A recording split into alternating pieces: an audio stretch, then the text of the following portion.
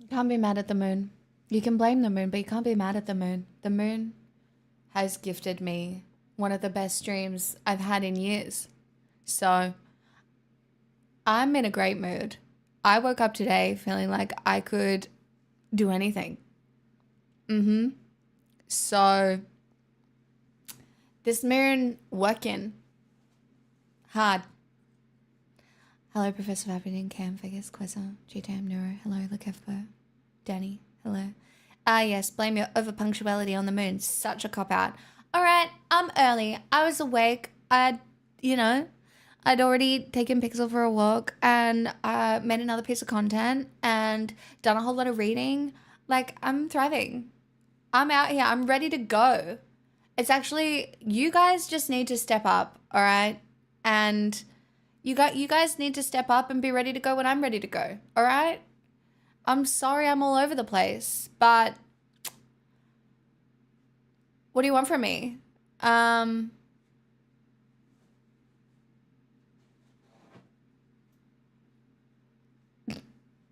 probably want content.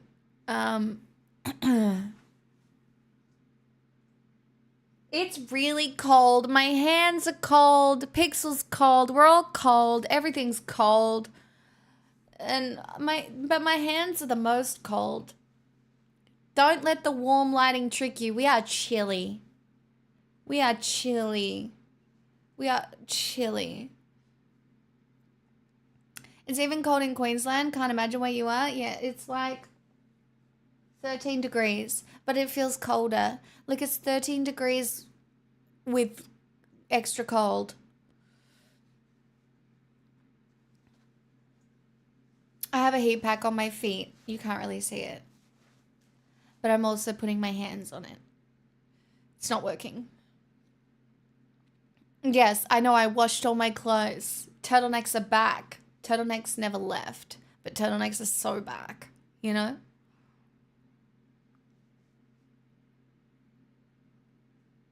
Thanks for the follows. Don't know where you're coming from.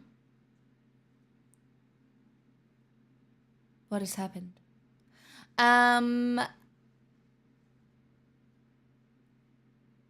What was I going to say? I saw The Materialist last night.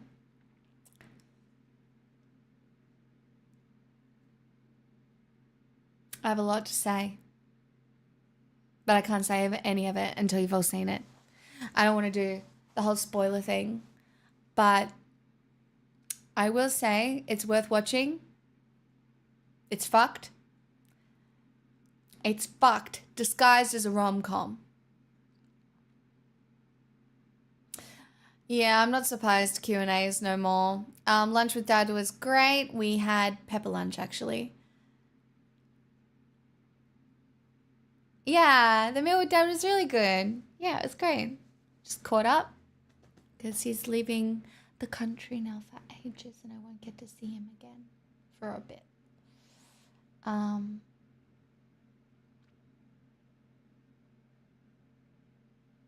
Of course they're laughing, Professor Fappington, but their houses are built to withstand freezing temperatures.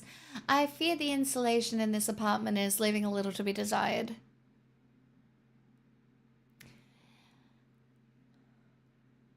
I'm going to go out on a limb and say the Q&A and then especially the project being cancelled are a bad thing. I think it says a lot about where we're at with traditional media. I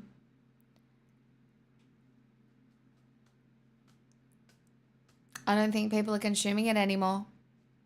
And I think there's been a lot of frustration at the project for a very long time. I just don't think they were getting it right. And they could have gotten it right, but the vibes were just off, you know? I would say that Q&A is more the bad thing that is being cancelled, in my opinion. The problem is, right, there is a very small subsection of Australia that pays attention to the news, full stop.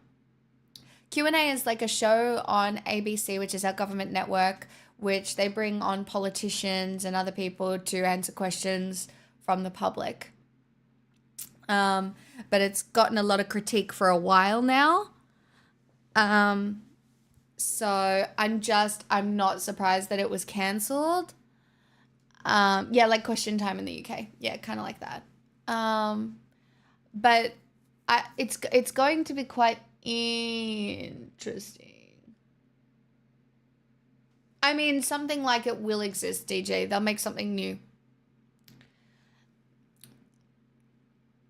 It's a circle. They'll make something new. It just won't be that again. It needed a refreshing shake-up. You think there isn't something coming after it? Of course there fucking is. I just, like, the Australian public paying no attention to the news. Every day I go out and live my life outside of the happy little politically engaged bubble that I live in. I realize that there are people who don't even consider what is going on in other countries on a daily basis. There are people who are not witnessing genocide on a daily basis. There are people who don't even know what American politics are. There are people who don't even know what Australian politics are. They think the difference between Labor and Liberal is blue and red. Then they are like chronically undereducated on lots of issues, including climate change, capitalism. Most of them don't even know what the word capitalism means. Like, the majority of people don't care. They are comfortable and they do not care.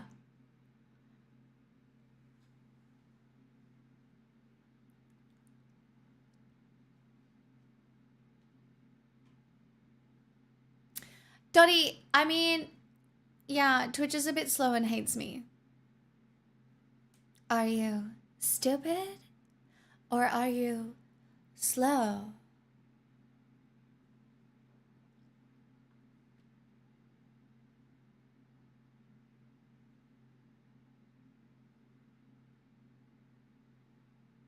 People don't even talk about the news most of the time. Like, I've realized that there are groups of people who don't discuss the news. According to research by Ryan Streeter of the American Enterprise Institute, lonely people are 7 times more likely than non-lonely people to say they are active in politics. I think that could be true. Like, a lot of the time these people are marginalized, right? And so they have smaller communities, and a lot of places where they're maybe existing don't have the community that could be available to them if they were living via the book, right? And by the book, I mean the prescribed, like, set of rules for living a life under capitalism, right? Go to school, get a job, go to uni, get another job, get engaged, maybe change jobs, get married, get a final job, have some kids, stay safe forever, get more conservative as you get older because you are worried about protecting your assets and your children, and you mistake that for... Anyway, do you know what I mean? I could have done better. That wasn't my best work, but I tried. Hi, Kruba. Neuro. No, I already said hi to you. I've already said hi to all of you, except for Excalibur. Welcome on in. There are now more people who are lonely, who are not following, like, the prescribed meaning of life. But, yeah. It would be nice to just do those things without worrying. Absolutely it would be. There is a reason they say smart people are depressed. Oh my god, what post? Who are you? Stop. A prime for me in this economy? Slay. Didn't say hi to me. Yeah, on purpose. It was not on purpose. Welcome. I don't have the emotional energy to care about everything that's happening in the world, and you shouldn't. You don't have to care about everything. Wait, the sub target is 2K. That's on Christmas. I should lower it. I should lower my expectations. You know, I could make it. I haven't touched it in a really long time. Let me fix it. All right, so I can make it achievable for you, because clearly 2K is so out of your league. You know, even though you're saying I'm not worth 2K, which is fine, even though I think the content I make is worth 2K. I'm joking. Media literacy. Hallowed be thy name. Our prime be sub thy high demand authority will be done. Oh my god, that's crazy.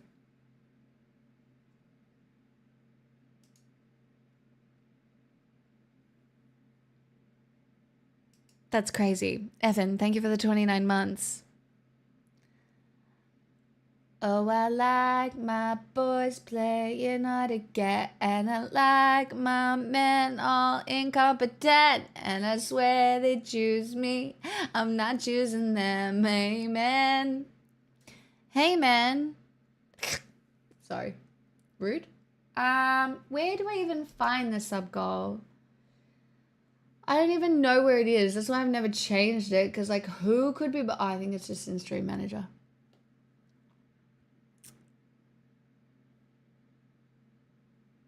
Look, I need to have a conversation because I'm always needing to have a conversation, and that's who I am as a person. Manage goals. Subscription. Too high. Too high. It's just too high. How do I change it? Goal amount. Auto goal. Set up goal alerts. Customize progress bar. Why is it green? I don't want it to be green. Let's make it orange. Let's be orange. How do I change it? It won't let me. Do I have to delete it?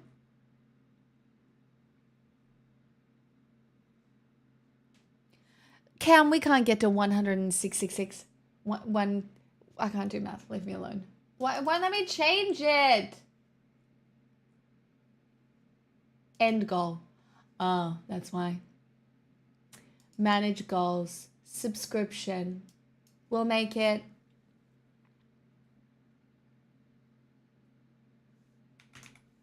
$9.69. Cranky! Hey stranger, been a while since I've stopped in. Maybe it's time for an old ritual chant for the cult. I believe it starts out with meow meow meow meow meow meow meow Meow, meow, meow. meow meow meow meow meow meow meow meow. Chat, what color motivates you to give me money? Meow meow meow meow meow meow meow meow. 2 on the nose? Meow. Meow meow. Do you want to feel masculine? Red? Meow meow meow meow meow meow meow meow meow. Or something to that effect. Oh god, it's so Republican. It's okay, or it could be the other red. Do you know what I mean? Description. Red, the blood of angry. Wait, no. Red, but not like the Handmaid's Tale. Oh, a hype train for me. Just as I'm making this goal. Crazy, did you just try to wink? Don't look at me, Excalibur. You're not supposed to be witnessing me. Masculinity. No, because then the femmes won't give me money.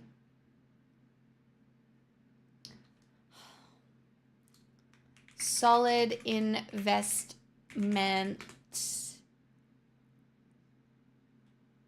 No. What do I do? Cranky, thanks for the 65 months. Loving him was red.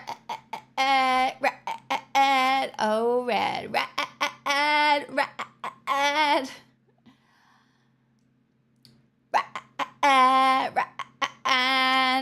I was going to start singing that song, Cranky. I was doing that. Red. I don't know how to do a goal. Anytime I have to like force my personality, it runs away. I don't have any left. I can't do it on purpose. I can only do it on accident.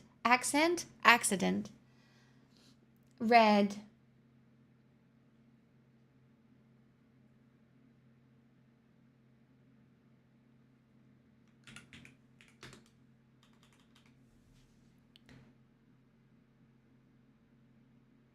Les Mis is one of my all-time favorite musicals. Cranky, for my birthday this year, I had a Les Mis themed birthday party. In fact, my nails still say Revolution. Lol. But just like for fun, not for real. That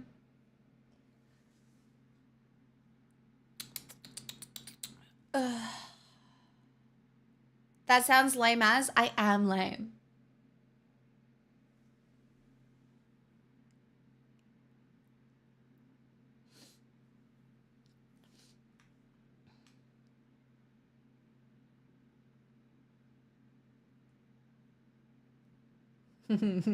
Punches. Today's my birthday. I had a hangover. I'm sorry you had a hangover, but happy birthday to you. Happy birthday to you. Happy birthday. Themed birthday must have been great. It was. Red. Red. Red. Red. Red like blood, but not for drinking. um...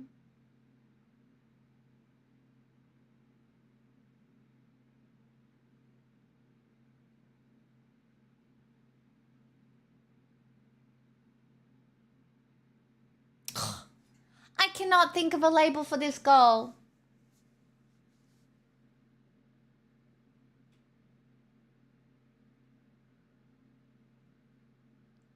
It's like asking for money for real, and that's so hard for me, you know? Like, I'm such a demure woman. Like, it's just really uncomfortable and out of my comfort zone to ask for money like this, you know? And so it just feels weird, and just doesn't come really naturally to me, and I don't really know how to do it.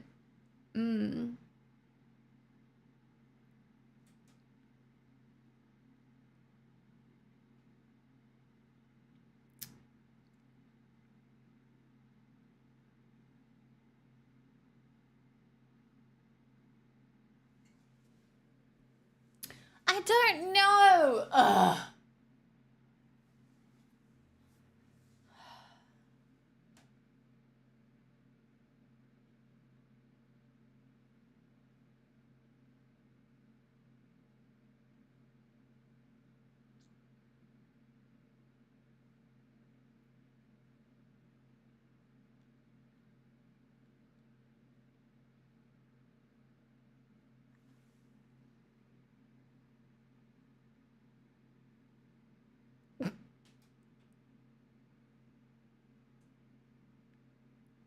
No, I cannot build on the castle purchase theme. It's so obnoxious. Red, the blood of... Red. Like menstrual blood.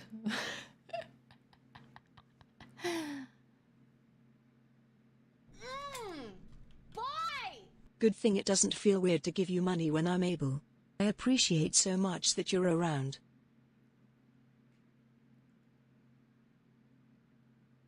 Thanks, Landa.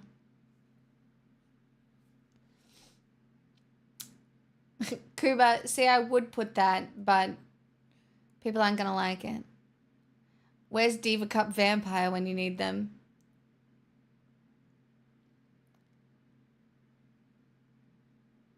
Maybe I should label it Diva Cup. Diva Cup. My diva cup floweth over.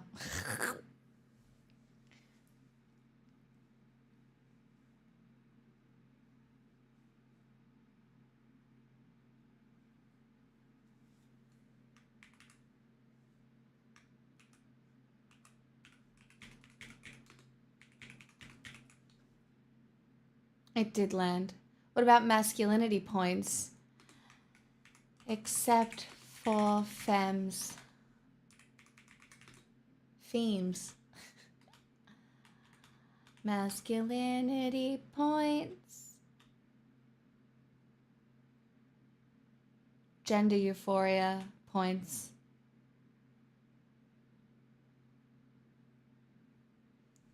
Red.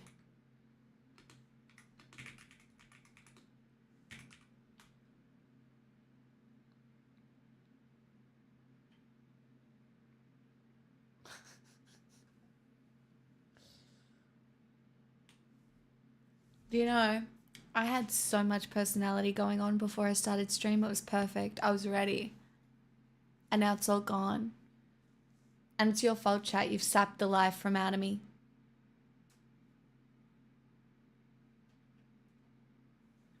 I'm so good at externalizing all my problems now. Do you know what I mean? I really have improved significantly.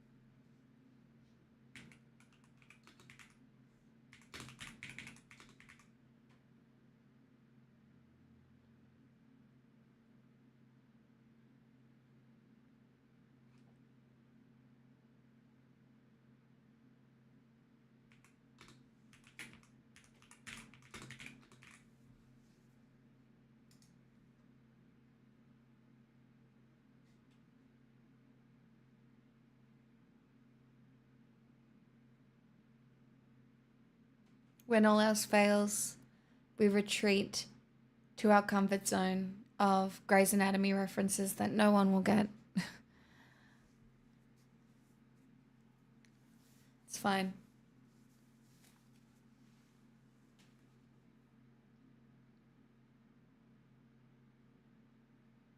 I don't know how to bring this back.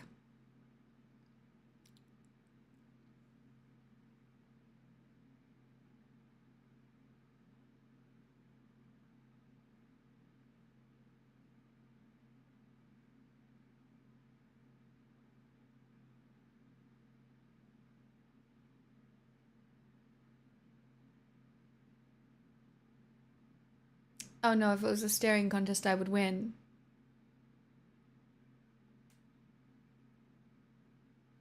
Like, I know you have to look away. This is deeply uncomfortable. Right? It is. Like, I can see your messy bedroom.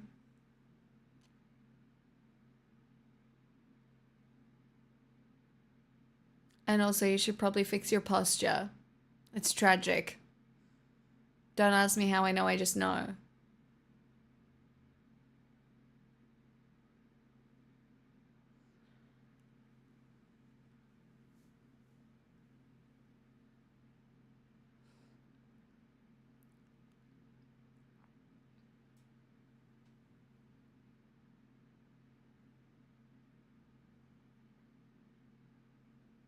Oi! Hi, Daddy Deeds. Oh no, I did, my god, I just chose not to mention it, you know.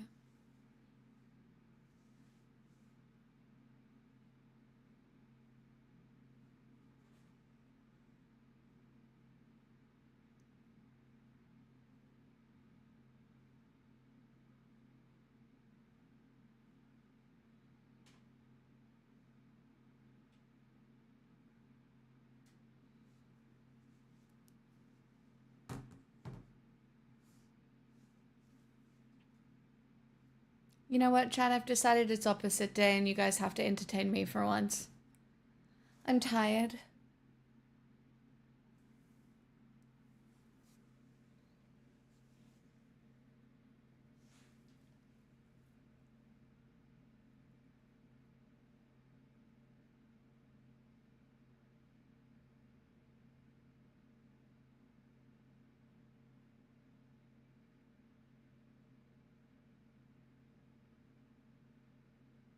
That's a terrible joke, Strawman. Jesus fucking Christ.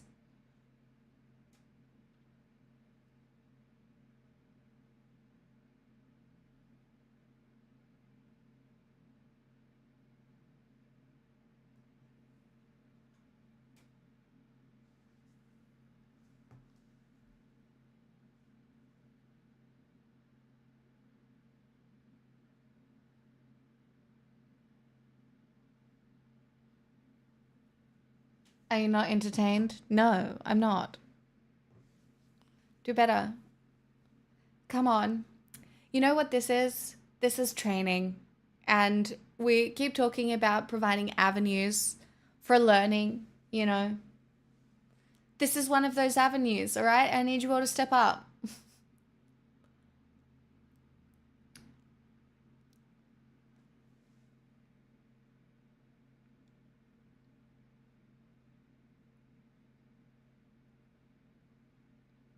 I did have a good meal with my dad yesterday, Races. It was delightful.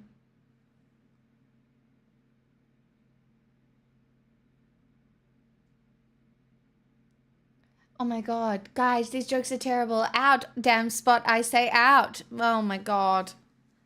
Oh god. Is it a male loneliness epidemic or is it just a bad sense of humor from all of you?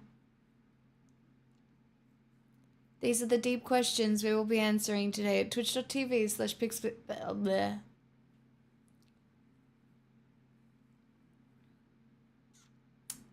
Shucks, you're new. You've got a clean slate, Infernal Saw.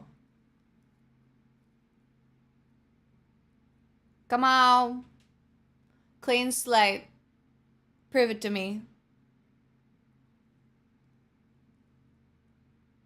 I never meant mine to be funny. Stop! We're not equating foreskin to loneliness. Oh, Jesus. Hey, Ultimate D-Man.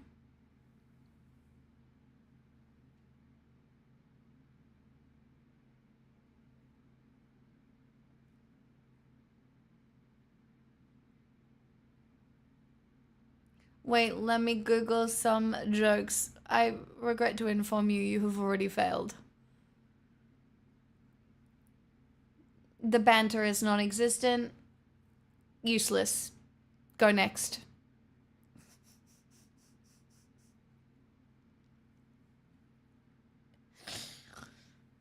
Ugh.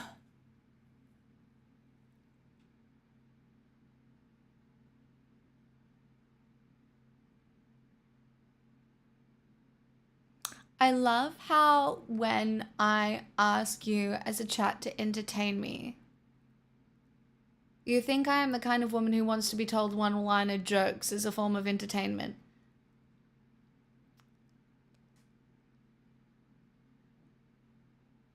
Are those the vibes that I'm giving off in my life? Because that is such a huge problem for me.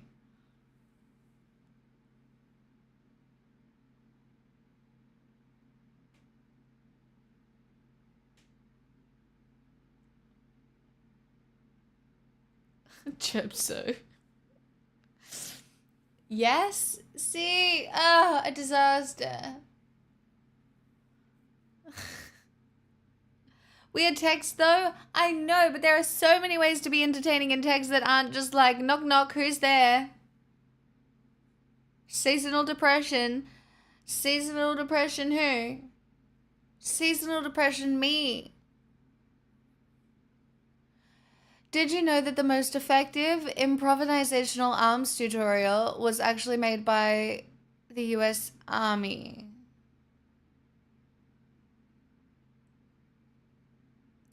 But what are improvisational arms? What? Like, da-da. I'm improvising. Like, what is... Oh, okay, like that? Yeah, no, that's not surprising to me at all.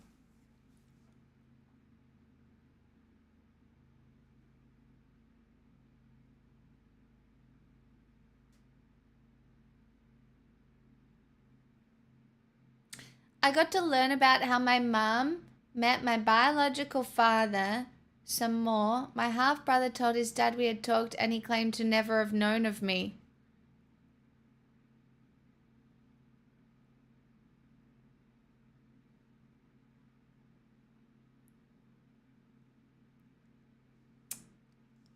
Wow, the avoiding accountability final boss.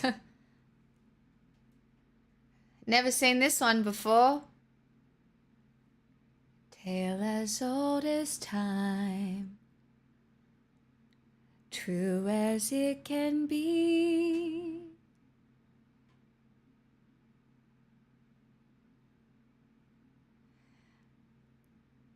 Okay, I have a question. It's ethics. I ordered blood pressure monitor. I paid for it in full at an online store at a retailer. It said it would take a number of weeks to get the blood pressure, and it took more than a month, so I gave up and asked for a refund, which they gave me.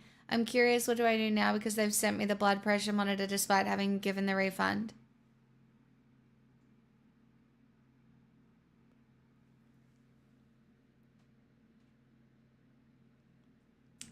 That's not even a question. Like, I would never ethically tell somebody to steal, but, like, accidents happen. Accidents happen. That blood pressure monitor is yours and definitely not your fault. You did everything right.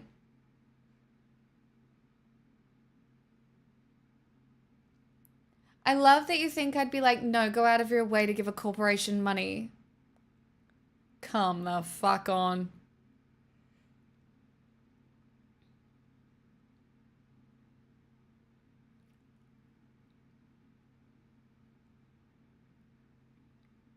That makes sense, Dirty Deeds, but it is. It's just avoiding accountability. I would say that there are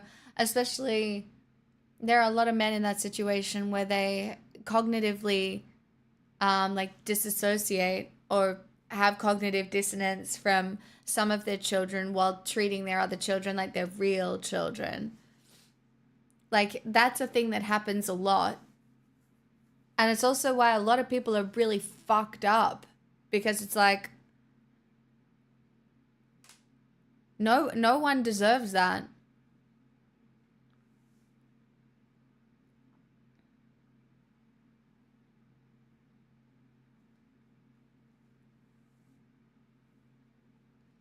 I feel like my grandpa does that. Of course he does.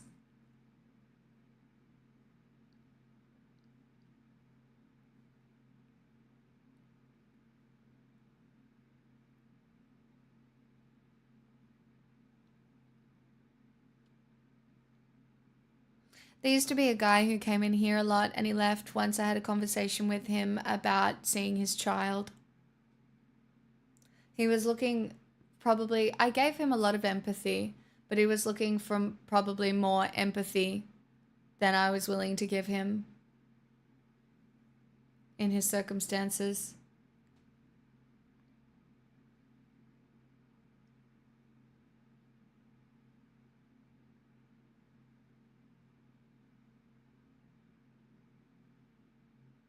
Oh, Jab's so rough. Look, my grandma and grandpa had a very traditional marriage too. Like, my grandpa treated my grandma very well until he got dementia. But it was very traditional. Like, my grandma looked after my grandpa his whole life. But she was also a housewife.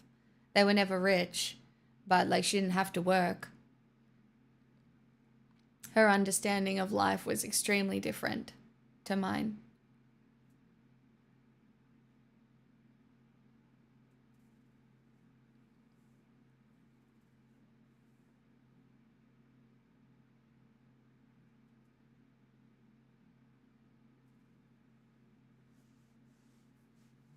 It's still not your problem, Nom.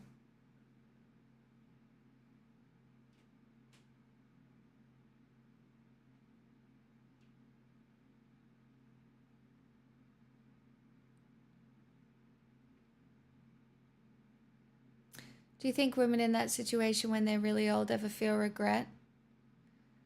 Or is it just what they know?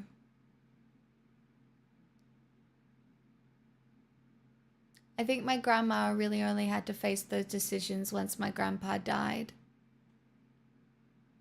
I visited her so much and it still really wasn't enough, because the reality is, as a woman, no matter what you build, a lot of times you are alone at the end to an extent, because men die first, oftentimes.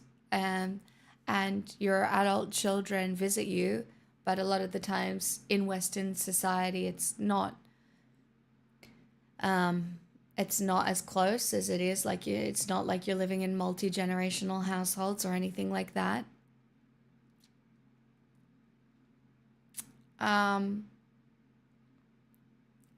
I do know that my grandma loved my grandpa.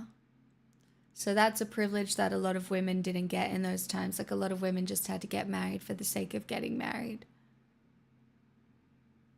You know, and it was kind of like, oh, this man came after me. Okay, cool. That'll do. Like, there was a hell of a lot of settling going on, right? And there still is.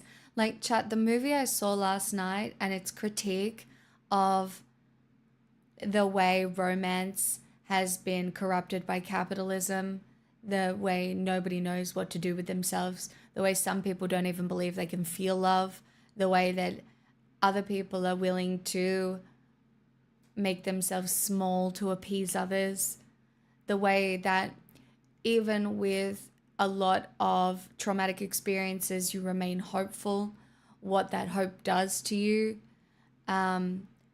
whether or not romance and love is a performance, how often it comes along, what it's based on. It was a fucking masterpiece. Celine Song is a genius. And like all of her movies leave me feeling empty as fuck. It's called Materialists. Hope is a monetizable product, actually. I know. Subscribe today. Oh,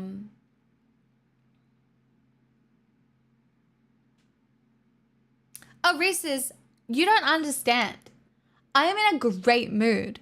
I love being introspective, but I am in a great mood. I went to bed last night. Look, I'll overshare.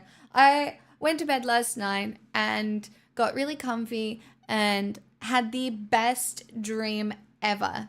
I was in a video game. There were so many levels and like I managed to achieve like all of these levels in this video game and it was really fun. And then I realized I was getting to the really difficult part and there was this dinosaur level that I had to get through. And it was like I had to be in a car and like drive through these bushes in a car to get past all these dinosaurs without stopping. And then I got to this crazy little like ocean cove that I had to be able to navigate to get up to this giant castle that I got to the top of it. And then the view back over all of the levels that I had passed was something that like I can't even describe to you how beautiful it was. And I got there and all I was trying to do was take a photo because I was sure nobody would believe me. I was sure no one would believe how many hurdles I had overcome and that I had actually gotten to this castle that no one gets to, right? And then I just woke up in the best mood. Truly, I woke up in the best mood. I was like, wow. Seasonal depression, who? No.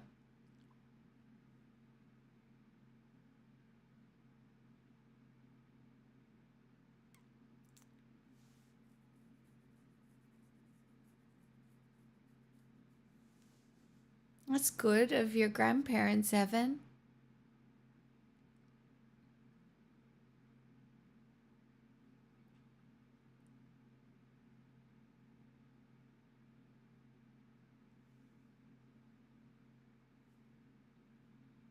I think these days, if you can feel connected to people and safe with people, you're doing better than most. So when do you do the speed run? Hopefully tonight, Chocolate Mints.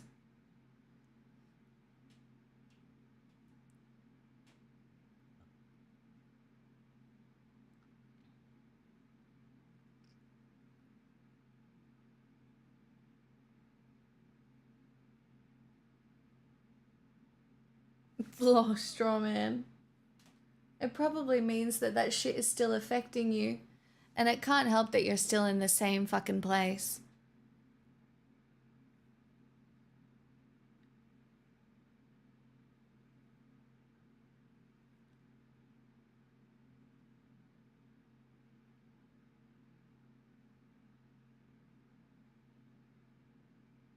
That's what I mean.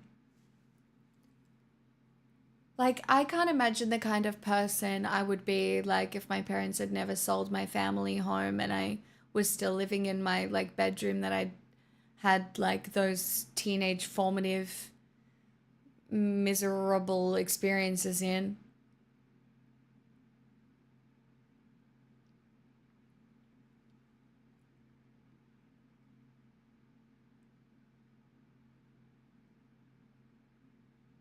And like every time I move house now, even though this new house feels like home now, man, the fresh start has felt very good.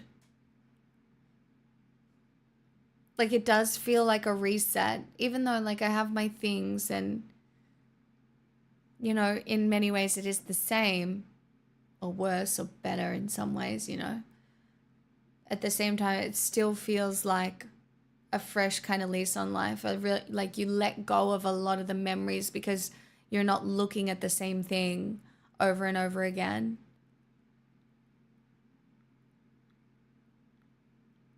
Oh, absolutely, Professor Fappington.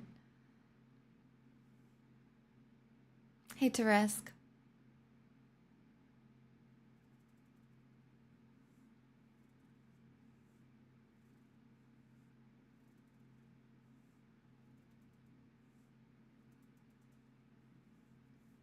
Oh my God, I love. So my grandparents came to visit me in my dream not that long ago. I can't remember if I told you guys. But they were together for the first time. I'd never dreamed of them together, so it was really nice to see them in a dream together.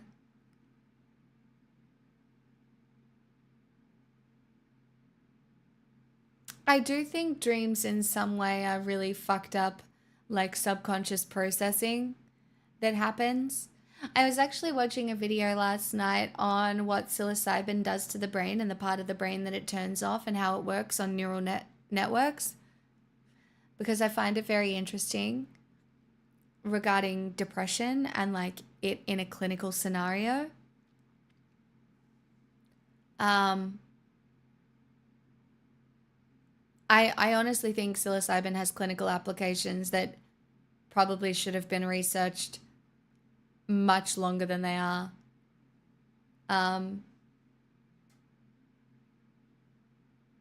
It's interesting to me.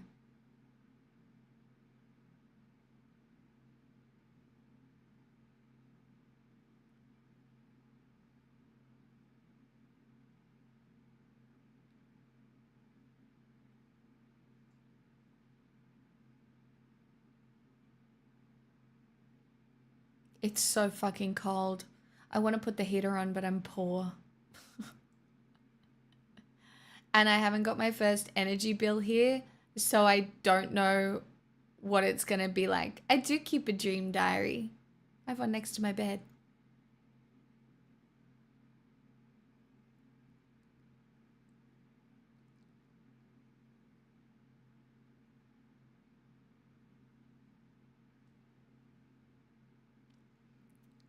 Yeah, for no reason. It's winter.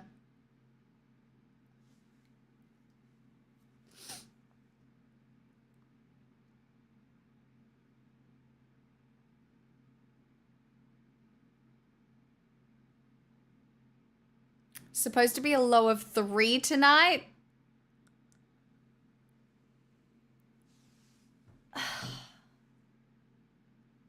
The fuck?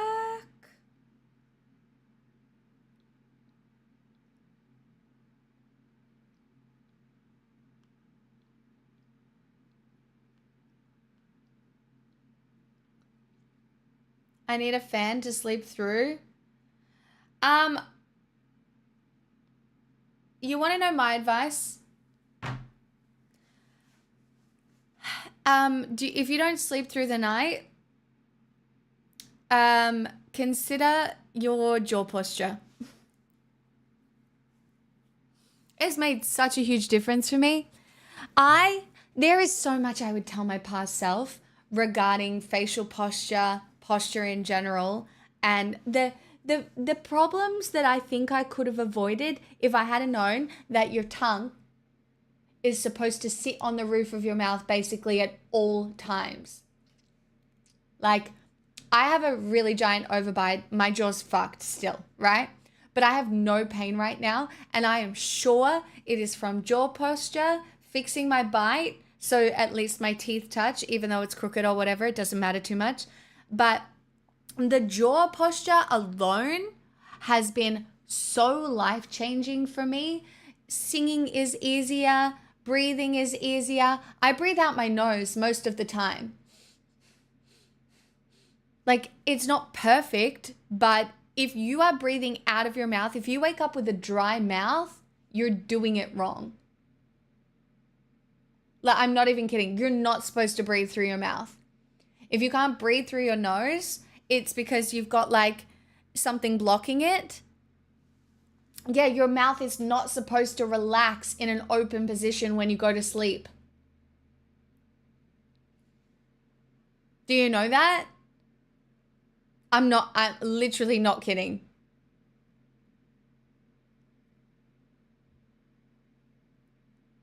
Like, hold on. So, should your jaw open though? My mouth doesn't open, but my jaw does. No, that's great. If your mouth doesn't open, but you have a relaxed jaw, that's perfect. Right? So if your mouth is closed, relaxed jaw, and your tongue is sitting on the roof of your mouth,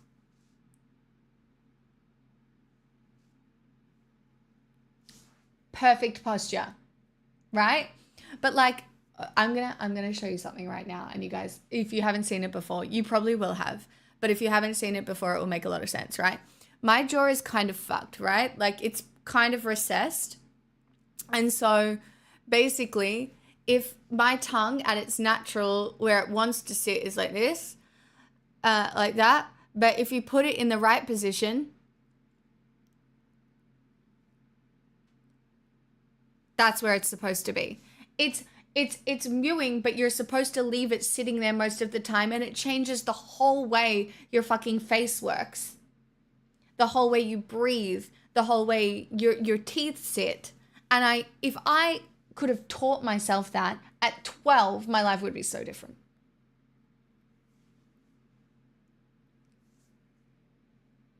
Like if your tongue is not touching the roof of your mouth when you are at rest, you are wrong.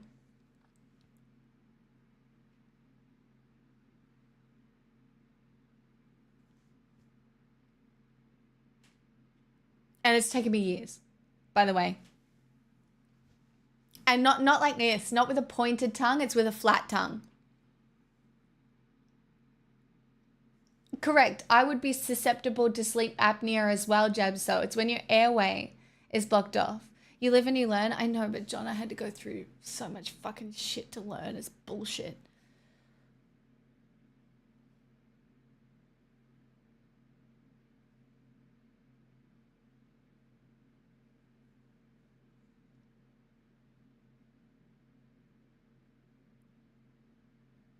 It's so valid, but I would never do that, Blue.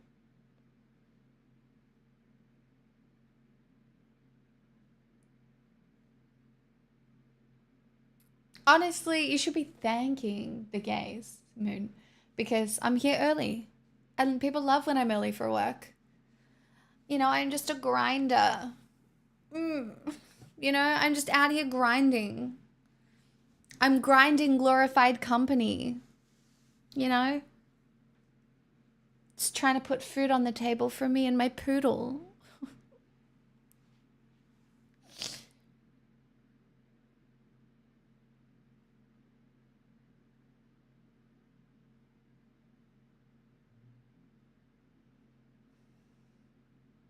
That makes sense, John, as well.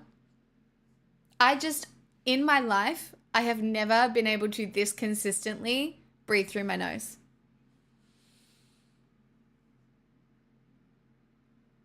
This is like, it's privilege. Like, it's privilege. I feel privileged.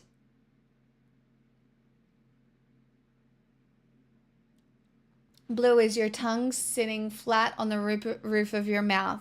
You got to think about it a lot of times throughout the day, and you'll stop clenching your jaw. Nah, I don't need a nasal strip. I don't have a deviated septum or anything.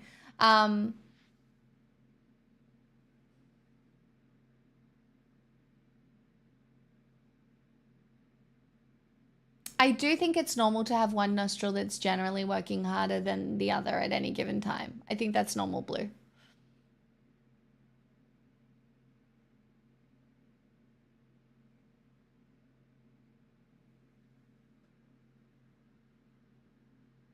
Well, you're probably mouth breathing in your sleep when you're not aware, Strawman, though.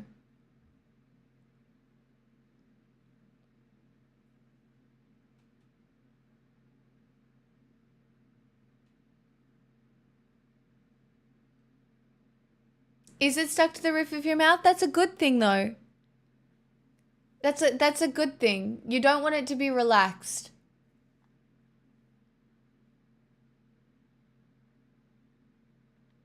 Either clench or draw on the pillow, no in between. If you can breathe through your nose, you can try mouth taping. I think that's what started training my mouth to stay together.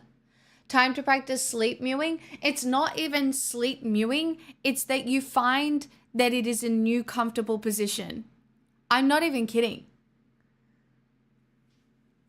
Like you find that it is a new normal if you practice it enough. I sleep on my side. I can't sleep on my back like a vampire. How do you guys think I'm sleeping like this? Like, come on.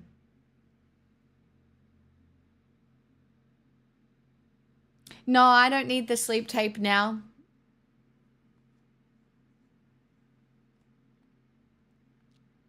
I don't need the sleep tape now.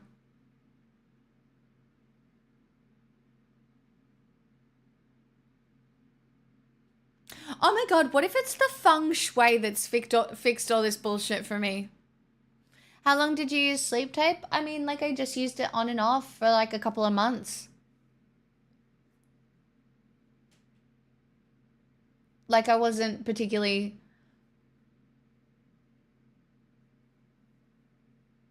I don't know. I think your survival instinct will kick in. Well, mine did, but I didn't wake up having ripped it off ever. Hey, Jess.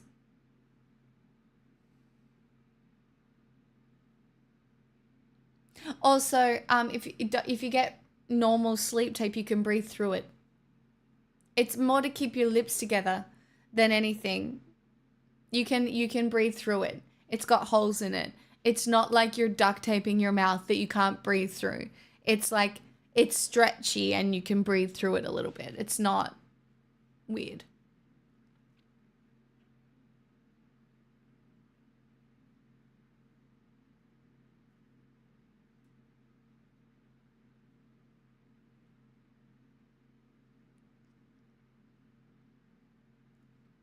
Yeah, just practice good like facial posture during the day, John, and it definitely makes a difference.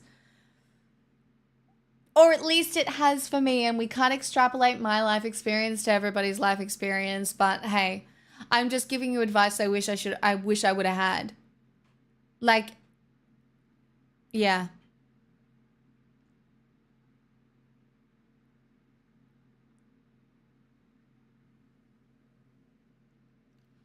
Yeah, but like the CPAP industry is not like the answer for everyone. Some people need a CPAP because it's gone so long unaddressed. But if you can start addressing it now, your body generally wants to survive. Your body wants to heal, right? Mine wants to heal too bad. That's why I have so much autoimmune bullshit that goes on. But like, yeah. I feel like there's just a lot of things that make your life so much easier that if nobody ever straight up tells you, This is a full-blown it's house deposit, so... you don't ever I'm a pro learn. at sleeping. I can Oh do my it with my eyes god, closed. 4 years? Chad, shut up. That's crazy.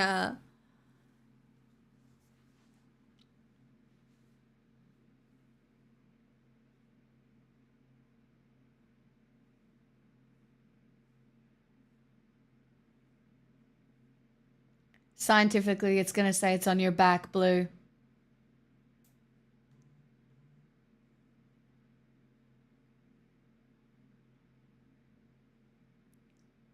No, I am so glad you got a live. But everybody here has lives too. But if your balance is working for you, I am so happy for you because it is about balancing what you want your life to look at. Like my content is here for a period of time, for however long people need it. You know, I balance my life, and I would hope that other people in here try to do the same.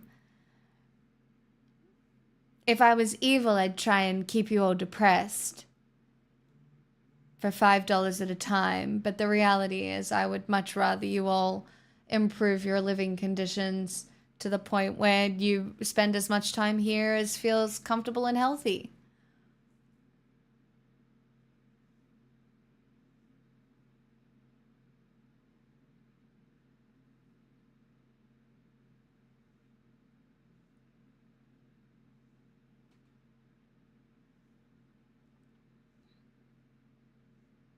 Problem is, in this age of misinformation, even if they did straight up tell you, you'd likely dismiss it. Honestly, when I was going through like my TMJ issues, they didn't straight up tell me anything. Nobody gave me any way to help myself. I felt helpless. They gave me drugs. They said surgery was too invasive and whatever for now, and too expensive and just all fucked. And then I did my own Invisalign treatment, and then they wired my jaw shut with those Invisalign while telling me that bite had no effect on pain levels, cunts. And then, like, I was the one researching getting Botox in my jaw joints so that they would loosen and reform. I was the one researching proper posture. I was the one trying to figure out how I could make myself more comfortable. Like, it was some fucked up shit. I don't know what to tell you.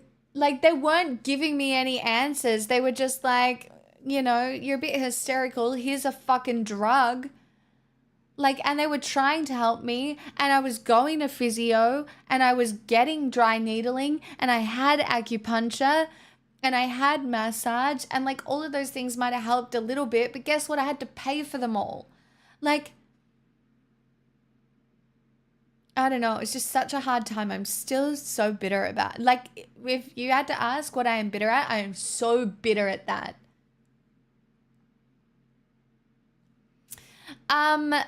I don't know if your TMJ is being caused by sleep apnea, but I do know it's all connected, Ched. And I was just talking about this. When you are resting with your face, do you put your tongue on the roof of your mouth? If at rest, your lips are closed, but your tongue is lazy and like sitting in the bottom of your mouth, that's wrong. You need to fix your posture and your facial posture, because when you are sleeping, unless you are breathing through your nose, and if you wake up with a dry mouth and unrested, there are so many things that it could be, but one of the things that you can do for yourself is your posture, and it does make a difference. Like, and yes, the mewing is part of it, right? But it has to do with the muscle and how the muscle supports your face and your TMJs. Yes, correct, Ched. So what you want to practice is putting your tongue not through your teeth, but resting it flat behind your teeth.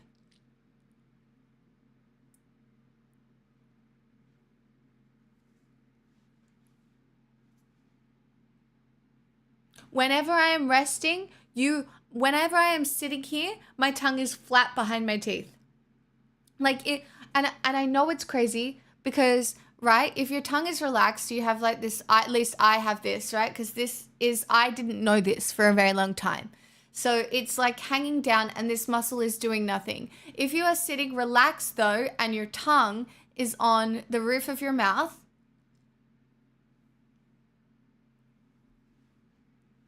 yes, people will call it mewing, but it is so important because it is that muscle and these muscles that support this whole fucking thing. And then it also, because you put your tongue on the roof of your mouth, right? It's supporting this, and your jaw is sitting forward, so your nasal airway is more open and not blocked, right? So you can much more easily breathe through your nose. This is my crusade. This is my crusade. It's my crusade. So if your tongue is sitting on the roof of your mouth, you will find breathing through your nose easier and your life will get better. Like, I don't know what to tell you.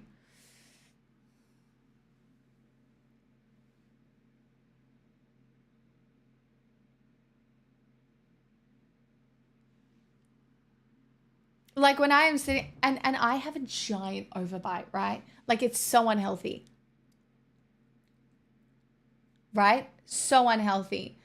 But it's kind of the best I can get, and I'm kind of a little bit nervous to do any more like refinements because right now I am not in pain and I couldn't care about the rest. I am living a near pain-free life, which is just like the biggest privilege I could ever imagine right now. So I'm too nervous to kind of like go and fuck with anything a little bit more. But like, again, your bite affects it, your tongue positioning affects it, your posture affects it. You just it's all of it. I'm not even quitting while I'm ahead because the reality is my jaw joints will probably continue to disintegrate. So at some point, something's going to happen and I'm just going to have to deal with it. But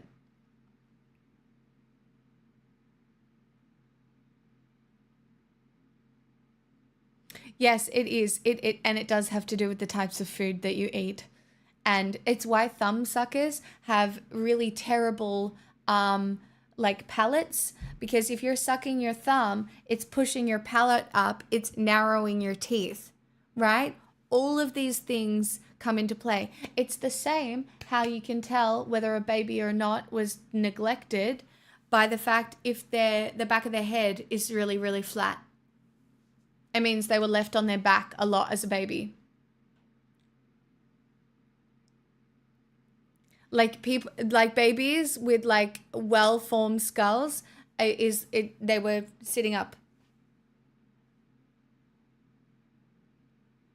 Like if a baby has like a really like, if it's like full flat.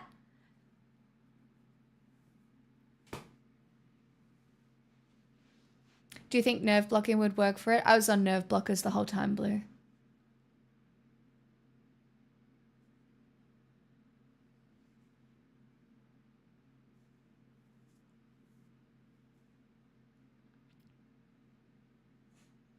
Yeah, it will, Blue.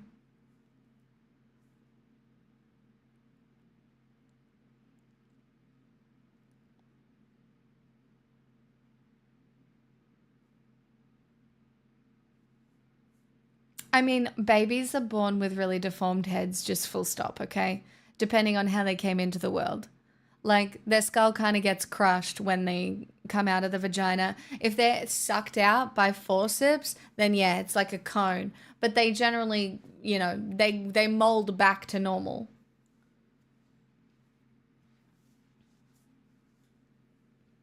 Ched, if I had my time again, I would. How much TMJ pain do you have, and is it on both sides? Do you have any clicking?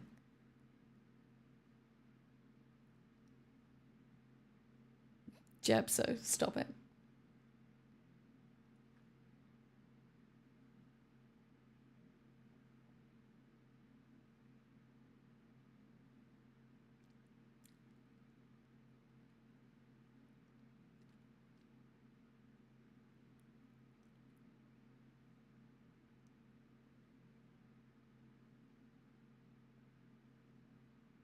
I've had clicking in my jaw for years. I can even pop my jaw like knuckles. Okay, well, I need you to stop doing that. Um, the reason, okay, so Ched, I would also explain to you that Botox is good short term, but then you need to retrain the muscles. You don't want to be on Botox for a long time because it is expensive and it takes a relatively large dose to kind of like numb these. And when my jaw muscles got Botoxed, I got jaw spasms.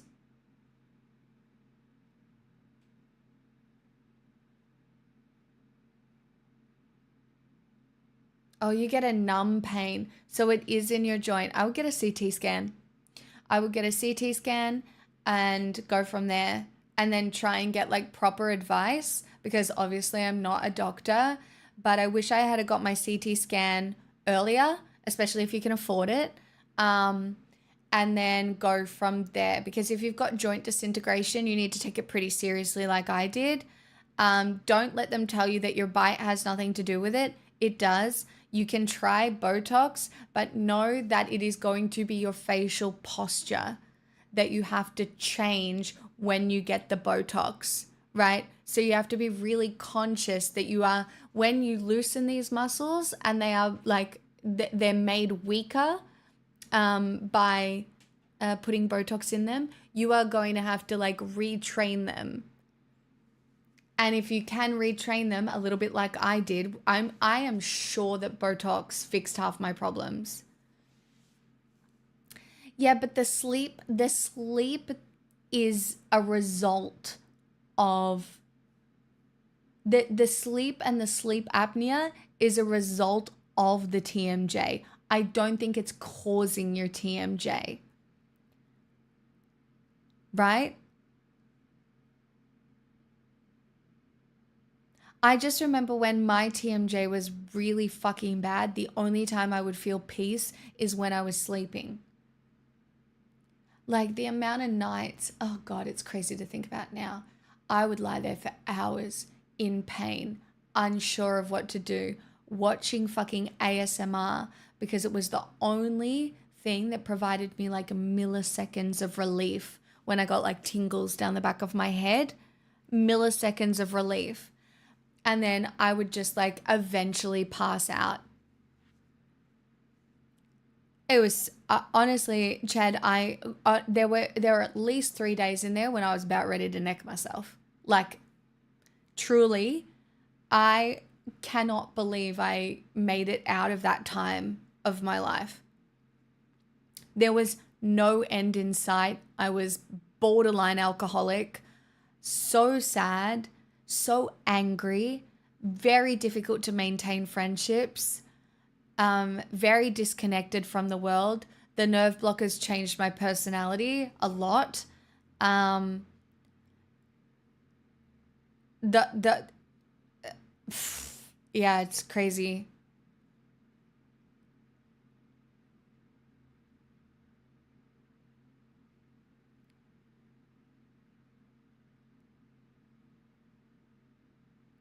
The low pain 24/7 is so real. Um, how is your bite? Do your teeth touch on both sides? Like if you put your teeth together, do you have contact on both sides? Yeah, I know, Blue. It's okay. I got a good lotto with you guys. I've been incredibly privileged and incredibly not privileged. It's really like I got the bipolar life special. Do you know what I mean? Lot of good, lot of bad, not much, like not super dull, like swings and roundabouts.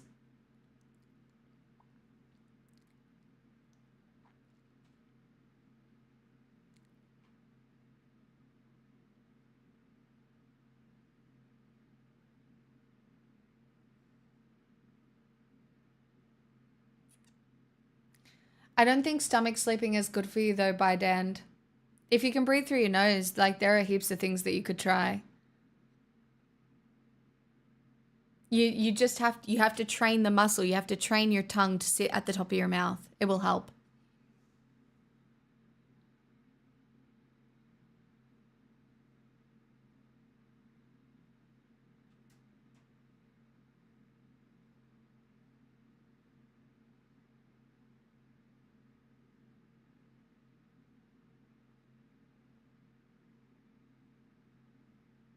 Yes, full on. But my point is that not everybody has access to these surgeries. You know, like they don't.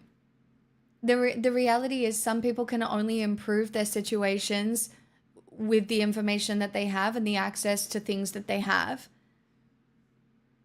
Also, they won't always do surgery, and also double jaw surgery is fucked up. Like not many people have the care systems to be able to do it.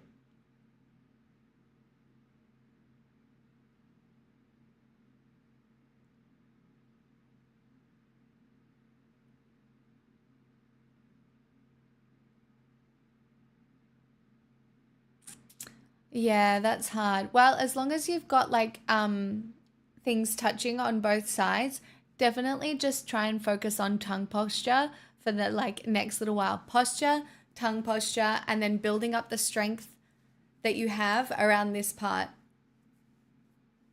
and like relaxing it.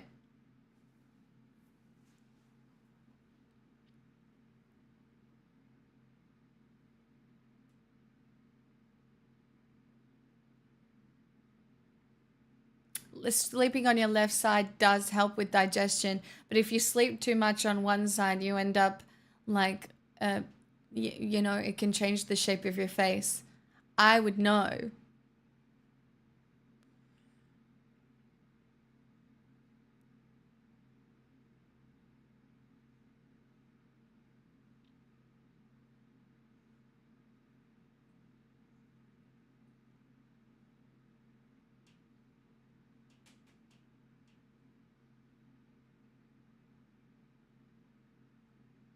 It's not even the exercises, Ched. It's just anytime you're existing, the tongue is on your tongue is on the roof of your mouth.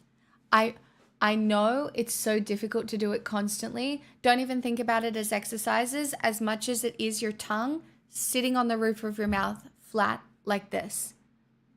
Are you driving in the car? Your tongue is on the roof of your mouth. Are you sitting watching TV? Your tongue is on the roof of your mouth. Don't let that shit go away. Like, I know that I sound like a crazy woman right now. I really do. But I just, as somebody who made it out momentarily of this bullshit, these are just things I wish I had known.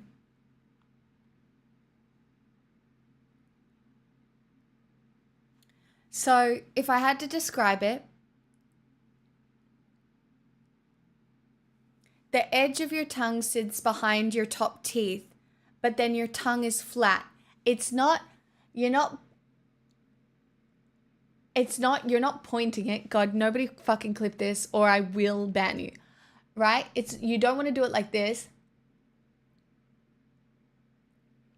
You want it to be, it's kind of like flat and then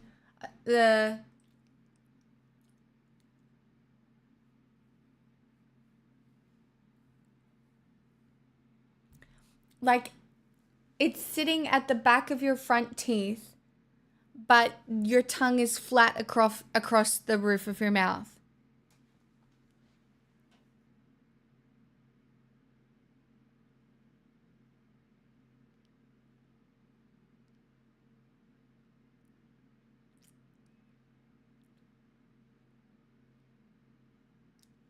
You see, Bong, for some people it just comes naturally.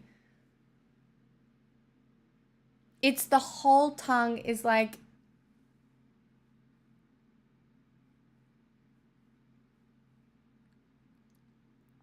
yes, like just like when you're about to swallow. Blue. Yes. Like if you think about swallowing and then hold. But it's not mewing with the suction. It's not, because like if I'm mewed with suction, look, this is positioning. If I'm mewed with suction, it's like this.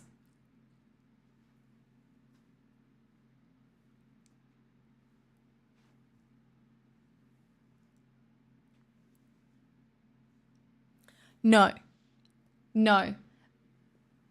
But mewing with suction is when you put the pressure on it, right? So positioning, mewing.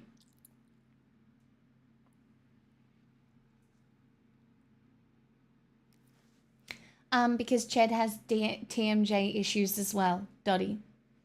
And I wish I had known this. No, mewing is not sucking in your face. I know you said without suction. I'm showing everybody the difference.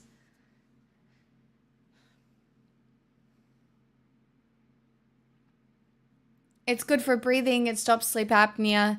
It's just better for overall general health. And I just didn't know about it. Yeah, Donnie. And that's why you're married and still have a wife. Congratulations. Cunnilingus King over here.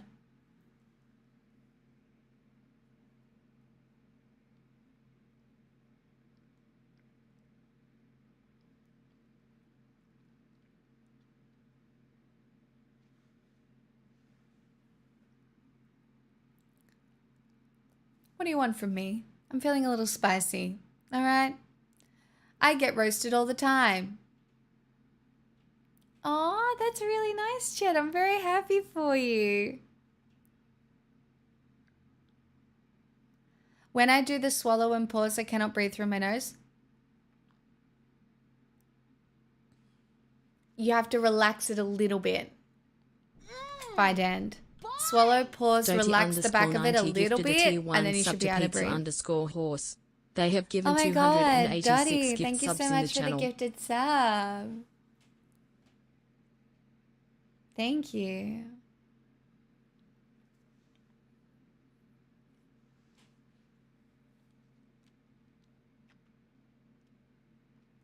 This will take practice. It does. I mean, it took me years. I do, and the thing is, I've only realized how much of a difference it's made in the last little while. I don't think I'd noticed before.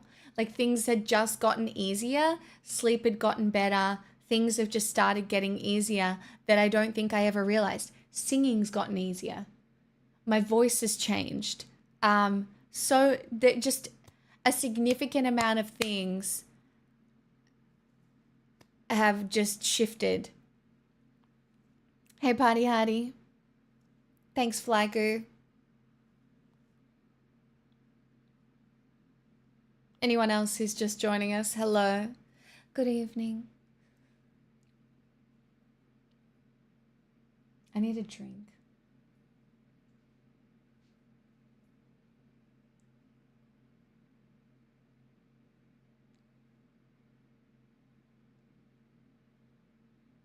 It's because they're trying to figure out whether it's muscular, whether it's in the joint, whether you have any scar tissue. Like a lot of people get really random TMJ pain and it's just muscular and it can just be fixed with like muscular improvements, right? Whereas for me, it took a very long time because I had a lot of scar tissue to build up. Like this joint, this jaw joint is crumbling but covered in scar tissue. I know I'm so hot. Everybody says so. Oh, to be a sexy woman on the internet, it's me with the crumbling joints.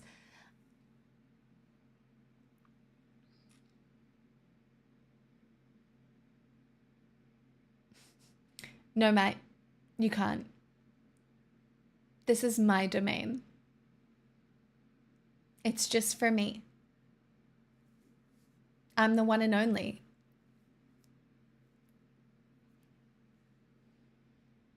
God damn, you have scar tissue? I know because I'm a baddie. Yeah, Cam. I have scar tissue because I'm a baddie.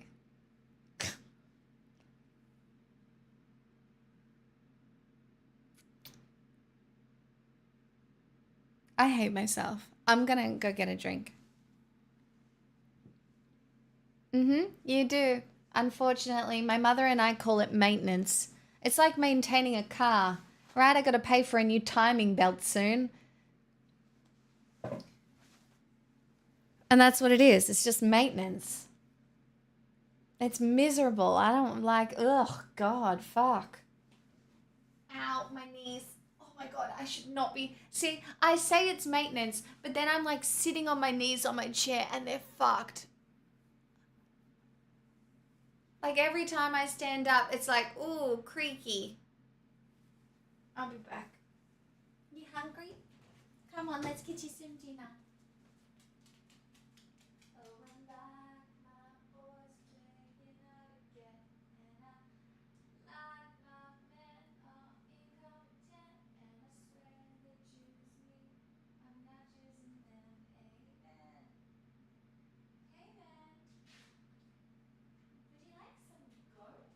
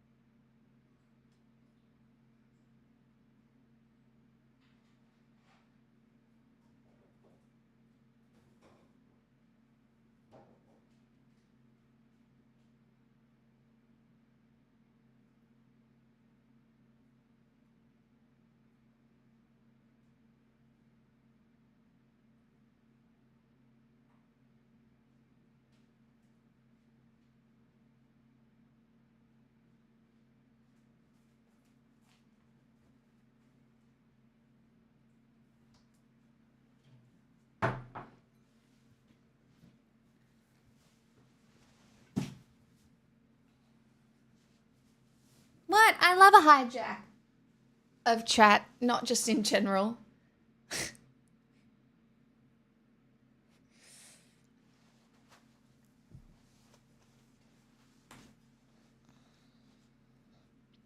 My 80-year-old unstoppable granddad just gave me a few books on body maintenance I need to read.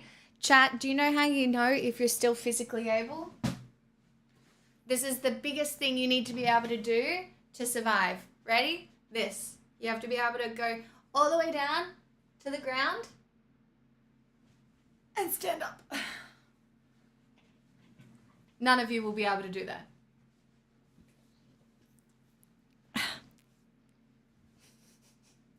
Well, I'm fucked. Without your hands. Yeah, generally. I did that in the club the other night, actually. Shoulda got low. Yeah. I can do that, but my back still hurts doing it. That's probably some core exercises. I can still do that, but my knees sound like cement mixes on the way up. Don't worry, so did mine.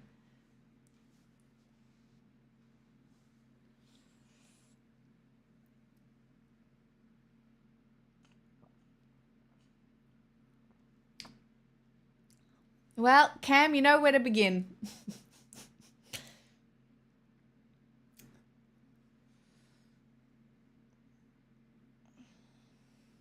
I really need to go back to the gym. Like, I know I need to go back to the gym.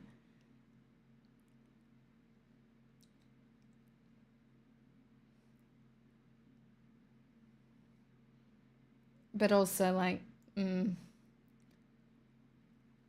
I mean, by 80, you don't have to do that. 80 climbing 8 stories of stairs is amazing.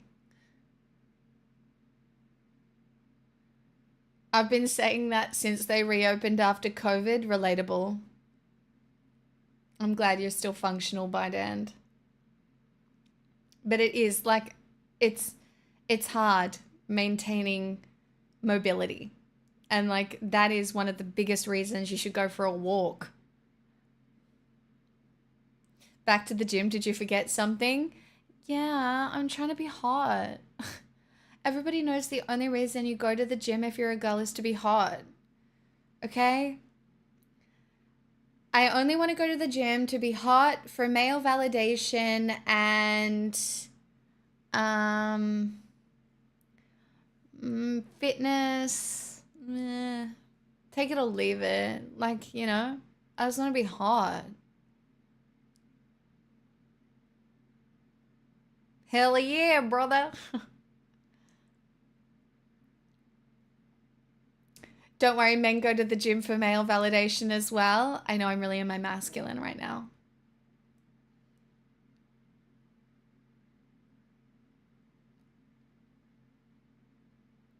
Oh yeah. Oh, male attention is the best. Go to the gym to get male attention. Oh, God. Because I don't get any of that anywhere else.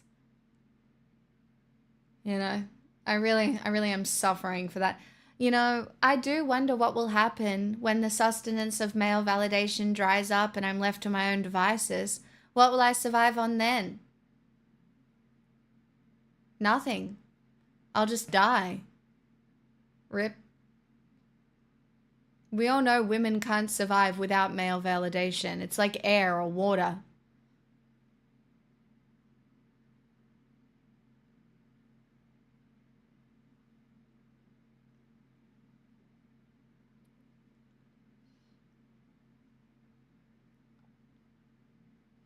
Although most gym guys would be judging your form, not your appearance. Form is appearance. Chat, if I was rich, I'd get a personal trainer, but it's like $80 an hour.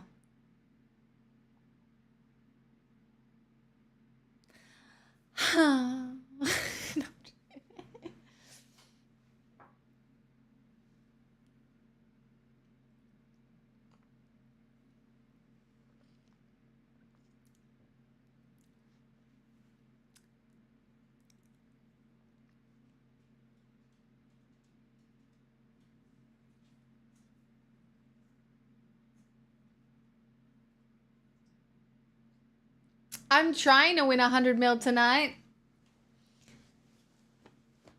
I only have like 10 numbers though. Like I only have like whatever the cheapest amount of numbers is, so seems unlikely. But, you know, I did manifest last night under the full moon And remember the deal we made? If any of you win 100 million tonight, I get some of it, okay? I'll leave the amount up to your discretion, okay? I'll leave the amount up to your discretion, but like, come on, be good. Think of everything I have done for you and then, you know.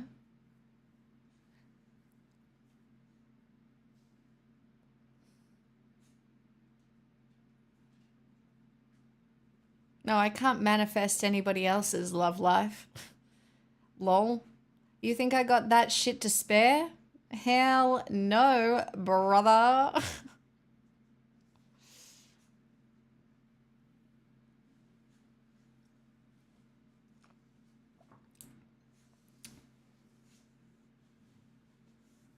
Look at this dog.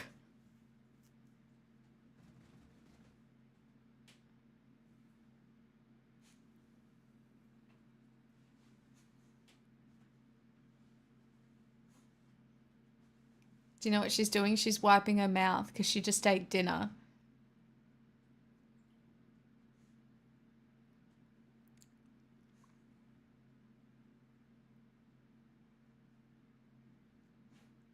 Blue, we might have. It's so cold. I am so cold.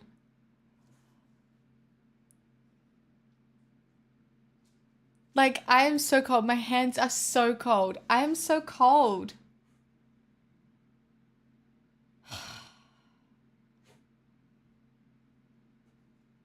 I have the moose blanket, but I just don't think it's enough.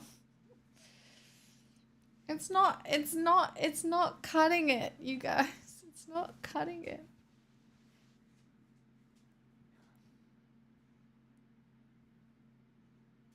So now wouldn't be a good time to tell you I have a nice warm fire going in the lounge?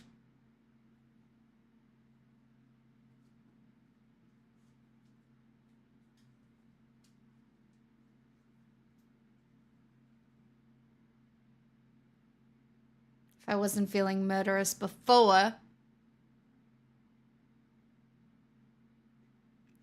Have you tried meditasting?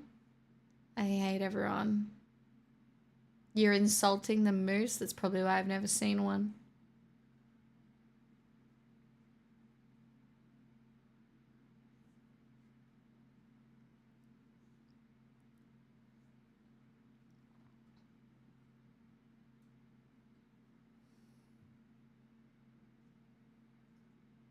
Hop into bed.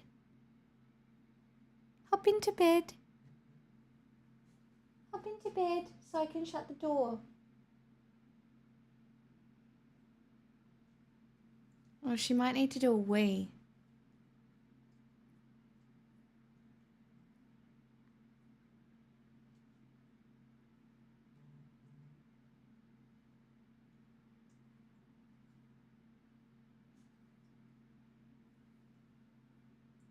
I think she does. Oh, hold on. Oh my god, freezing. I'm gonna put my heat pack in the oven too. Come on, do you need to wheeze? Come on.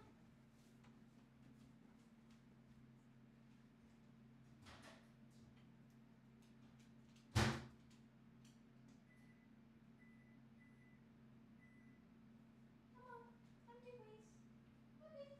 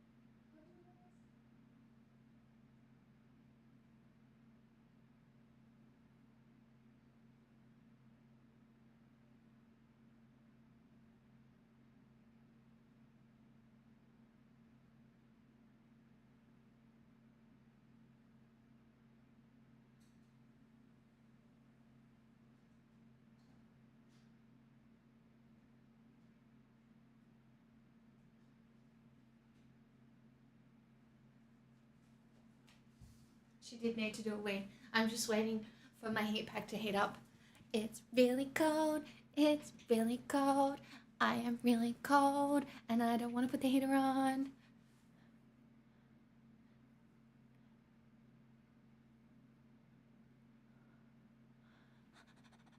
Yeah, this house is not very well insulated at all. It's really cold. We'll do some calf rises. It's great.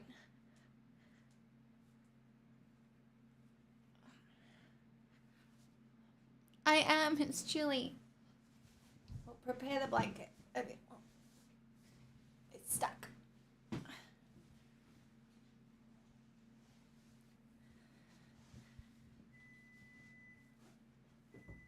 I hear you.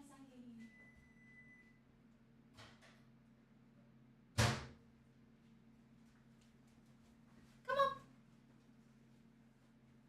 Yes.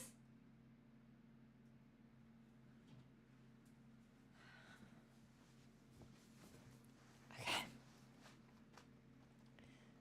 I'm in Victoria. It's cold. Everybody knows I'm in Victoria. That's no secret.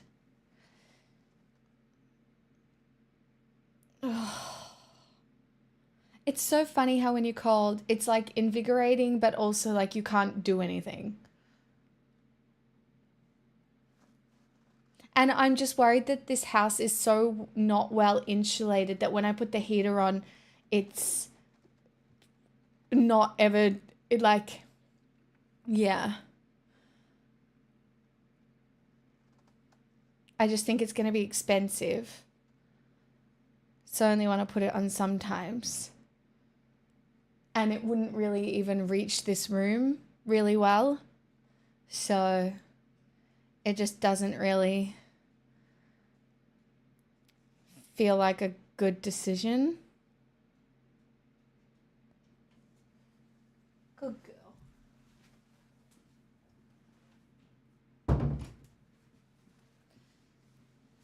Okay. Now, if I just wrap myself like a burrito.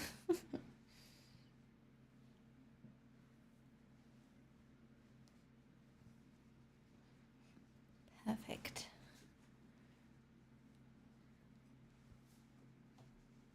Yeah, I've got it on my feet now. No, it's fine. I'm good now. And then this room will heat up because my PC will heat up and everything is now fine. Back to normal programming. Did you know apparently in other countries Ugg boots are for outside the house? Sometimes I wear my Ugg boots out, not that often.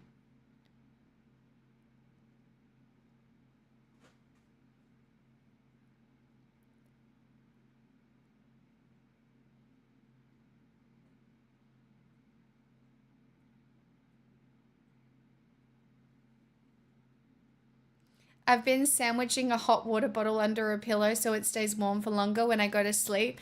See, you know what's really gratuitous? As long as I shower before bed and warm up my body from the inside, good girl. And then I get into bed, I'm chilling.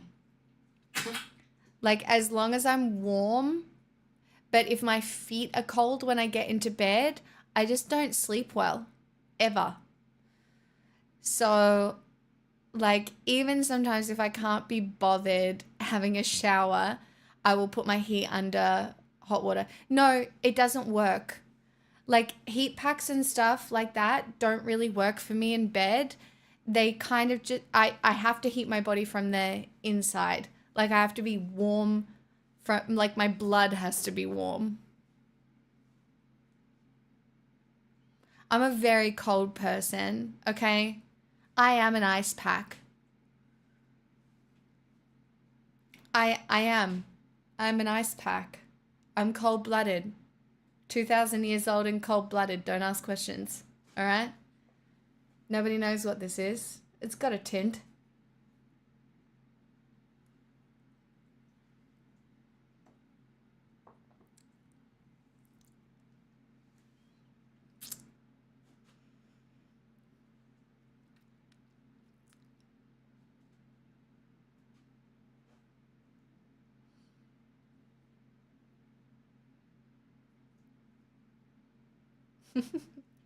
Stone's ginger wine. Oh, that sounds fancy, party hardy.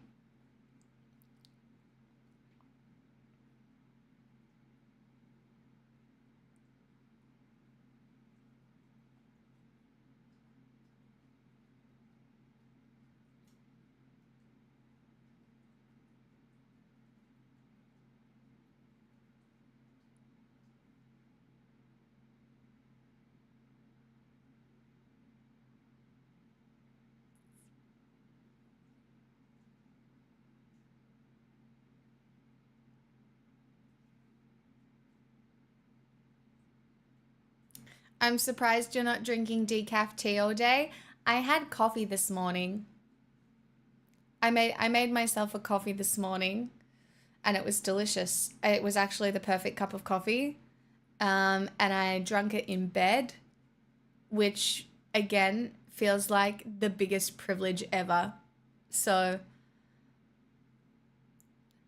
do you know what I mean?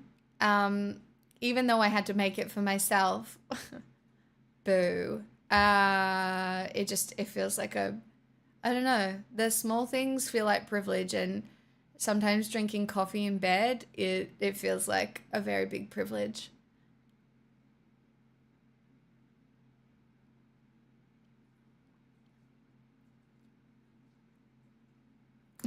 Dottie, oh no. 3 days without caffeine in 19 years. Well, you know. Our bodies thrive on routine, I suppose.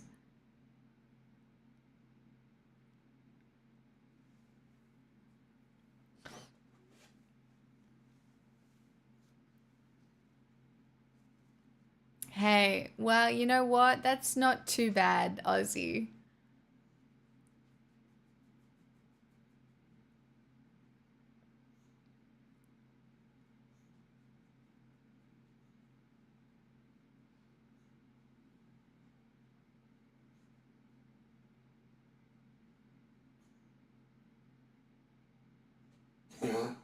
Oh.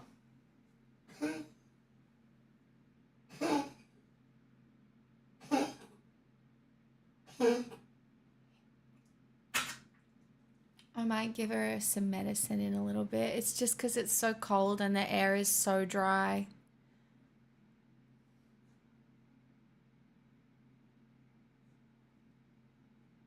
Some people don't, caffeine doesn't affect some people the same way it affects others.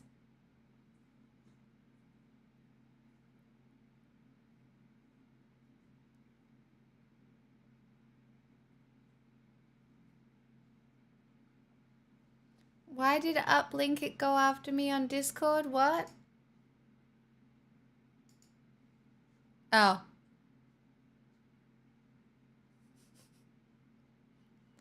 Okay, Uplink it. Alright. Yeah, sure.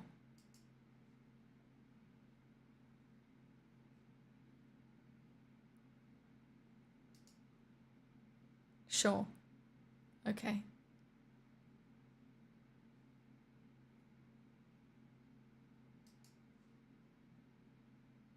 Ugh, you're not wearing those, are you? What? My Uggs? Yeah, your slippers. They're boots.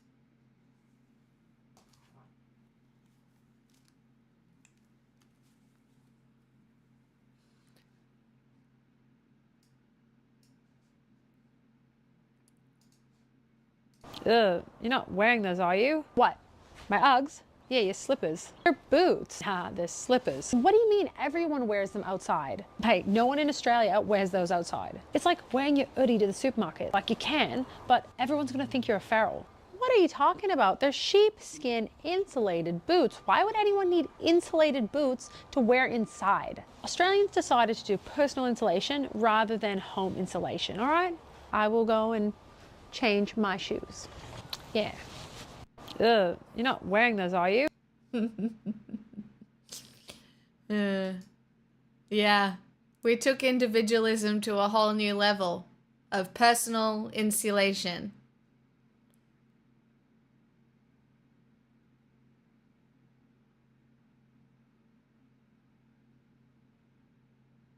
It's true. That is a cultural truth here. Yeah, that is true.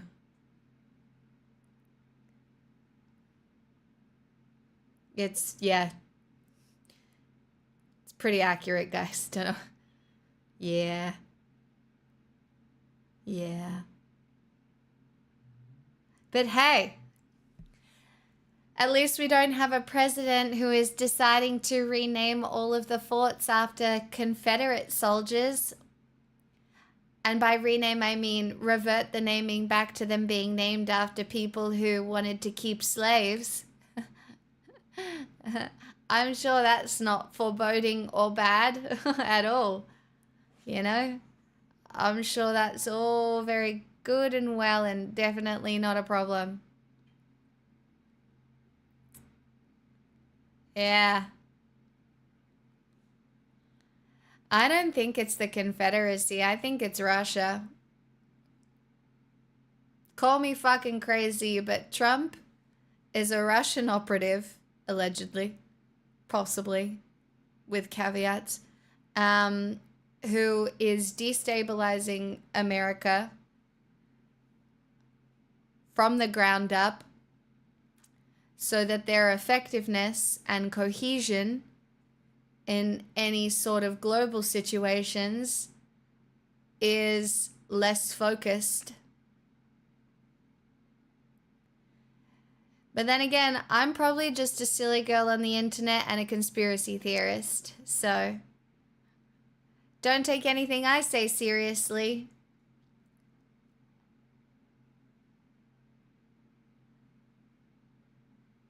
Perhaps the Confederacy didn't seem to completely die in America. Yes, because there will always be people who want to be the boot.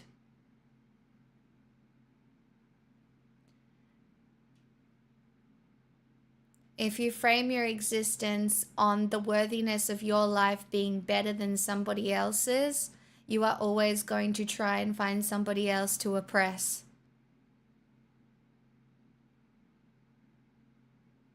And some people believe that that is intrinsically linked with their skin color or their gender.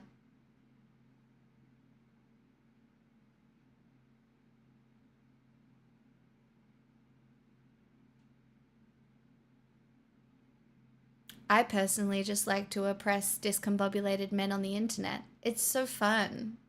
Don't you feel so oppressed, chat? Wow. Sorry.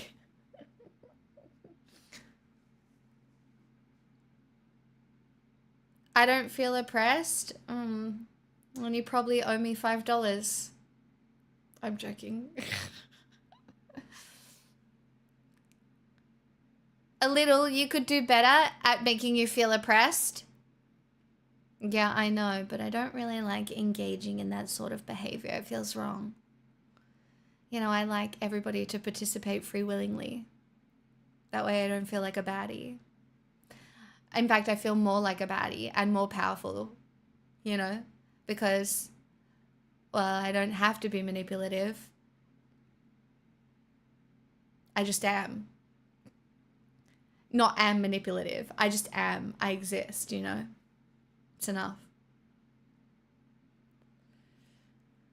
I'm not very good at this.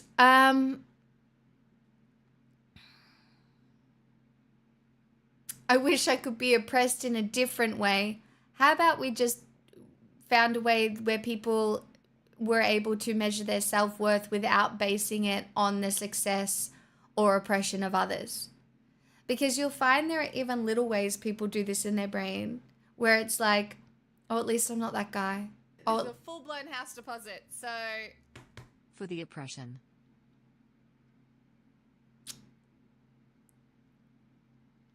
You're my new favorite chatter. I love when people give me money to help a joke land. It's my favorite kind of money. Thank you. Yeah, you're my new favorite as of right now. Oh, no, it goes in and out. I'm fickle. Come on.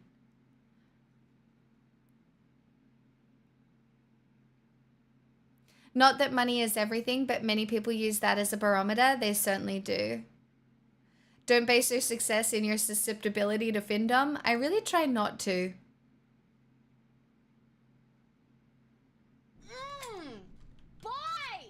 Strawman Me Bro gifted a tier 1 sub to Monopoly Boot. They have given 591 gift subs in the channel. Meow. Doty_90 gifted a tier 1 sub to Oppression TV. They have given 287 gift subs in the channel. It's okay, guys. My authoritarianism will be the good kind. What are the benefits of being your favorite chatter? It's already over. I've now already swapped back to Dotty.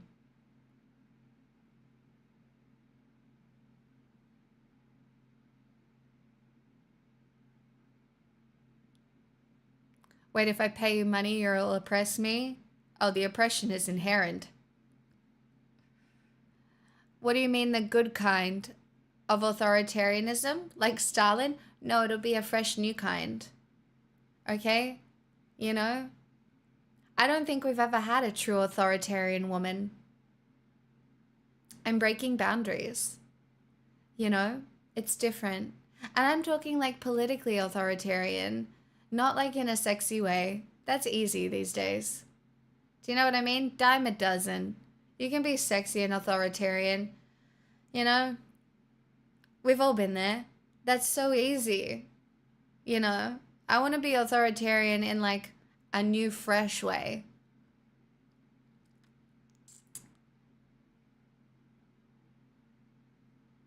No. Thatcher wasn't like a breaking grounds authoritarian. Thatcher was like doing man's authoritarianism as a woman. This is a whole new kind. This isn't based off man's authoritarianism. All right? It's a fresh, it's in a fresh wrapper. A better one. I'm not going anywhere with this. This joke isn't going anywhere today. Honestly, my brain is concubines? No. Although they would be easy to find. But no.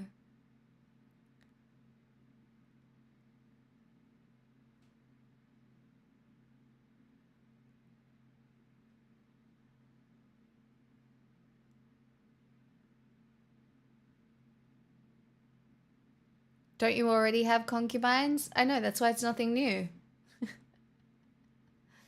So many boyfriends. Yeah, unfortunately, Josh came back. He didn't get eaten by a bear. He's back now. That's crazy. Do you know what I mean? He came back with a fish, and I was like, wow, that took you a long time in the forest to get that fish. And he came back with the fish. And so I have to tolerate Josh now for a little longer. It's crazy. I know.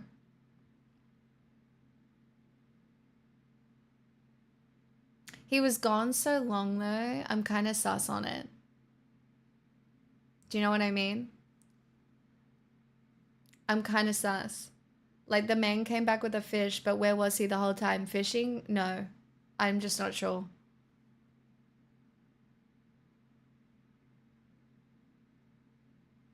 Yes, the forest, known for having fish. Shh. Don't poke holes in my obviously very real story. At least he provides for you. True. The dream. Yeah, forests can have lakes, can't they? This is a full-blown house deposit, so... Good morning, and in case I don't see you, good afternoon, good evening, and good night. Wow, you really covered all the bases there, Dark Mog Rises. Wow.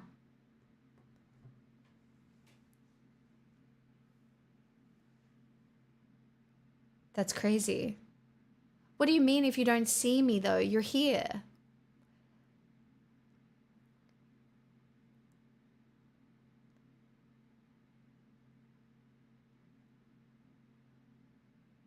Oh, it's a Truman Show quote. Oh, is it meta commentary on the fact that I am the Truman Show in a way? Verbalizing my thoughts for the internet to be judged accordingly. while a hype train rumbles along in the background, a depiction of my worth or lack thereof it. A singular tear rolls down her face as she stares off into the distance.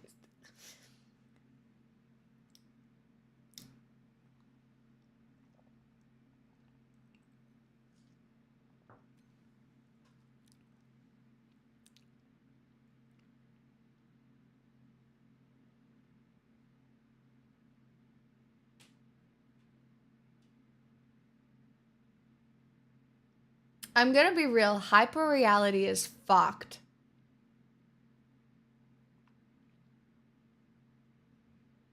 When I sit and watch reality TV sometimes these days and the way people act,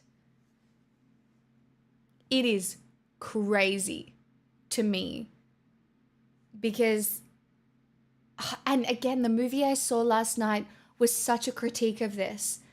The way people engage with each other is performative and based on how they've seen other people's performative actions play out in media, in reality TV, or how they've been told to act in a certain situation because that's supposed to be right.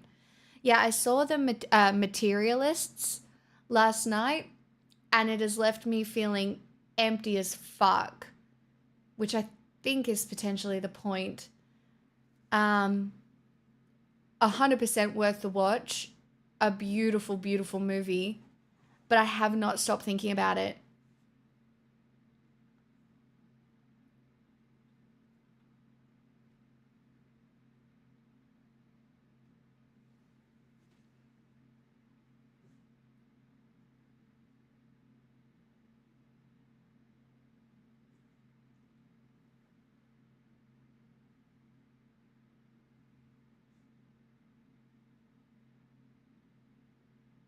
I agree, Splee. Celine Song is a genius. Because I truly haven't stopped thinking about it. If you watch it at a surface level, you can't. I don't think you can watch it at a surface level. But from the comments I've seen, a lot of people are experiencing this movie as a surface level rom-com, when it's just not.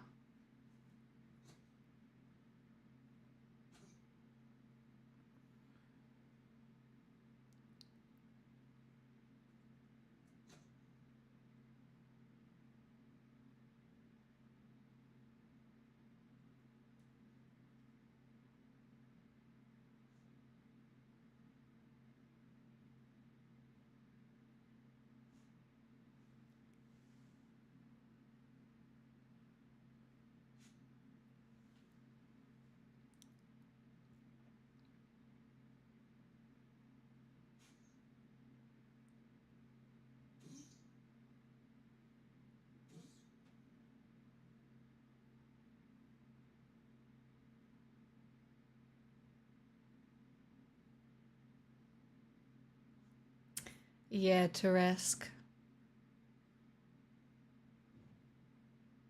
Kind of crazy when you think about it, hey?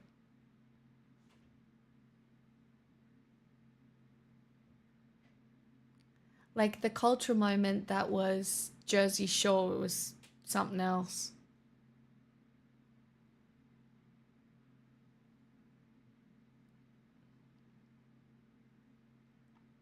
You see me watching any of it? I mean, sure, a lot of people will not watch any of it, right? Like, a lot of people are extremely disconnected from this type of media. You can't consume everything. You know, but there are other kinds of media that play into shared delusion that can have similar effects.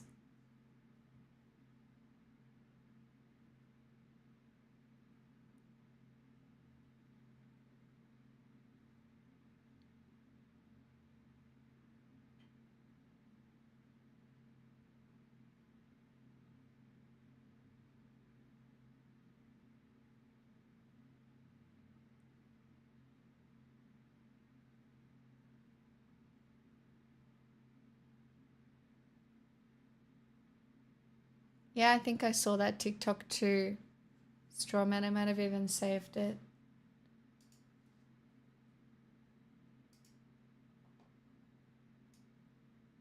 Yeah. Yeah, I reposted this.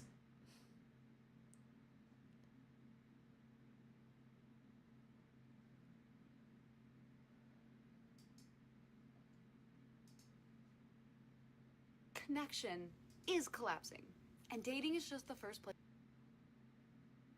I mean, it's kind of written by like, hold on, it's not loud enough.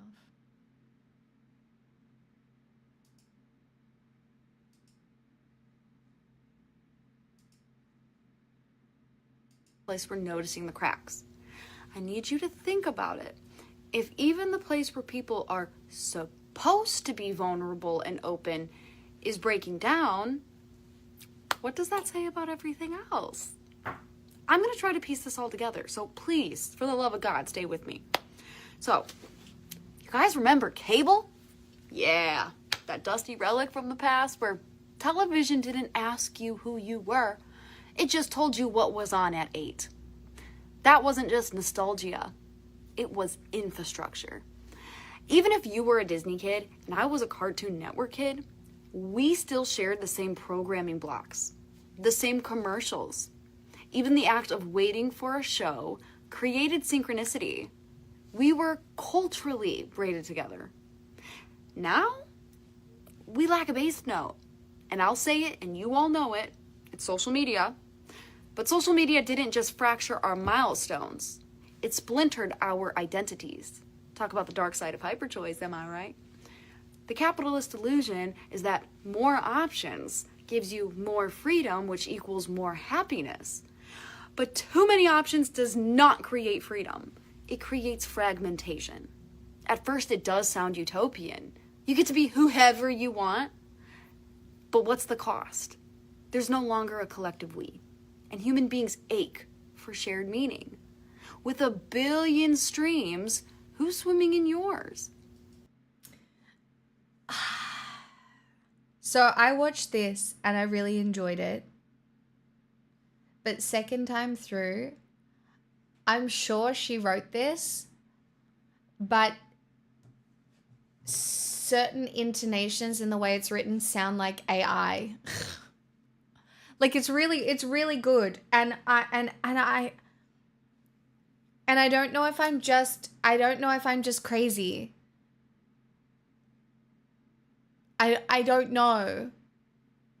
if I'm just crazy. Because maybe it's just art. Now, before phones, we already had to deal with the loss of synchronized experience.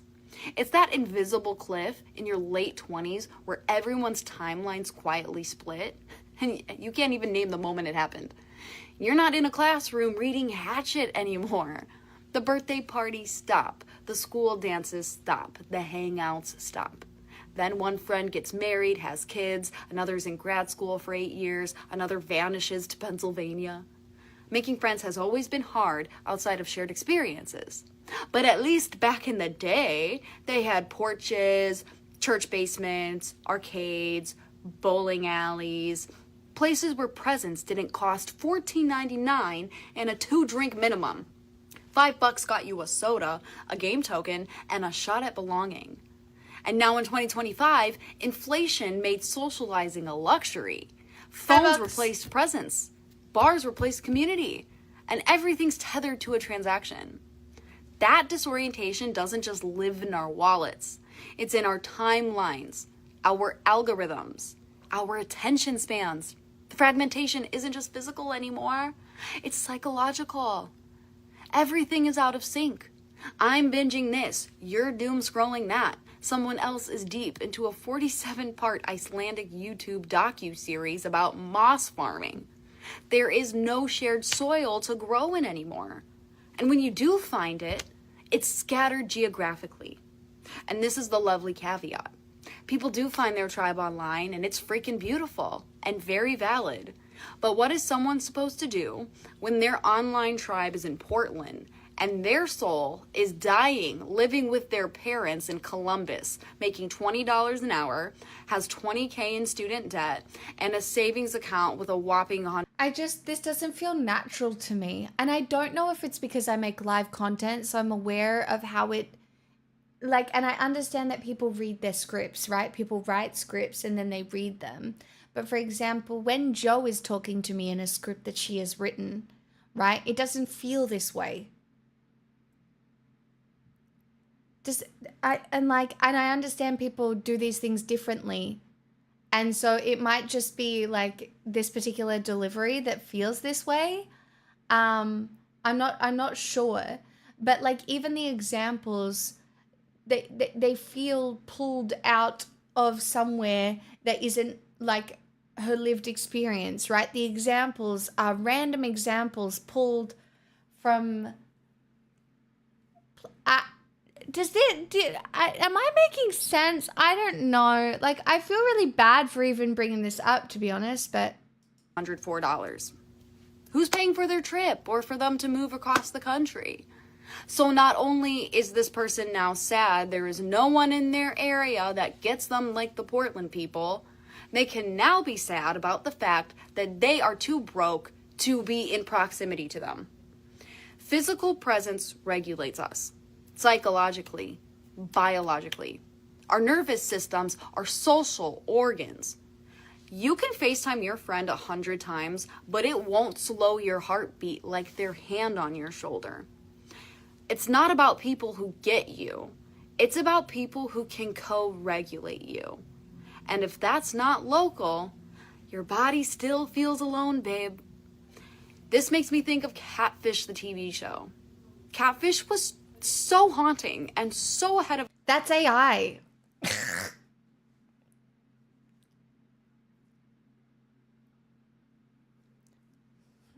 I think I'm a bitch. I think I'm a crazy bitch.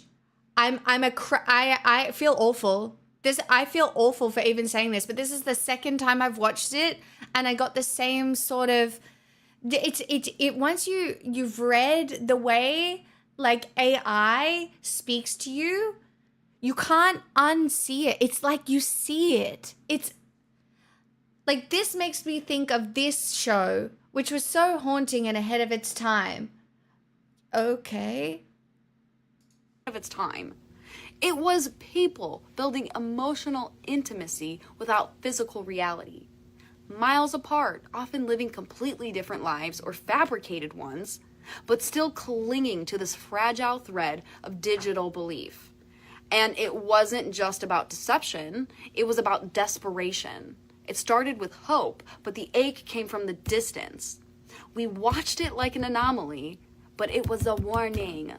Now dating apps became a norm, and people feel more understood by someone 2 time zones away than their own neighbor.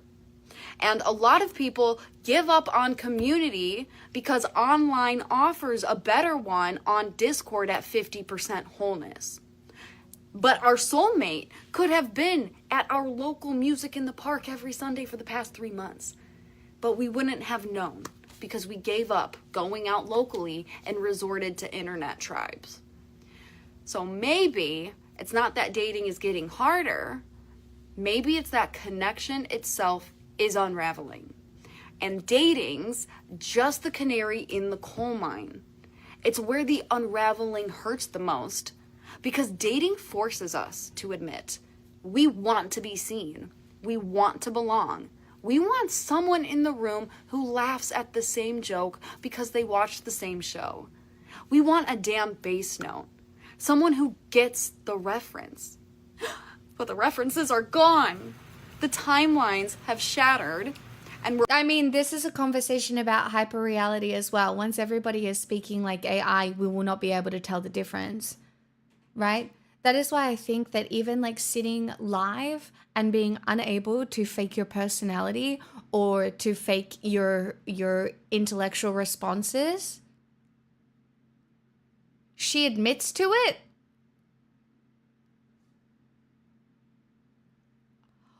Wait, really?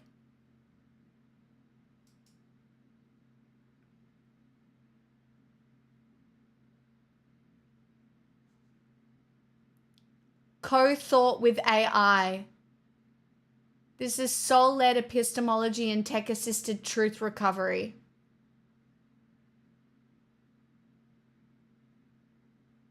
Oh my fucking God. I swear to God I didn't know that when I said this, but I mean, it's obvious. We're all looking for resonance in a reality built to fragment us. Listen, I'm not saying throw your phone in the Pacific Ocean and start a commune. Like, be real. I'm gonna scroll TikTok after I post this, okay? I do like the internet, and I do find meaning here. But I also know it's been melting my sense of time and self since 2017. Correct, Dottie. So maybe we just like log off a little longer than we're used to. Maybe parent ourselves. Like, okay, dude, it's 10 p.m. Put your phone in the mailbox. You'll get it back in the morning. It sounds dramatic, but is it really? Look around. Feels like. Do you know what? Sometimes I put my thoughts into ChatGPT to like help it articulate my thoughts, like, and the way I'm thinking about something. I was like, can you explore this topic deeper? But I would never read off a script like that. That's crazy. If you can't apply it to your internalized general experience of the world,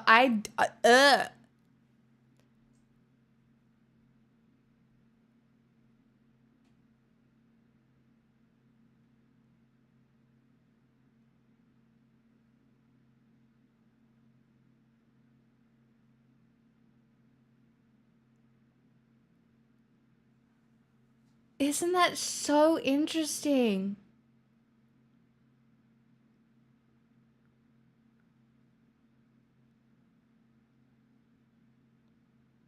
Job, so can I click this link? What is this link?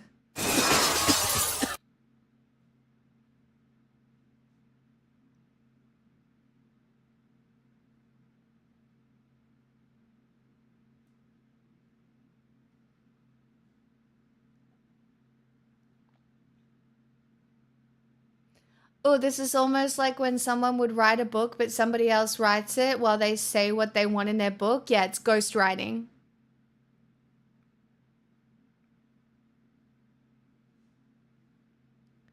The irony of talking about being disconnected, and she used AI to write that instead of real interactions with people. That's what I mean. I actually think my job is kind of safe.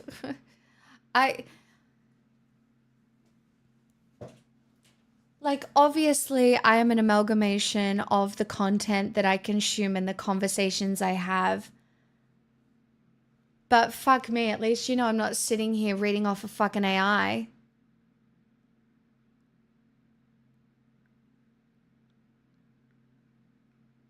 And like, I feel like there's a little bit of justification people would be doing about it as well, because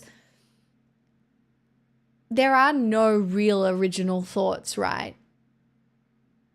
If something can be done quicker, if we can get to the baseline quicker, a lot of people are just doing that.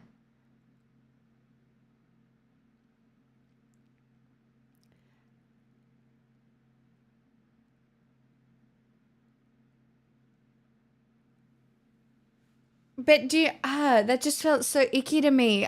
Wow.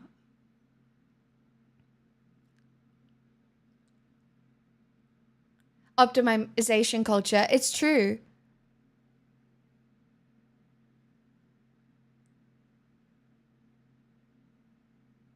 Yes, seeds. I mean, of course. There's so many of them, especially when people are going around selling entrepreneurship and the idea that you have to sell a digital product in order to be able to make it big. Like, people make a lot of money off digital products, spreadsheets, books, ebooks, stuff like that, right? Because that's what capitalism tells you. You need to run a business with a product.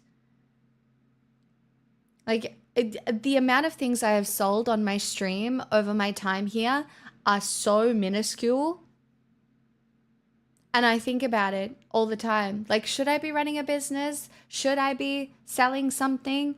And yet it makes me feel icky. It really does. I know you're all still waiting for my very expensive ebook. It will be coming out in 3033 via Brain Microchip. Invest today.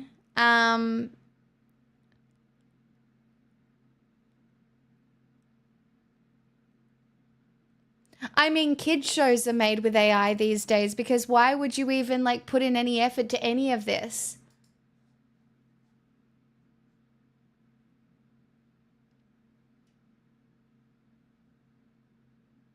And not to mention everybody becomes the same person as they engage with AI.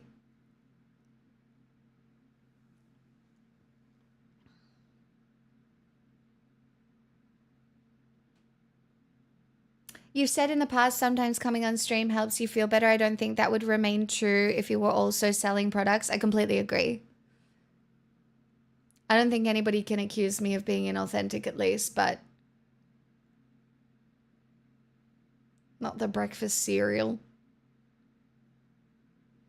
But I mean, this is a time when like a lot of people are consolidating capital because there is so much fear. You know?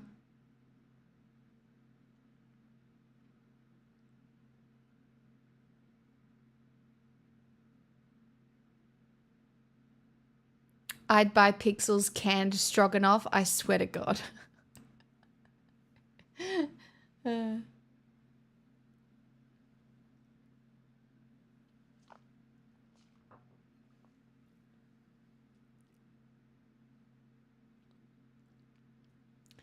Sure, Jess, I just don't know if there's anything ethical I feel like selling you guys.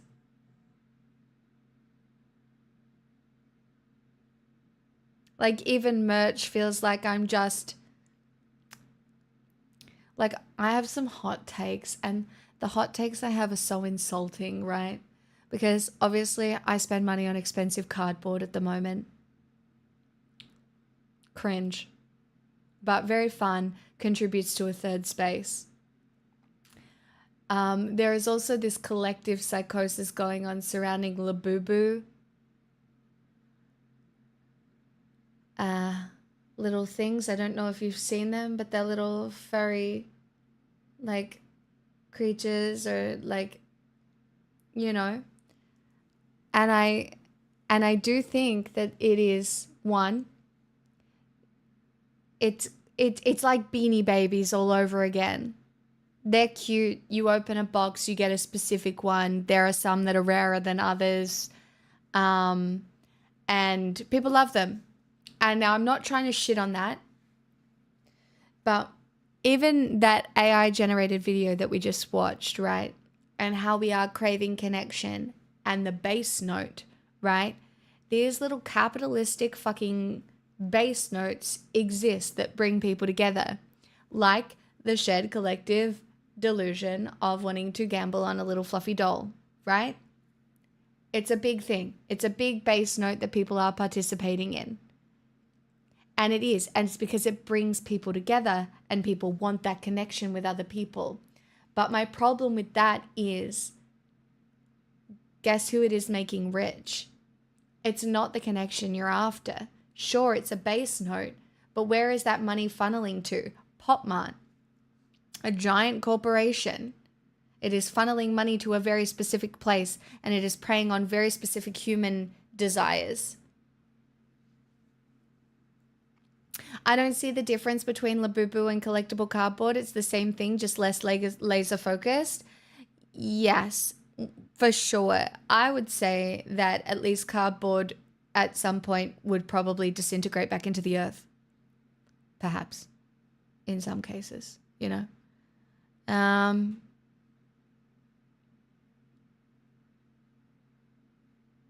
Corporations are trying to commodify joy and connection. Correct. Everything is commodifiable at this point.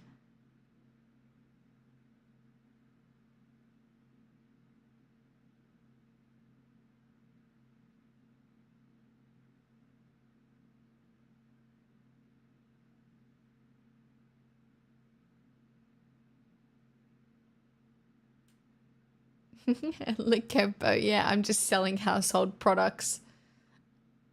Do your fucking washing.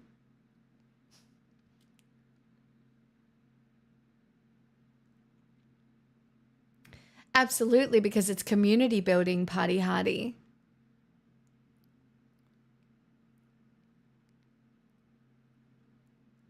Maybe I should sell packs of cards.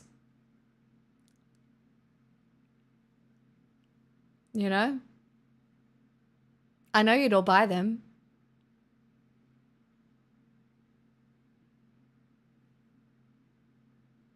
Hey, Mini Madman.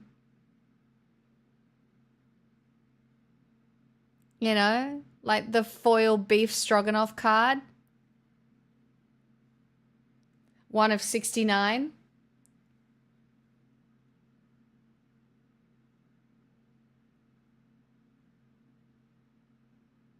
Lol.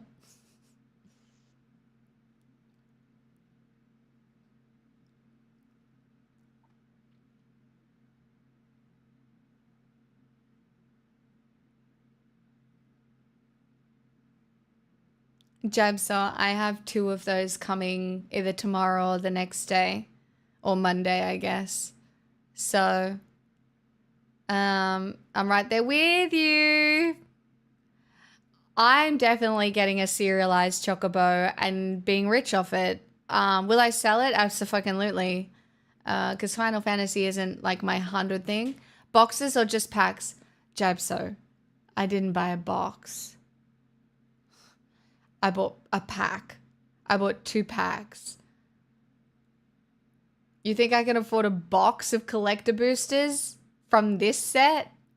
Hell fucking no. No. No, no. No.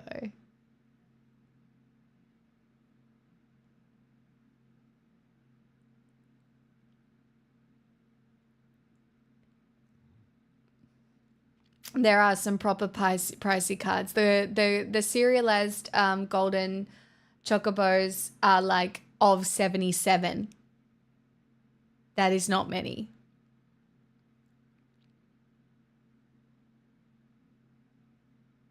Nice, friendly. You got a special Cecil? Well, I'll open mine on stream for you guys so we can do it together. We can experience the gamble joy together, you know?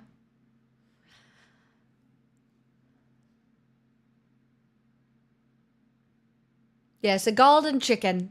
For me.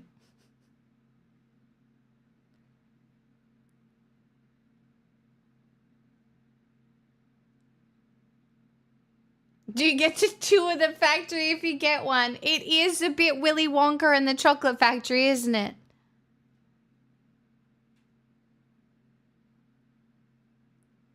Yeah, I almost opened MTG Arena to play the other day.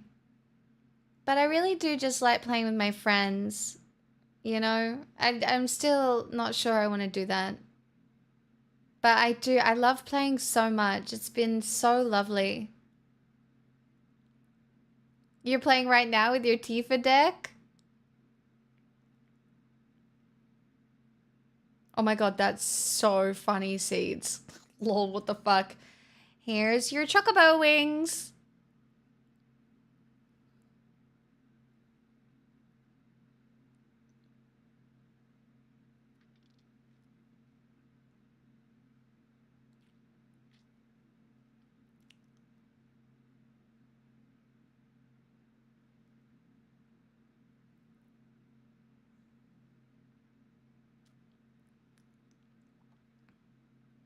Chat, now I need you all to be calm. Because tonight is the night. When I will fall for you. It's not.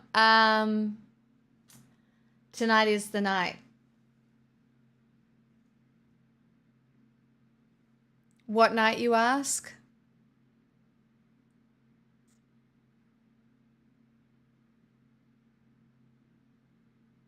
It's Piegate, Part 2.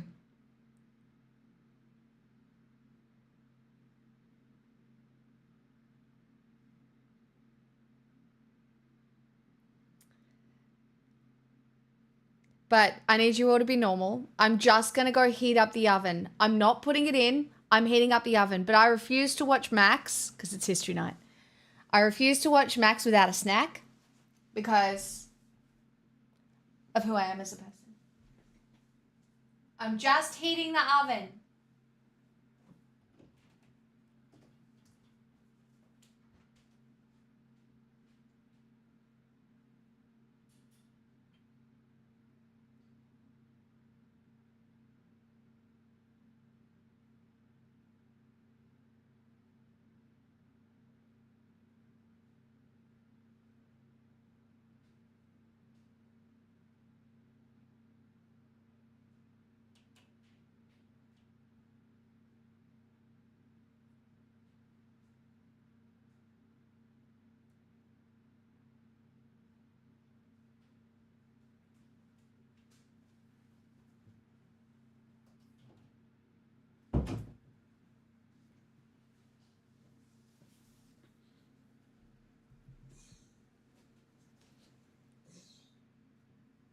You're gonna ask a scary question about preheating the oven?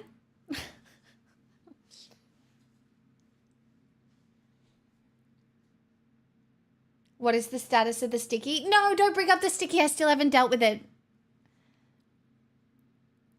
We miss Girl Dozer. Do you think you and Joe will make any more eps? I hope so. One day. It's just very hard because, you know, Joe is very busy with her channel. There might be a new video. Nah, Strawman, bad. Strawman Me Bro gifted a tier 1 sub to the sticky. They have given 593 gift subs in the channel. You know, we will get new content from Joe at some point. And we would love to record another episode of Girl Dozer. Again, it is just hard for us to coordinate. Because, yeah. Doty_90 gifted a tier 1 sub to Preheat Meat. They have given 288 gift subs in the channel. That's right. Chat, would you like to keep me warm today? Well, if we hit both the goals on stream, I will dance, and that will get my blood going, and I won't freeze to death. That's right, support your favorite content creator today. Hi, JD Pondon. Yeah, well, I think that's why she is feeling like a little bit of pressure with this next video. She wants the quality to remain the same, and I have had a little bit of a sneak peek at the subject matter, and that shit is crazy, and it's going to be really good, and I'm excited. But also, Joe is more of an intellectual than me, even though obviously I am a huge intellectual. But Joe is, you know, she's a perfectionist. So.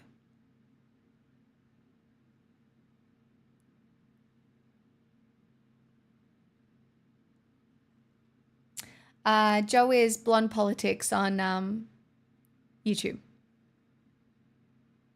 How dare she not make you her first priority? Oh, I'm up there. I have no insecurity about my priority to Joe. She came to my birthday. She flew from another state to come to my birthday. There are not many people who do that for you. And it was the best. I don't know what to tell you. She must never be happy if she's smarter than you. I mean, yeah. Holy shit, how? No, she flapped her wings and got here.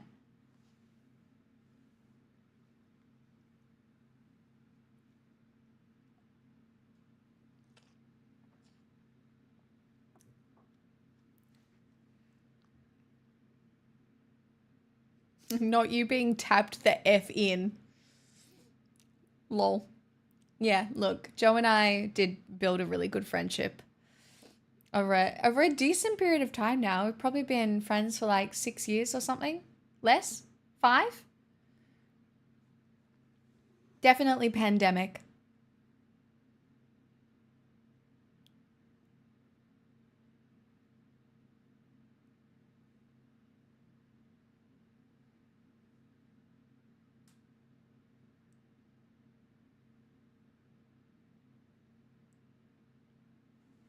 Look, it's very difficult to make friends in content as well. So, I'm very grateful for Joe. She's fucking crazy, but hey, like attracts like.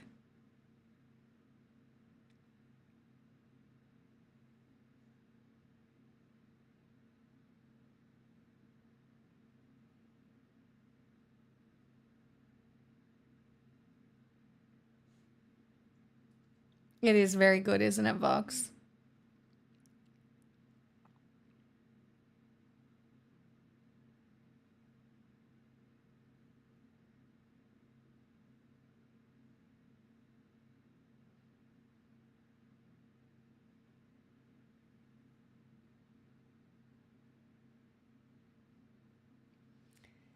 You have pre-ordered Edge of Eternities? Yes, a little bit of it.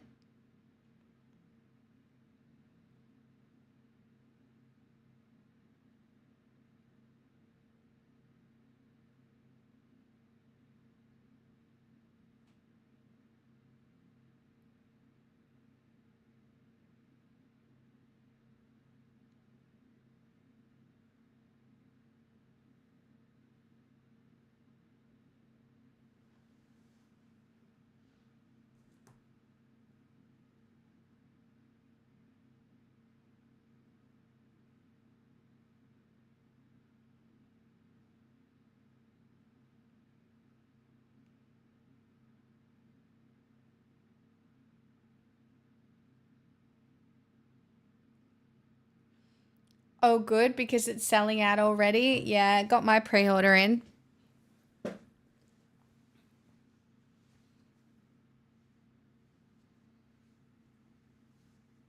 I think, look, I think Magic has experienced quite the resurgence uh,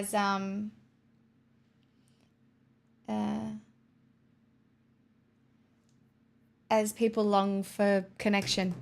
Again, we were talking about it, right? Magic is one of those things that leads to a physical third space for a lot of people. And I think that is a highly desirable like structure that people are trying to find that isn't a bar.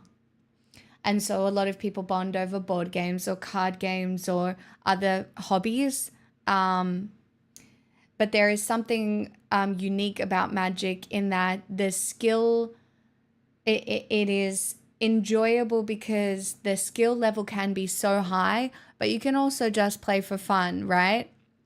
And then there's always something new to learn. Like, you know, all the different color combinations have different, you know, ways that they work and names for them. And, you know, there's so much, there's so much in-depth learning that can be done. So I enjoy that Magic has gone from irritating guys who crave power in a very niche, safe environment to a larger, more social experience. Look, I'm not going to lie, there's still a relatively large amount of misogyny that surrounds the Magic space. And like, you know, there are a lot of women who are doing really good things in the space for sure. But again, it's much like the gaming space where women are still a little tokenized or, you know, there's, you know, you got to turn a blind eye to some things in a little way. But also it's fun because, you know, it's a very fun way to interact with people that you know. You know, you can get a little feisty, you can get a little sassy, you can be a bitch. You know? Sometimes you just want to be a bitch. Sometimes you need an outlet for being a bitch. Not that I would ever need an outlet for being a bitch, but shrug. It is what I thought it was. Don't you dare read me like a book. Rude.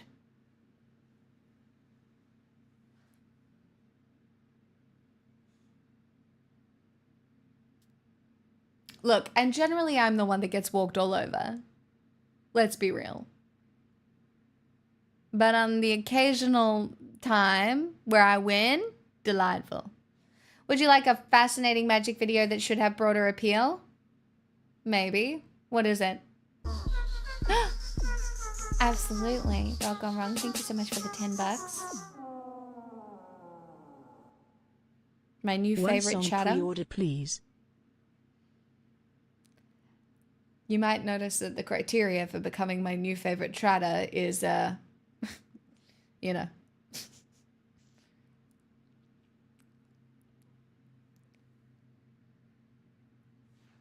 Someone made a computer in MTG? What?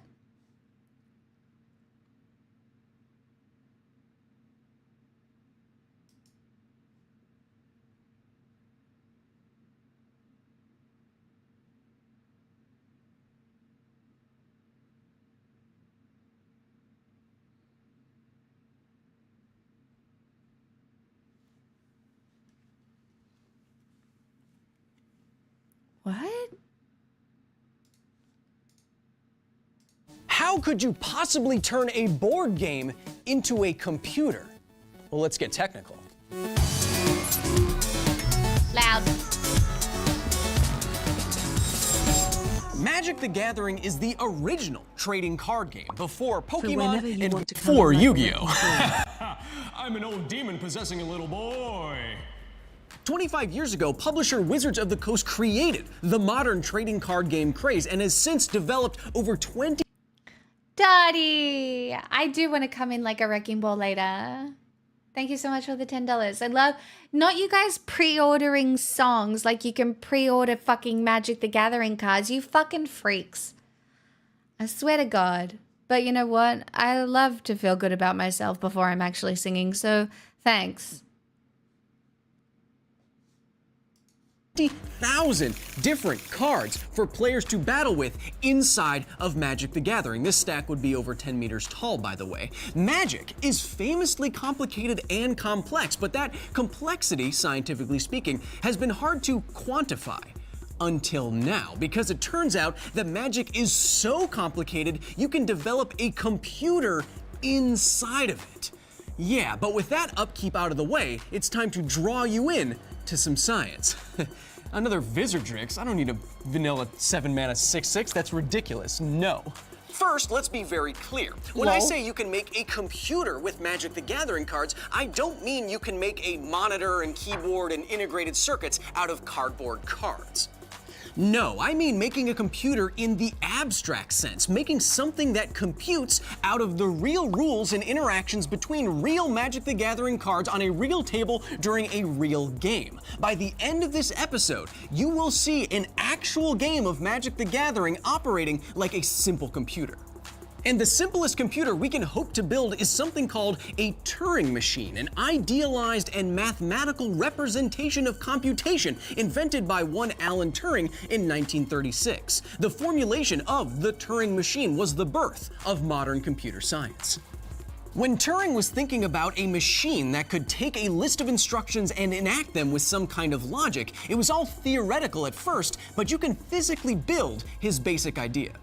It all starts with what Turing called a tape, which could be just paper tape separated into cells. Those cells would have the information that our machine would work with, and this tape would extend off in both directions. On our tape, we have some symbols written on it, and we have a head, some part of the machine that can read, write, and change the symbols on that tape. Now imagine how this machine might work. The head would move to a position on the tape, and then according to some instructions, some program that we gave our Turing machine, that head would either do nothing, or read the symbol and erase it, or read the symbol, erase it, and replace it with a new symbol, and then move along the tape in some direction. A Turing machine can therefore read data, write data, and compute with that data according to some computer program that we feed it, what we tell the head to do if it encounters one symbol or the other. This seems like a very, very simple setup, and it is, but it's extremely powerful. A Turing machine can be constructed for any conceivable computer algorithm, even one thought up by Niv Mizzet, and he's a Draco genius. Come on! If a set of instructions and symbols can simulate a simple Turing machine, it is therefore deemed Turing complete. And something that is Turing complete can do whatever a computer can do, theoretically, like math or store things in memory. Most of the programming languages you're familiar with, like the one your device is running on right now, are Turing complete, which makes sense, but you can find Turing completeness in some surprising places. For example, games like Minecraft, Infinite Minesweeper, and even StarCraft are complex enough that you can encode simple computers into them. But it's not really a grand stretch of the imagination to imagine that a computer game can have a computer built inside of that computer game. No, what would be even more impressive is if an offline set of cardboard rectangles and their interactions between them could be considered Turing complete. So, let's build a Magic the Gathering computer. Thanks to Magic's extreme complexity, there are real cards you can play and real situations you can find yourself in where you will no longer be playing a game of Magic. You'll be operating a Turing machine. And I got the deck that will do that right here. But before I show you the weirdest game of Magic the Gathering you've ever seen, I want to be very clear about something else too.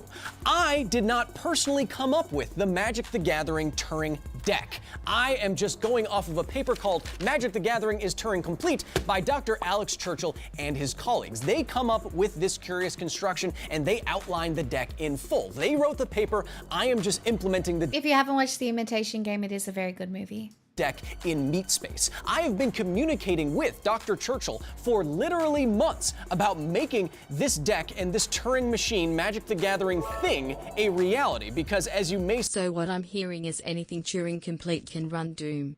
Doom played in MTG when? Lemo. I mean, the opportunities for MTG crossovers is kind of endless depending on IP. suspect turning a bunch of cardboard cards into a computer literally is pretty complicated, Scoop. It was bad. So following Dr. Churchill's work, I'm gonna show you how in a real game of Magic the Gathering, we can implement a tape that a Turing machine can work with and a head that can read and write symbols according to a program that Dr. Churchill and his colleagues were working with in that paper. But if I'm gonna do all of this inside of a game of Magic, I'm gonna need an opponent, which means I have to go from the void to the zone. What's up, everybody? You are watching / listening to the Command Zone podcast. I'm your host, Jimmy Wong. How's it? It's Josh Lee Kwai. Guys, I made a deck that's a computer. What? Are you guys familiar with the concept of a Turing machine? Yeah, you just talked about it for like 3 minutes. Oh yeah, right. Well, I have a real legacy legal tournament deck, 60 cards, that could in theory compute anything in a real game of Magic the Gathering, and I want to play you. No, yeah, we're down. This is the biggest fucking example of nerd crossover nerd that I have ever seen. I mean, there are other really nerdy crossovers that exist. But my god. Yeah, All right, play. well, grab 60 cards and meet me at the table. What? This table? How does he keep getting in here? I can fit through the doggy door. Jimmy, Josh, this bad boy right here can, in theory, compute anything, I contend, but I need a really specific hand to get things going. Like, I'm only running 4 lands and I need the perfect hand of 7. So, with that in mind, let's give it a go. Okay, let's see how this goes. Yeah. All right, let's draw. Let's see how good this hand is. And scoop. What? Sweet, one for the Command Zone. Yeah. We'll take it. All right, cool. Shuffle up. I don't have it. And nope. You want to play best 3 out of 4? I'm gonna concede. And nope. Scoop. This computer doesn't seem to be working very well. Scoop. Man, playing Magic with you is fun, Kyle. Oh, prepare to be computedly Kwai. Oh, this is gonna be weird. You got it? Why don't you go first? I will play a forest. Okay, Pass the turn. I will draw for the turn. Okay. I will then play an Ancient Tomb. Ooh, okay. 2 mana.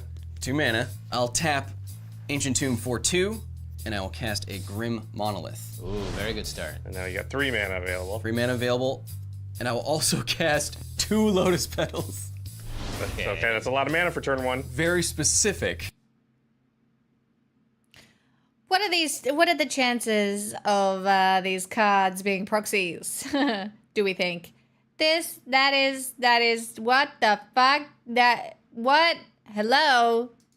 Mana, because I will sack both Lotus Petals, and I will play a power artifact on a Grim Monolith. There you go, infinite mana. Right, because now you can tap and untap the Grim Monolith as many times as you want. And what are you going to do with all that mana? Into that, I will play Gemstone Array. Okay, yeah, so now you can change your mana to any color you want. Yeah, You have infinite all colors of mana that you I feel will. like? I will now create infinite of each color of mana, Very nice. The full rainbow. Okay, full rainbow. I'm officially scared now. and then the Staff of Domination. There it is. So now off the Staff of Domination, I will tap and untap, drawing a card each time to draw the entirety of my deck into my hand. This is where it gets a little complicated. By the way, Magic has like quite a few of these where you can make infinite loops, right?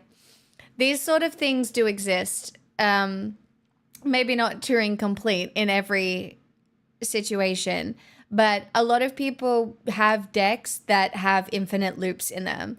Like Matt Branwood, who you would see come in here sometimes, that motherfucker has a deck that has an infinite loop in it that is disgusting. But basically, there are these cards where you can basically search your deck for specific cards, and then you can run the infinite loop. Because this wasn't complicated. I now use a combination of Raito Lantern, Fathom Feeder, Karn Liberated, and Capsize, bouncing Karn back to my hand, to exile Josh's library and hand so that during his turn there will be no actions he can take. Remember when he was just scooping a bunch? That was fun. To make Hi, this whole Iris. machine work, I need my library to also be in a very specific order. So now I'm gonna cast some cards that may seem a little bit weird at the moment. Now I cast more or less the rest of my deck. Maybe most importantly are the Rotlung Reanimators and the Motherfucker playing solitaire. Zathrid Necromancers. They are going to run our program by creating creatures. Honestly, I will say this, playing like overpowered Magic isn't fun. Playing interesting decks is fun. Playing overpowered decks, not fun. In fact, it's kind of just annoying when someone plays an overpowered deck against you in like a casual situation. Like it's not fun. What you want are decks that have interesting interactions. Like if the deck isn't fun, it's just not fun.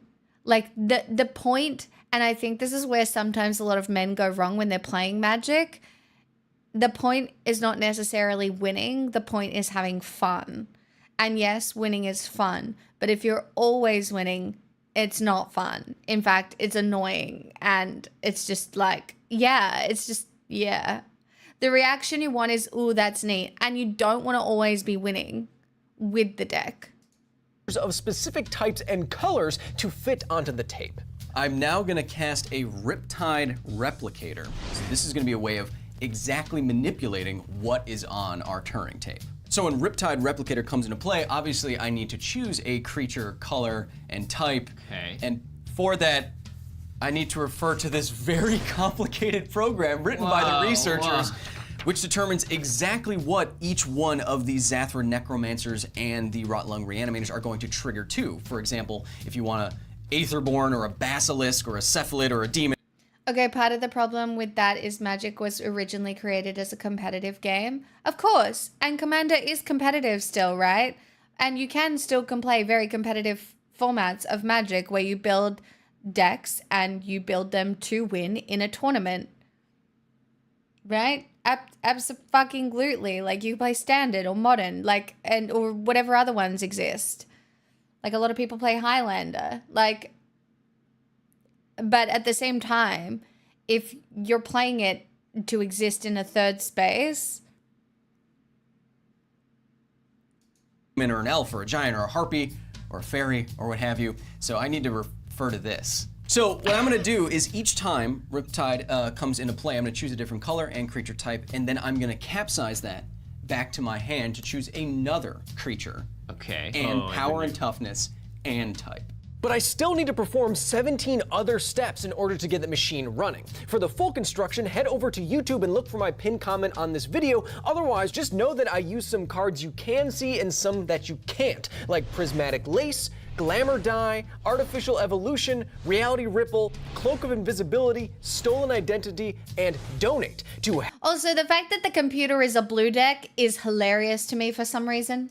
hack the cards to the colors and creatures I need, to create phasing for another state of the machine, to make extra creatures and enchantments, and to give the tape and necessary permanence to Josh. I also cast Illusory Gains to gain control of the 3/3 white fairy on the tape.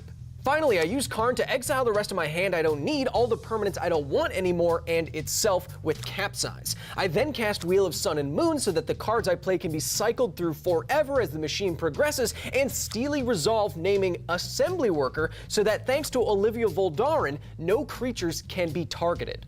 Okay, so I know that was a lot of work and it was kind of crazy, and these cards are interacting in a very weird way, but it's very specific. So, okay. For our Turing machine, we have our tape of tokens here.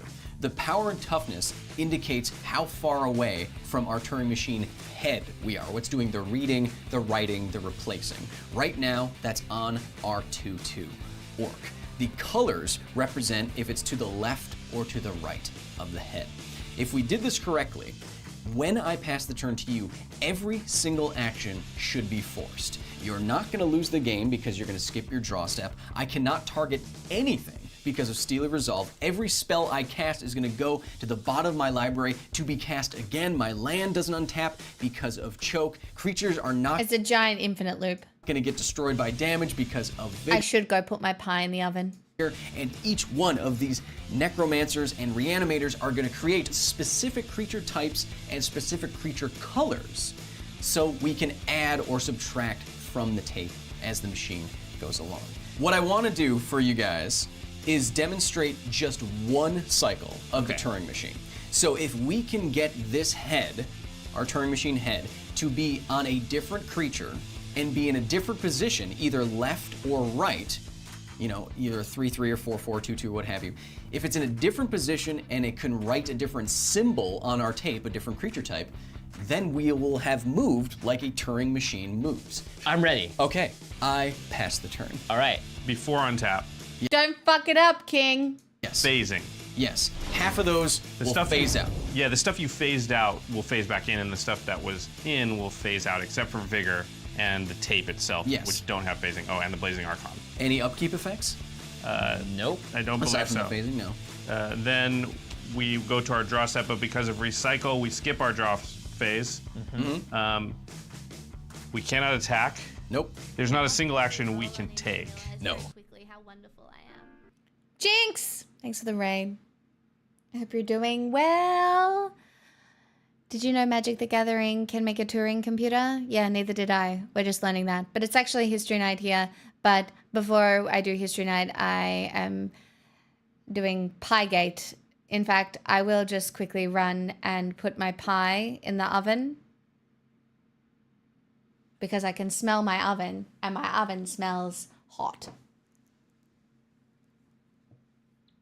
5 seconds. I know this isn't the right thing to do after a raid, but I figure most of you know me already and have decided whether or not you like me. Maybe not. If you're still here when I get back, I'll attempt to scam you into liking me. Ow!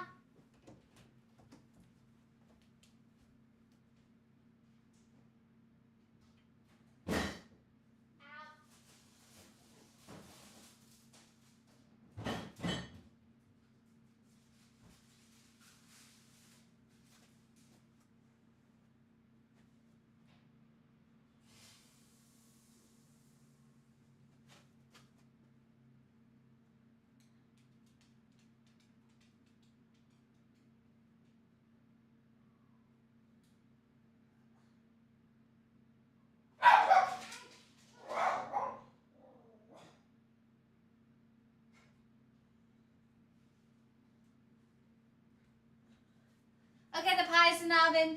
Somebody remind me to check on it in 20 minutes, not every 5 minutes. All right? 20 minutes.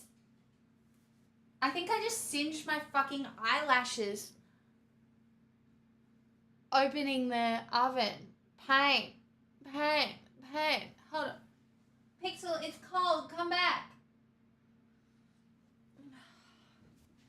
Honestly, pain. Is it true the channel is a cult? No, but you're so welcome here. You know, we're just nice people. We're just nice, friendly, goodish people. Oh, Drum, the new Sabrina album cover has me feeling a sort of way, which I know is her point. I feel safe and welcome already. Would you like some of the drink? Oh, it's all gone. It's your lucky day. We are? Well, if you would like the actual story, I use the metaphor of a cult to generally talk about the way that cults work in our society and how dangerous they are. But also I like to consider myself a little bit dangerous. Do you know what I mean? I'm a bit of a baddie. So as if I'm not running a cult because I'm such a baddie. Do you know what I mean? It's peak baddiness. You know? And, you know, do you want to be a baddie or do you want to be boring? You want to be a baddie. You want to be the cult leader. Even though I'm probably pretending because I'm not that cool. Oh, to keep the mysterious edge. I know I'm so I'm so suave and mysterious and interesting. A rich tapestry of confusion and madness on the edge of reality and insanity. It's funny because it's true. Pixel, no, don't bark at the other dog. She can hear another dog. Moral of the story, be careful opening your oven doors. Haha. No, but for real. We edging? Not together. Anyway, one of you followed me. That will be enough for now. I feel like Jinx would be disappointed in you, though. I'm joking. She wouldn't.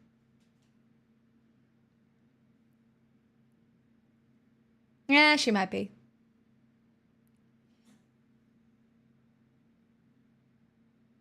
Honestly, my face did just get fucking blasted with heat coming out of the oven, though, and I am extremely concerned about my eyelashes. Oh, you've been following for 3 years, 3 months, 10 days, and 22 hours. Oh, what a long time. And to think you haven't risen to the heights of this cult in that whole time. You must fucking hate me. What are you doing here, bro? You hate me. You fucking hate me. Love me a channel that makes fun of cults, especially with sarcasm. I know I'm so different and unusual. Hiding? Yeah, well, fair enough. Blasted edging? What kind of stream is this? One that doesn't have a very rich vocabulary. I am just a girl. Okay? I read our book. I don't have big vocabulary. My brain has been ruined by the internet and never-ending algorithms. All right? Okay? I have been shaped by the internet. I was born in this darkness, and I have grown in this darkness to the point of no return. In fairness, a cult member that hasn't risen to the heights of cadre by that point is kinda on the leadership, so hey, consider our upward mobility.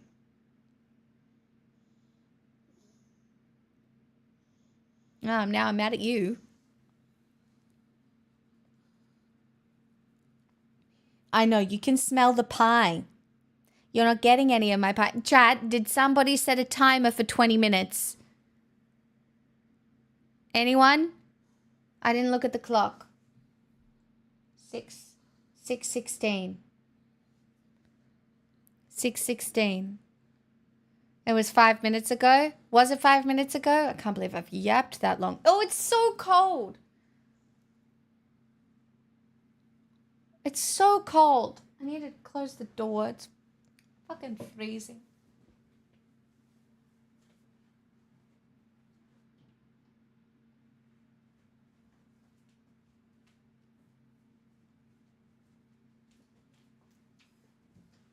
It's cold, Pixel. I don't want to close my door too much. What if I start a fire? 2 years, 9 months, and 19 hours? The fuck? How the fuck do all you fuckers already follow me? It's like we've had crossover communities for years now. Wild. I'm just so chilly. It's just so cold. It's just so cold. It's just so chilly and cold and chilly and cold. Well, Adventure Faps, I knew you hang out here. You know.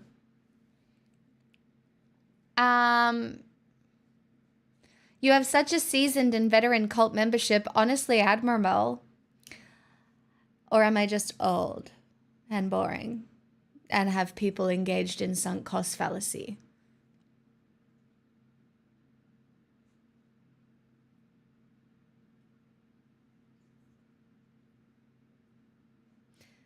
Hello, darkness, my old friend. Hi, Jax. No, for real, all of y'all have been here for multiple years. I love the dedication. Yes, because I am not running a cult. Do you know what I mean? It is not a cult. I'm actually just a predictable creator.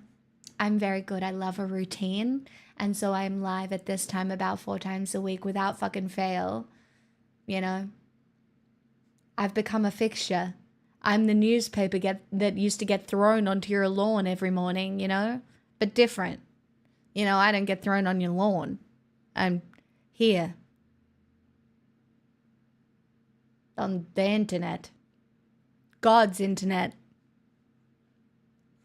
You could have actual value to people. Maybe it's not sunk cost. Me, actual value. Stop it.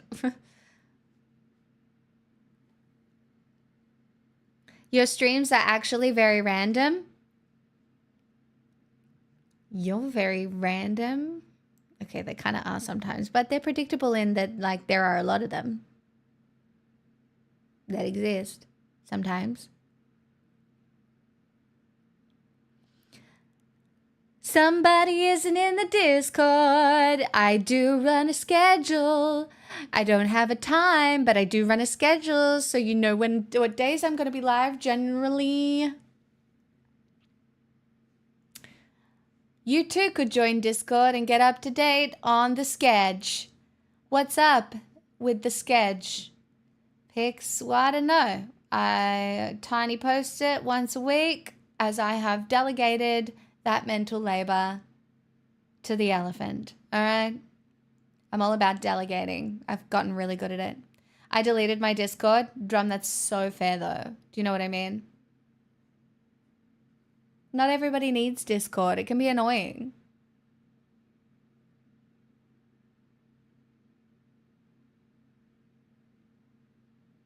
I don't know if that one is updated for this week. Oh, no, it is. It is. But there you go. Schedule. Right there. But they're all lies. I do not... Did I say there was a day stream tomorrow? I did. And I did say there was a stream on Saturday. Oh my God. I can't believe I have to work 3 more times this week. That's crazy. I mean, twice. Still. Ugh. Pain. Suffering. I'm joking.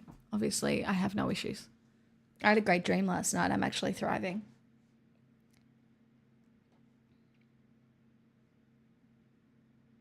You don't know your own schedule? I do not know anything. All right? The things that past Pix has planned are not for current Pix or future Pix.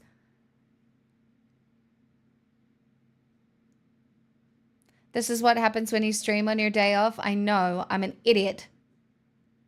Yeah, if you were to do a subathon, I'd get my $3 million dues and take a year off.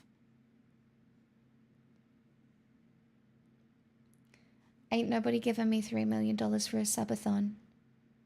I find it hard to make the sex number of subs a night. I'm just here. Waving. Oh, please see me as valuable. Please. Anyone? No? That's fine. You could live off $3 million if you were smart. If I had $3 million, I would do exactly what I'm doing now, except I would be way less stressed about it. Oh my God, Ozzy, thank you so much. Unfortunately, I am winning that $100 million Powerball tonight. Imagine I did, and I was live when it happened. That would be a problem. I just have to if I start getting a lot of phone calls, I just gotta not be online. That would be crazy. I wouldn't know what to do with myself. You'd be like, bye, I'm rich now. My God, if I was rich, I still would stream.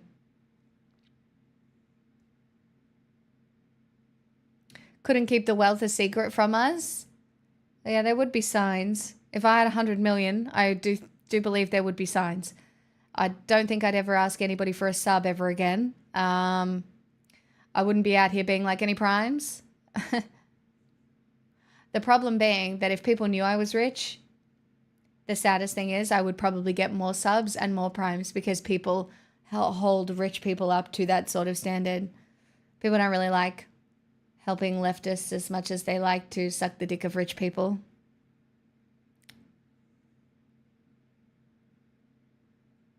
Your stream room would be a set and not a real room. This is my real room. What would have to change about it? Honestly, if I won the lottery, I would go out and I would buy a new computer straight away. And then I would look into lawyers and financial advisors. And then I would buy a house. In fact, I probably even wouldn't buy a house. I would buy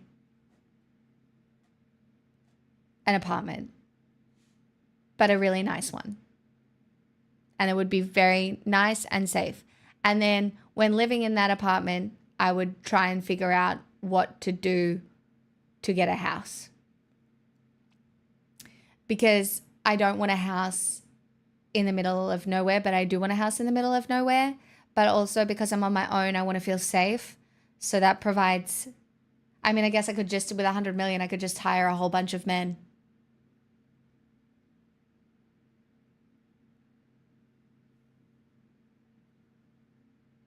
But then would I be safe? Oh no, I would be so at risk of being murdered. See? Do you know what I mean? I'm stuck.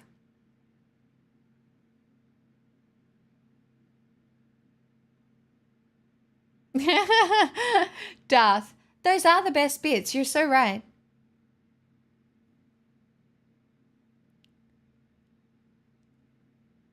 Then you use your wealth for every type of security. I want to use my wealth for less selfish reasons than that. I would try and fix something. Or multiple things, but I would try and fix something like that is relatively within my control with that amount of money.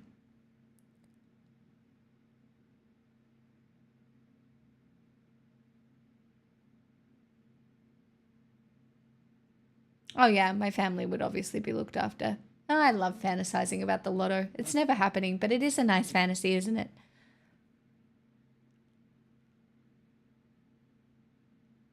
But like, imagine just fixing a problem. You know, like fund the research into how to best fix the problem and then fix it.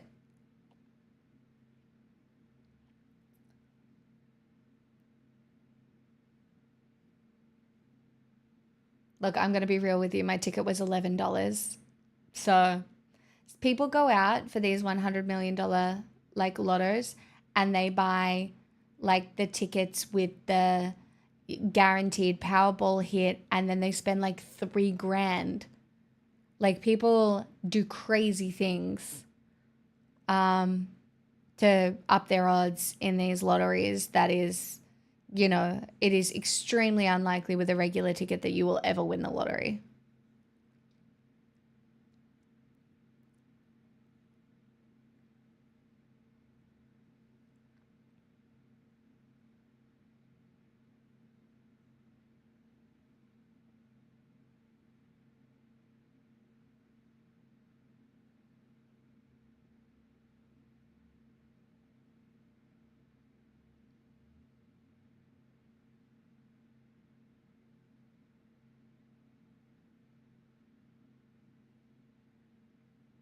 I know, it's so possible, Aussie, you know?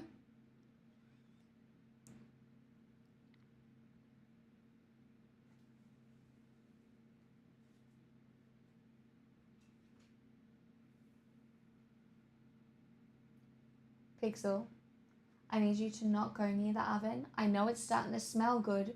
It's pie, but it will be hot. I know. I need you to not go out there though. Don't look at me like that. You understand. I love you.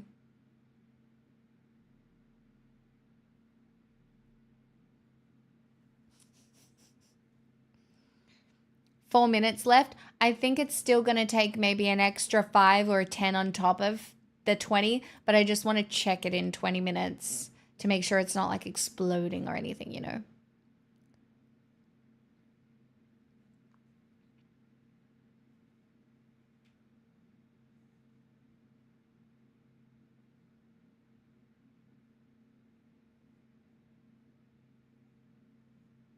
Anyway, also, I think we get the idea of the previous video. That was a really good share, though, Party Hardy. Thank you.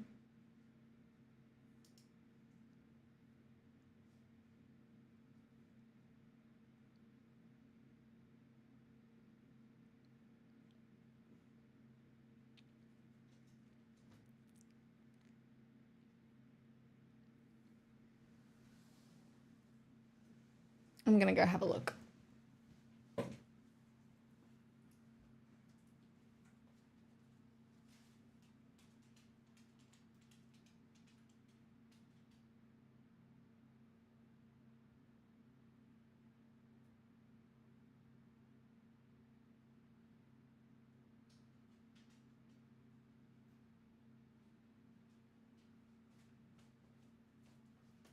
Yeah, it's cooking. It needs another 5. At least. I'm so hungry. I think it's because I'm so cold. You know, when you're cold, you're hungry.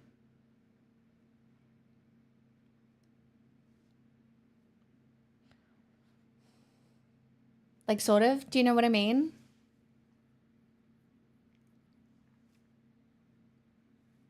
I made soup and it's good. What kind of soup? Maybe you just want to eat? Maybe I do.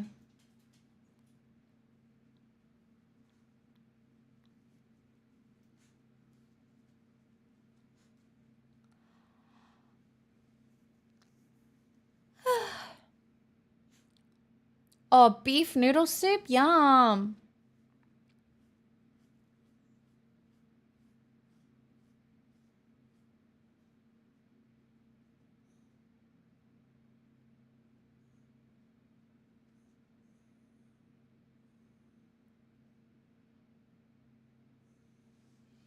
Hi, like, oh my god, whatever. Pixel, I know it's really cold. Hold on, darling. I just don't want to. I know you can smell the pie. I know, me too.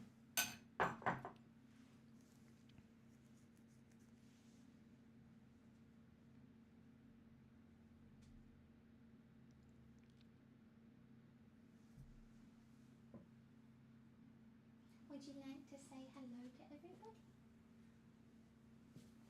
Oh, my darling. Hold on.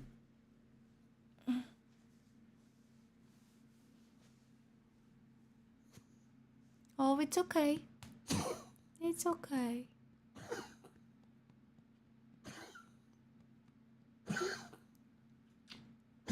It's okay.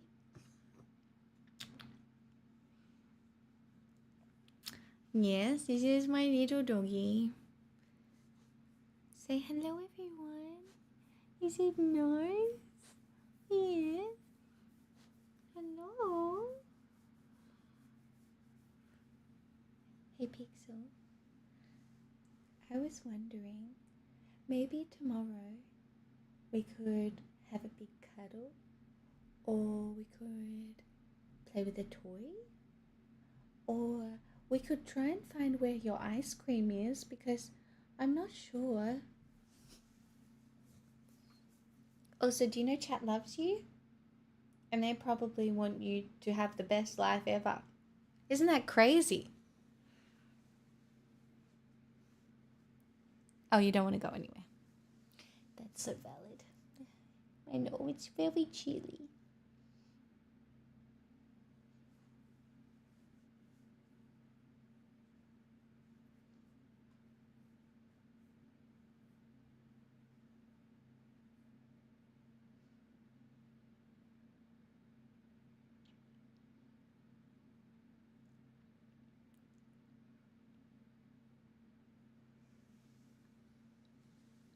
Yeah, I know.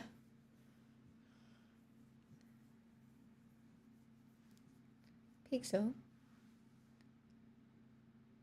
are you a good girl? Yeah. Yeah, you so are. I don't think I'm going to be able to share my pie with you because that's my dinner, not your dinner. No, it's my dinner, not your dinner. It's me that's hungry, not you that's hungry. No, I'm the one that's hungry. Wait, are you still hungry? Oh.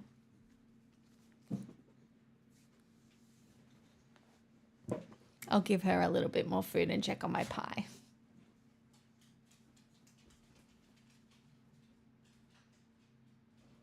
You can have a little bit more, but the rest is really for breakfast.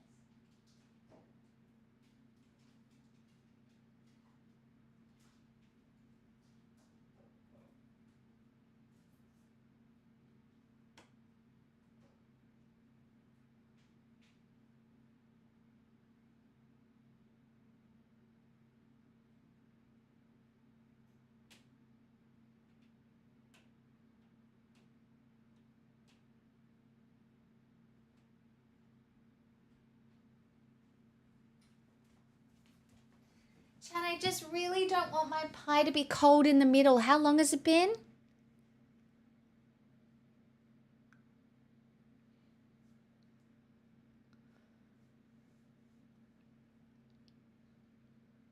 $24. I think I'll give it to 30. I think I'll give it to 30. I just don't want it to be cold in the middle, you know?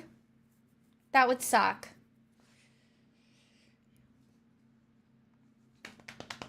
And I know it took 30 minutes last time. Right? Right? Right? Oh my God, I'm so hungry. Ravenous. Gonna get my pie. And tonight, chat, we're doing what did cowboys eat on the open range? And it's given beans and cornbread is what I'm looking at here. It's looking like some kind of beans and cornbread. And if I mean, it might not be beans and cornbread, but to me, it's looking like beans and cornbread. So, it's a gluten-free pie. But yeah, it's just a plain pie.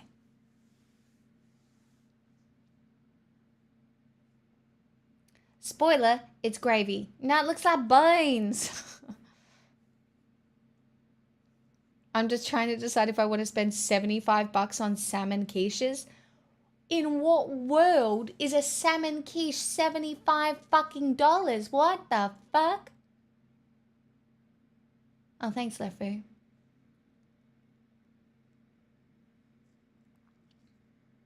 Chat, surely my pie is ready. Surely, right? Surely. Right? $75 when there's 10 of them. Why do you want 10 salmon quiches? What?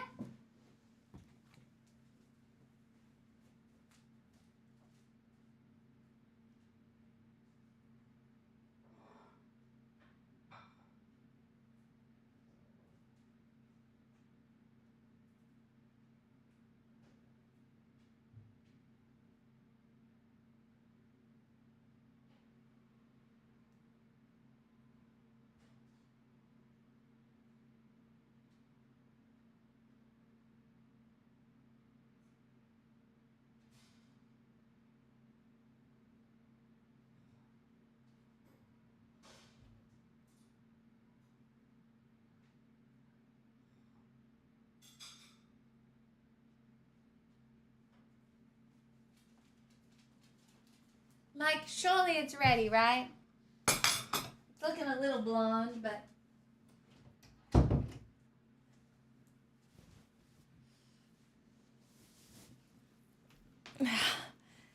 Oh, Chad, I'm stressed. What if it's cold? Feels hot on the outside.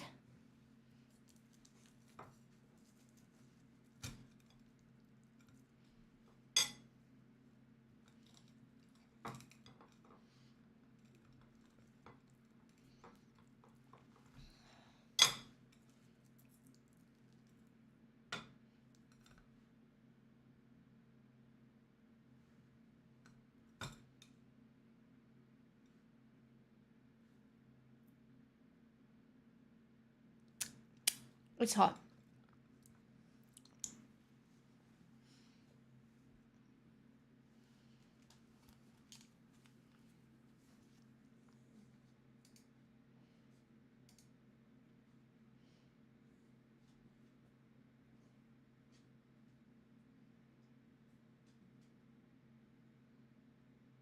The life of a cowboy in the 19th century could often be a rough one, not least because the food from a chuck wagon was pretty darn limited. For many a Texas cowboy, a daily meal was as simple as a plate of beans and cornbread, Oh which my I'm God! making using Crazy recipes that I was from right. 1896. So thank you to Thrive Market for sponsoring this video as we make supper for the cowboys, this time on Tasting History.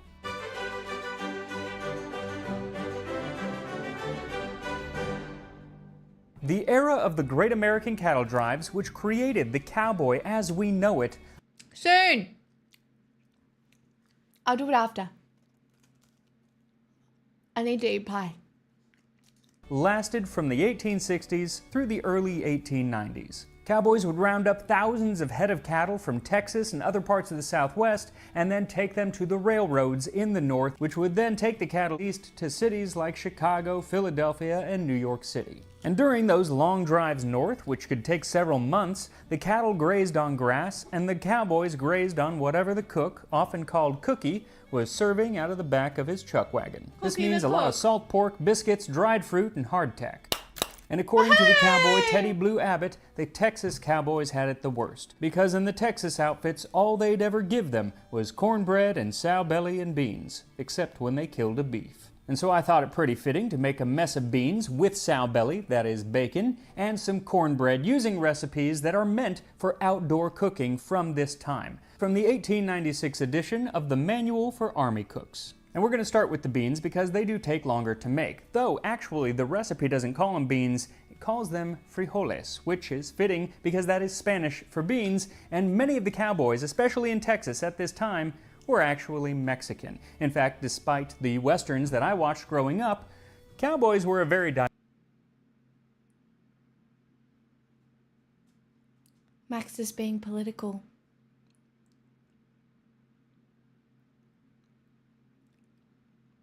This is Max. This is Max being political.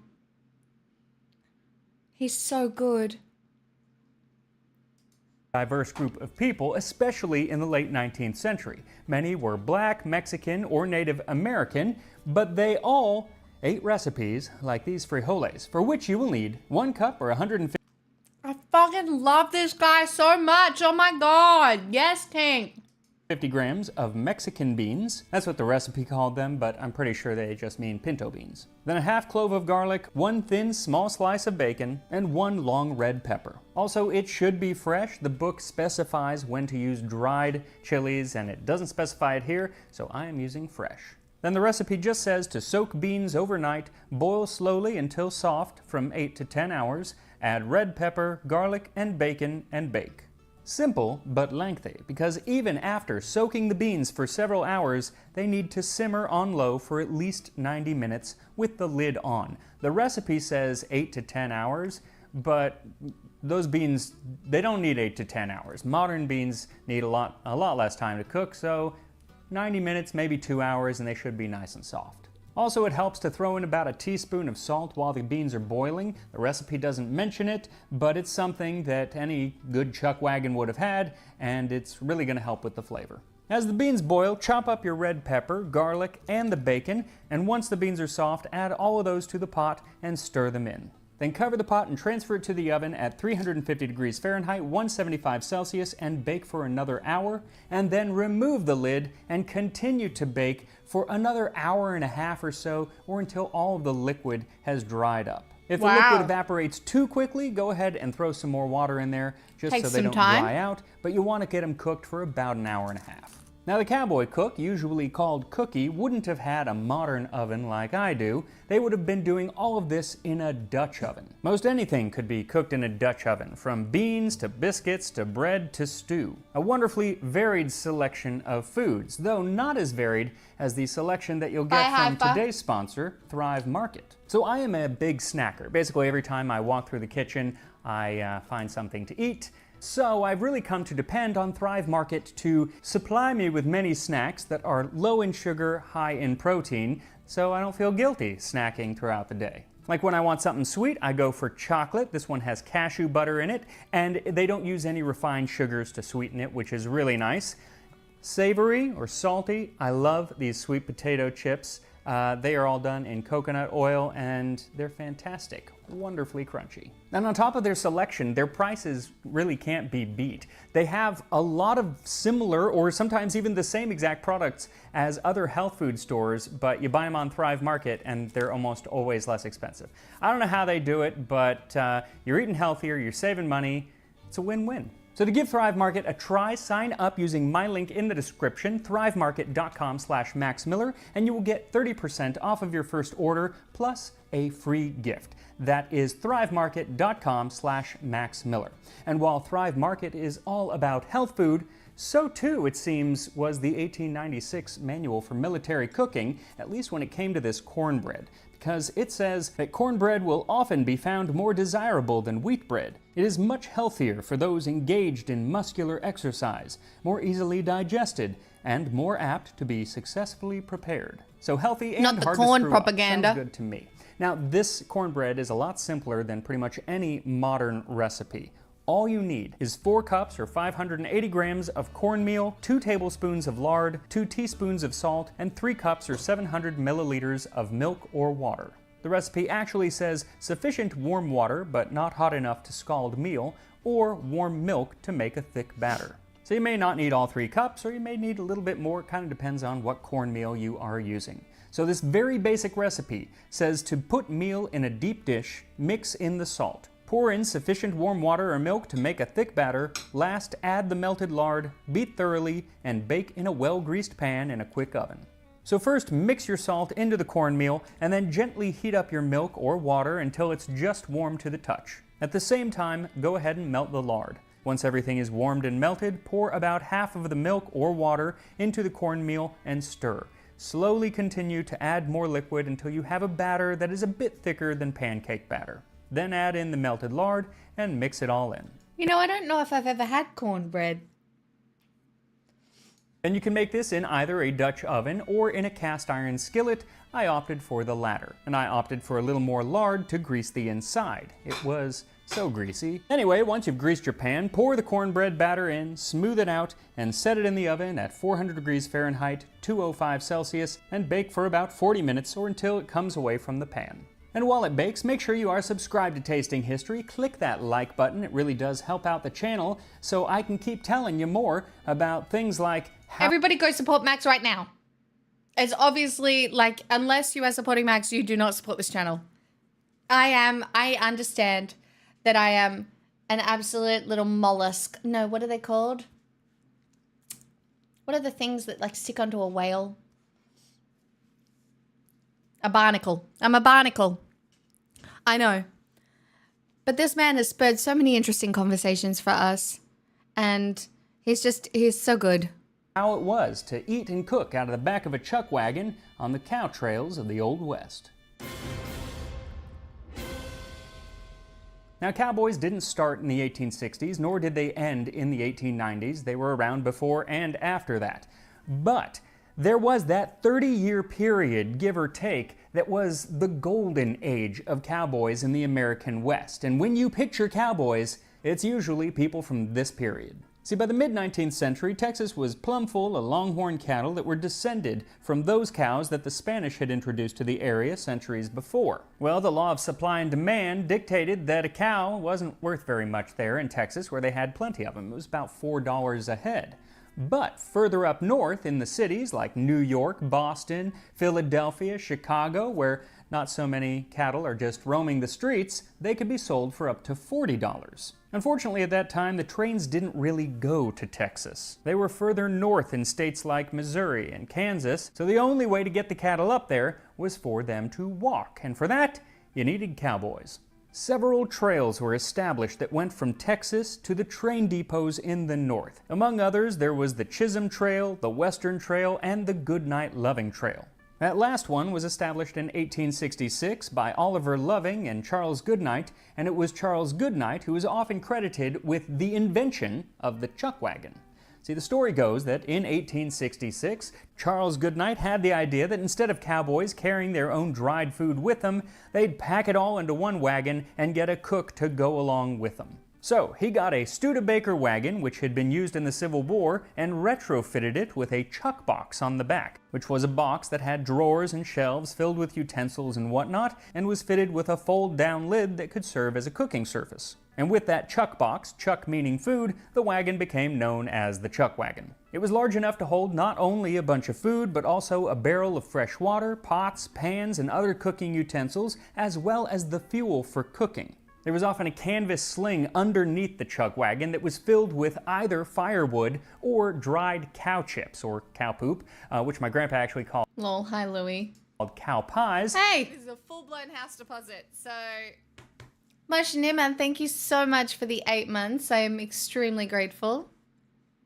And then that could be used as fuel. And they would call this sling a possum belly, which I love. It really paints a picture. Oliver Nelson, a former cowboy cook in the 1880s, described his chuck wagon on his first day of work. There was a board platform under the wagon to hold our dry salt bacon and a bacon box for cupboard and table. We had the usual supply of stuff at a through camp: coffee, flour, meal, bacon, salt, and soda. I suggested beans and dried apples, but was told there was plenty there if I'd find them. We had a coffee pot, 2 ovens, a fry pan, a bucket, 2 knives. My mum used to tell me that licorice was made out of cow poo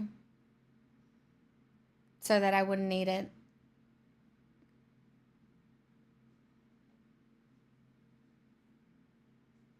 Knives, 1 fork, and 1 spoon. I suggested more knives and forks and a few more spoons, but was told it was no use. Most cooks were probably fairly clueless on their first day because they didn't usually come from a culinary background. Rather, they were just usually former cowboys who knew everything else about cowboying. And that's because... Also, chat, see the difference between this and AI? This doesn't feel like AI. The video before felt like AI. See how this doesn't feel like AI at all? And sure, like, it may have to do with the way it's being read, but you can also just tell in the way it's written, right? You aged out of being a cowboy around the age of 25 in many instances. Most cowboys were about 16 to 21. And a cowboy cook or cookie needed to know other things about being a cowboy because they weren't just a cook. They often had to help with the horses and navigation and other things like that. And they often were the dentist, the barber, the doctor, if need be, because none of the kids knew what they were doing. But cooking was definitely their main job. And one cowboy, Andy Adams, recalled, "To those of us who could find time to eat, our cook kept open house. Our foreman knew that a well-fed man can stand an incredible amount of hardship and appreciated the fact that on the trail, a good cook is a valuable asset." 2 meals a day were what they were usually expected to make, and they'd wake up really early, around 3 a.m., to get breakfast started so it would be ready for the boys when they all woke up.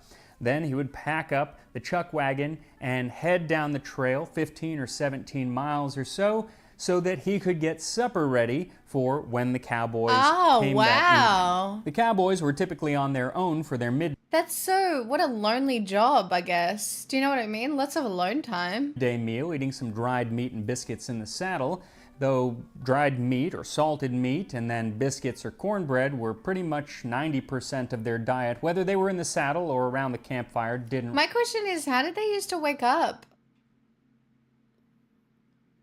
You know, did they have alarm clocks? I'm gonna guess, you know, did they just wake up in the middle of the night, look at the clock, and then just... Well, no, if you're waking up at 3 a.m., that's not a rooster time. Really matter. In 1874, it was written of cowboys from Texas. They would drink a bunch of water so they would have to pee. Huh. That cornbread, mast-fed bacon, and coffee constitute 9/10 of their diet. Occasionally, they have fresh beef, and less often, they have vegetables of any description. They do their own cooking in the... Guys, my dog is pissed off at me, and I have to figure out why first. Hold on. You need to go outside. What is it? Come on.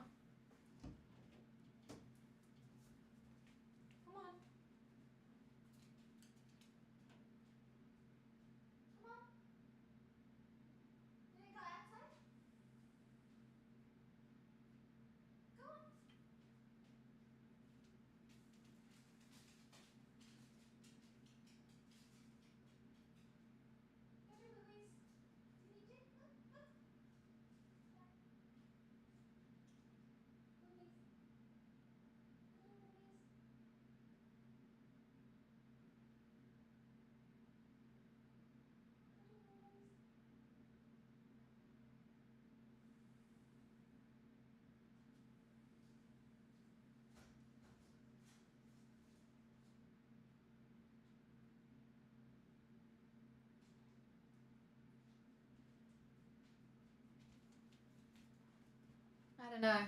I think it's the smell of the pie still.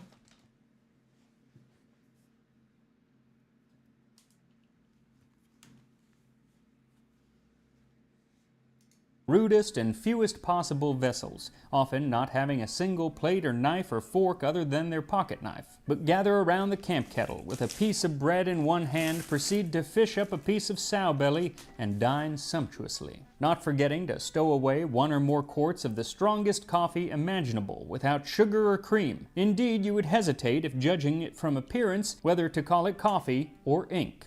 Of all the And coffee in America never recovered.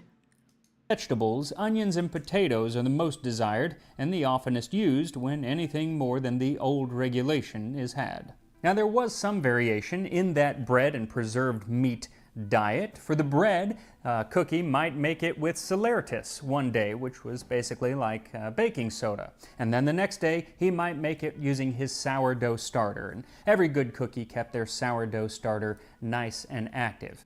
When it came to the meat, one day it might be salt pork, and the next day salt beef, or maybe some bacon or dried beef. There were lots of options. The coffee, on the other hand, that was pretty much the same thing every day, though the brand might change. Most famous was Arbuckle's coffee, but the preparation was pretty much always the same. Just a handful of grounds tossed into a pot of boiling water, and once the grounds sank to the bottom, it was ready to go.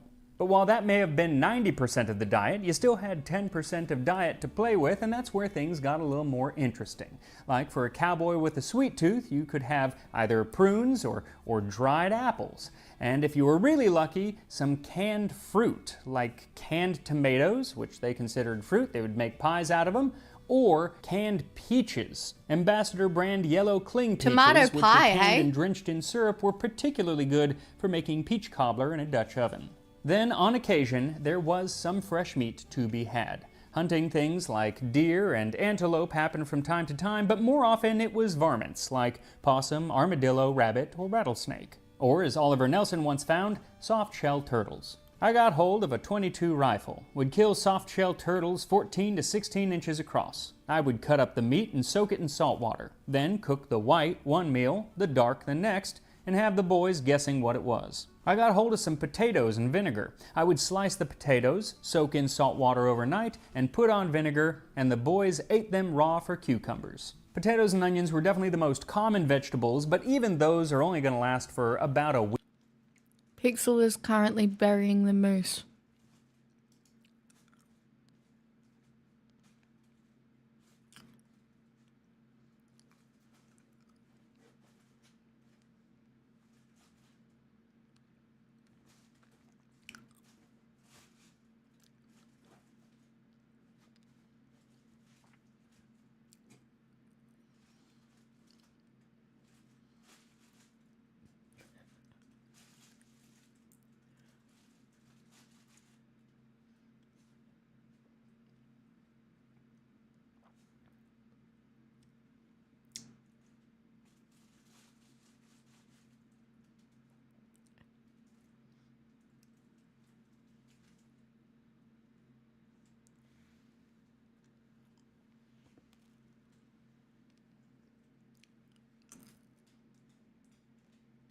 She's given up.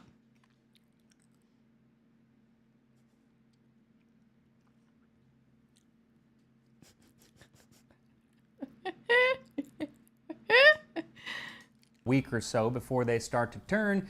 So if you wanted vegetables further down the trail, you were probably going to have to forage for some. And so wild onions and prickly pear, things like that were very common in the meals. Now, there was one source of fresh meat that was very plentiful. It was all around them pretty much all the time. It was even part of the cowboy's name. But slaughtering a cow for some ribeye steaks out on the trail was not often done. First off, the cows were not the property of the cowboys, and ranchers would surely look down upon their employees eating up all of their profits. But there were definitely plenty of times that they did get to slaughter a cow, usually if it was injured and it just wasn't going to be able to make it north anyway.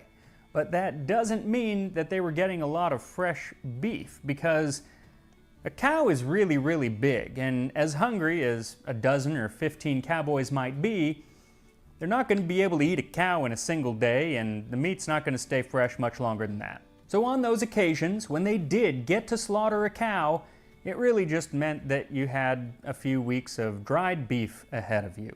On one occasion, when a cow went down at Oliver Nelson's camp, the boss hollered, "Cook, come jerk the beef." I went out and cut the meat in strips 3 inches wide and 1 inch thick. Then I stretched ropes from posts, hung the strips onto dry, and built a smudge to keep the flies off. We fried this jerk beef in tallow and ate it dry, but some cooks boiled it, thickened it with flour, and seasoned it with salt and plenty of pepper to make a dish called jowler, which was said to be awful fine. Though there were parts Interesting. of a cow which didn't really lend themselves It does look like a loan, doesn't it? to drying out and making jerky of, and that was organ meat. Things like the brains and liver and kidneys and lungs, and all of that could be gathered up on day one and made into something they called son of a bitch stew. And there was one other piece of fresh beef that could be had that didn't actually even require the slaughtering of the cow. See, the bull testicles, Don't also you say known as jork the oysters, beef. Oh my were God. unceremoniously taken from the poor bull to make them into a steer, something that that cook, Oliver Nelson, learned about on the job. I still didn't know everything about cow camp cooking. There was about 800 bulls with the through herd, 1, 2, and 3 years old. One day, Henry brought in a peck of clippings from the bullpen and poured them in my dishpan. I bawled him out and dumped them in the creek. When the boys sat down to supper, they said, "Henry, where's the oysters?" I came near getting into trouble. I said, "Fellers, I've never heard of eating such. I thought Henry was putting up a job on me. I'll cook anything you'll bring in to eat, only let me Oh, in not on the it." oysters. There was some sour talk, but we ate our bacon for supper.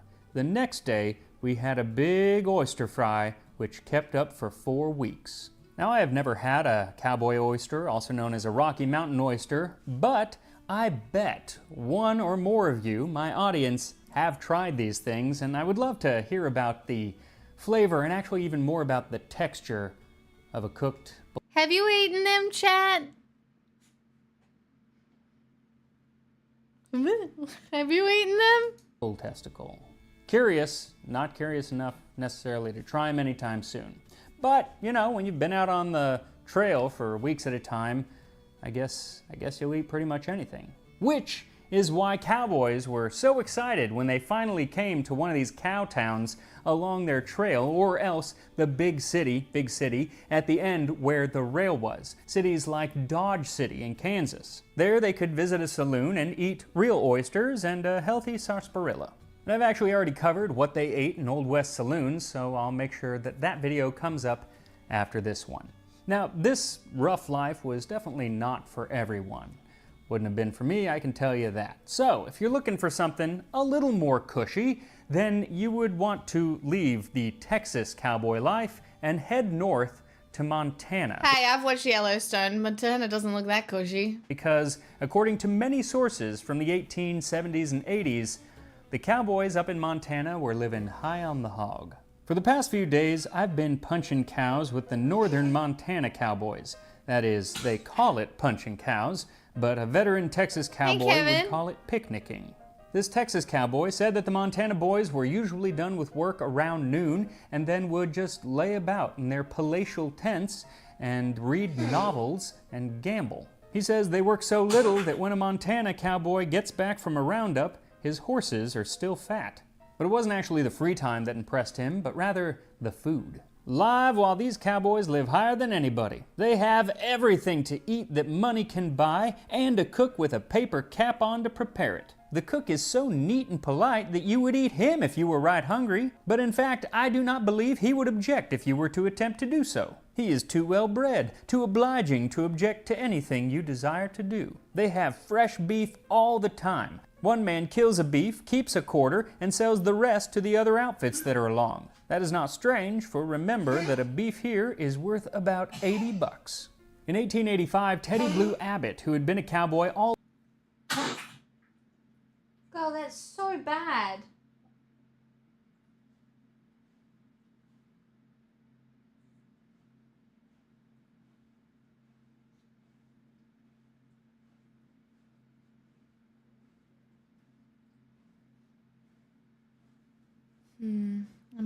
I might do the humidifier tonight. I think the air is just really dry.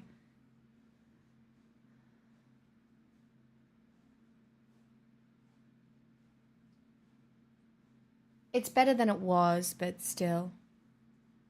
All over the West, worked a stint at the McGinnis Roundup at the DHS Ranch in Montana, and he was enamored with the food. I'd never seen such wonderful grub as they had at the DHS. They had canned tomatoes all the time, canned peaches even, while dried apples and prunes were the best you ever got in most cow outfits, and you were lucky to get those. In Texas, you wouldn't have got them. Those Texas outfits sure hated to give up on the grub. We had a Texas fellow repping with us on that roundup eating with our wagon. The first day he was there, we had hot cakes for breakfast, bread for dinner, and hot biscuits for supper. Wow, and that's a when lot of he saw the carbs. cook handing out the plate of biscuits, his eyes opened and he said, "Jesus Christ, do you fellas have white bread 3 times a day?" That was the reason so many of the southern cowpunchers stayed in the north in spite of almost freezing to death.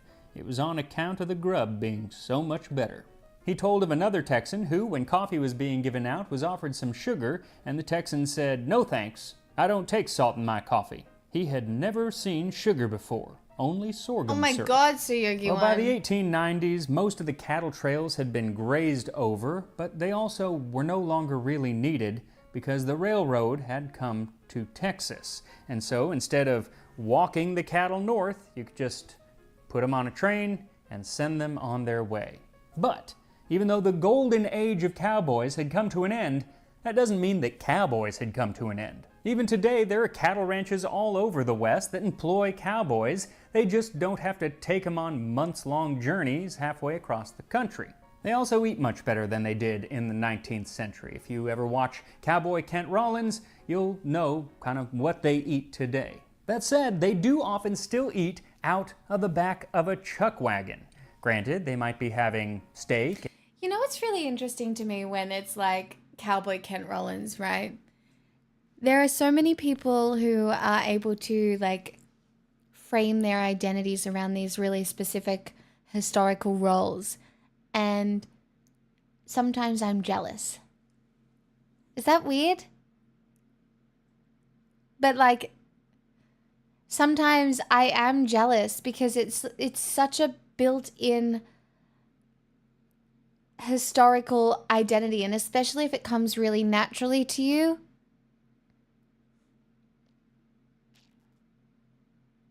It's just, you know, it's just it's pre-made, but like it's oftentimes not like that for women forlorn, because, you know, with women, yes, there is being a mother, and other things as well, but a lot of that didn't come out of choice.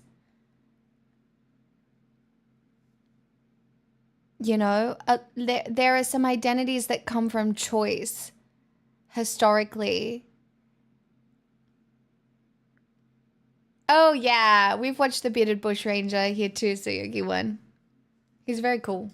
And breakfast burritos, but once in a while, they still will sit down to nothing more than a plate of beans and cornbread, like the kind that I'm about to sit down to right now. And here we are, beans and cornbread from a 19th century cowboy chuck wagon. So let's first just try some of this cornbread. Now, as you can see, Quite dense. it is far more compact than most any modern cornbread that you would have. Now, a lot of times today they'll sweeten cornbread, but even in the non-sweetened kinds, they usually will add some baking soda or something to give it some lift, because this is nothing. But here we go. It smells good, though. Yeah. Yep. Pretty darn dense. I mean, flavorful. Be filling. But dense. Hopefully it'll go well with the beans that will soften it up a little bit. Yeah. Let me just try some of the beans.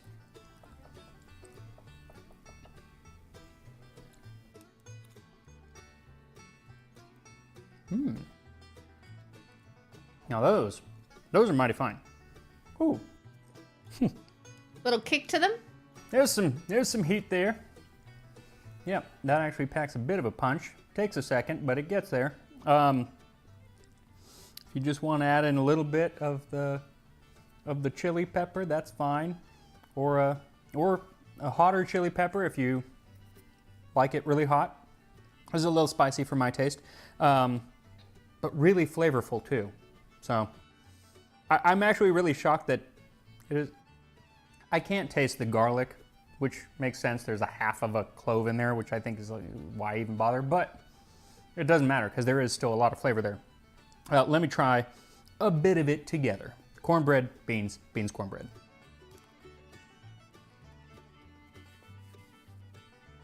That's the way to do it. Mm-hmm.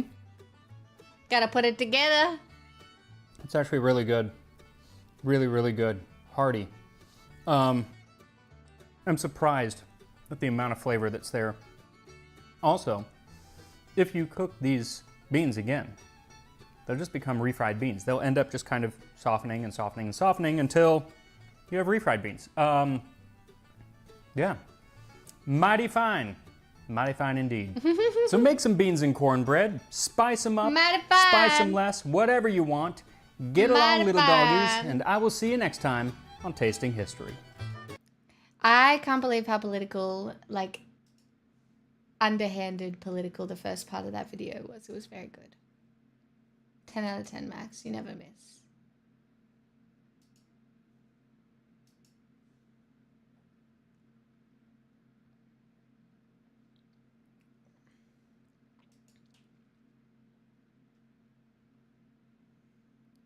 Oh, that's interesting, Suyogi one. I don't think I've ever done that.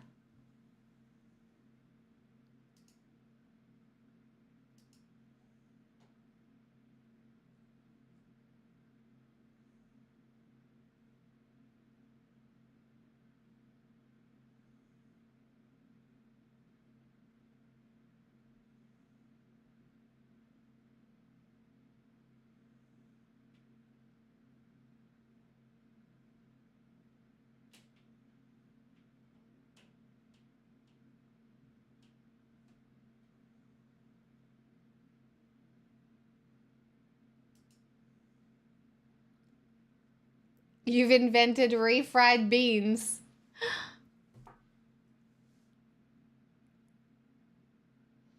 It's weird to me how popular the 1850 to 1900 of the American West has become.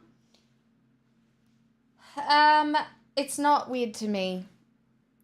There is a particular freedom associated with a place being a frontier, you know?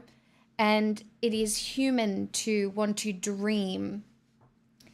And as capitalism becomes suffocating and less of a frontier for people who might consider themselves kind of salt of the earth, you find yourself longing for the opportunities where that could have been your path. And so I don't know if it's like necessarily, you know, it's bad politics or anything like that. And like, yeah, it could also be conservative propaganda. But I think it has a lot to do with appealing to people's psychology and the idea that you can shape your own destiny. It's the American dream, right? It's the Western dream. It's the human dream where you get to just live and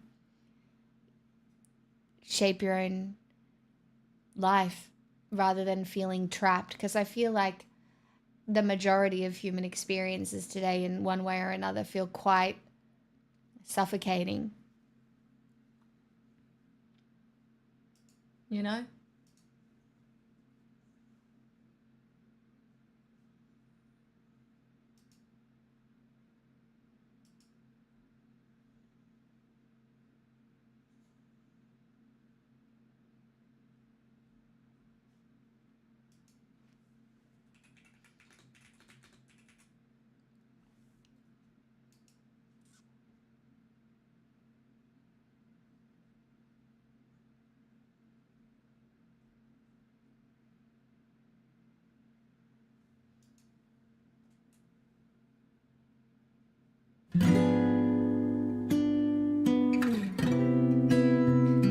For you I was a flame.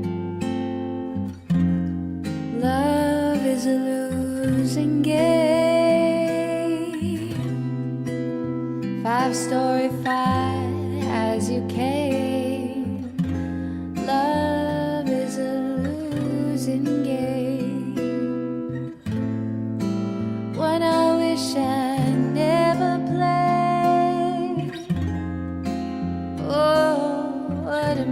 remain. And now the final frame. Love is a losing game.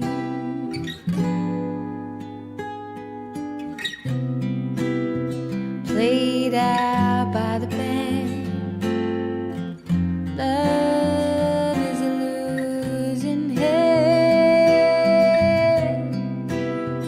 More than I could stand. Love is a losing hand. Self-professed profile till the chips are down. Though you're a gambling man, love is a losing man. Love, I battle blind. Love is a fair result. Memories, my love is a fair result. Overviewed islands, laughed at by the gods. And now the final frame. Love is a losing game.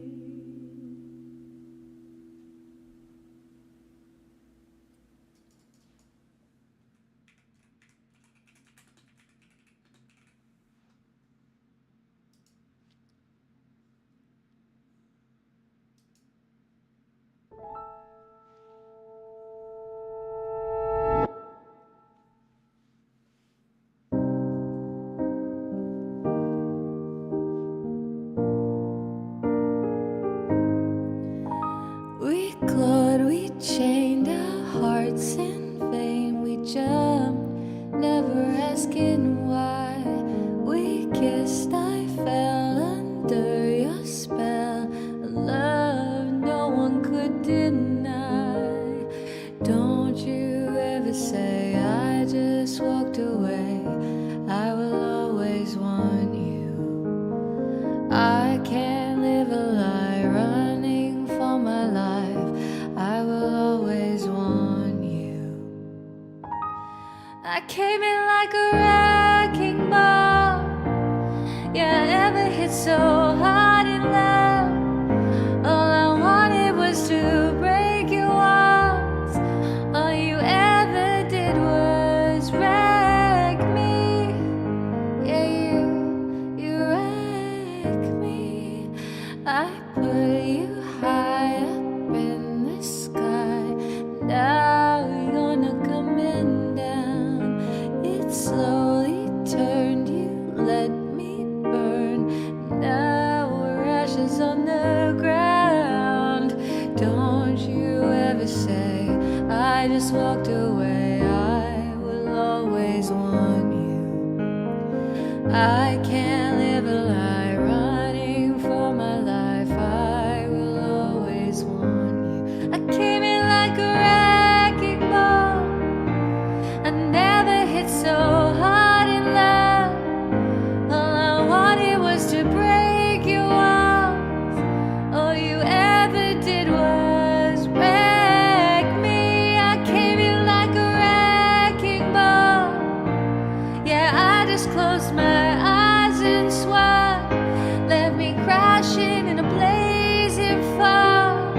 All you ever did was wreck me.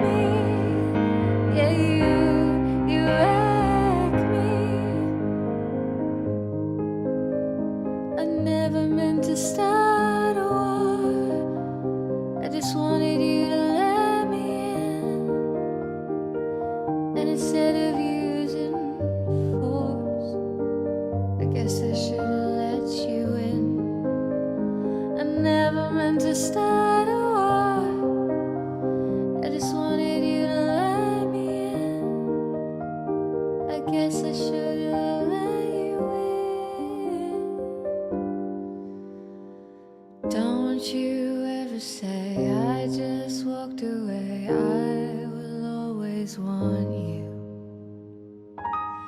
I came in like a wrecking ball. I never hit so hard in love. All I wanted was to break your walls. All you ever did was wreck me. I came in like a wrecking ball. Yeah, I just closed my eyes and swore. Left me crashing in a blazing fall. All you ever did was wreck me. Yeah, you wrecked me. Yeah, you wrecked me.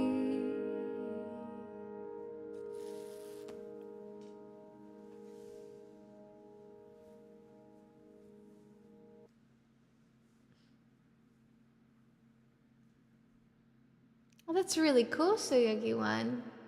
Awesome.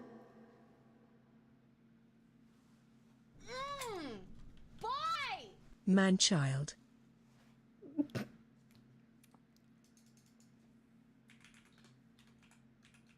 Lemo.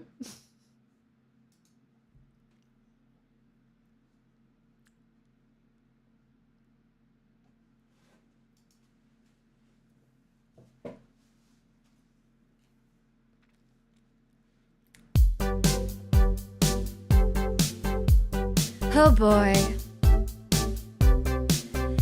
You said your phone was broken, just forgot to charge it. All outfit you're wearing, God, I hope it's ironic. Did you just say you finished? Didn't know that we started. It's all just so familiar, baby. What do you call it? Stupid? Or is it slow? Maybe it's useless. But there's a cuter word for it. I know. Man-child, why you always coming running to me? Fuck my life. Will you let an innocent woman be? Never heard of self-care. Half your brain just ain't there. Man-child,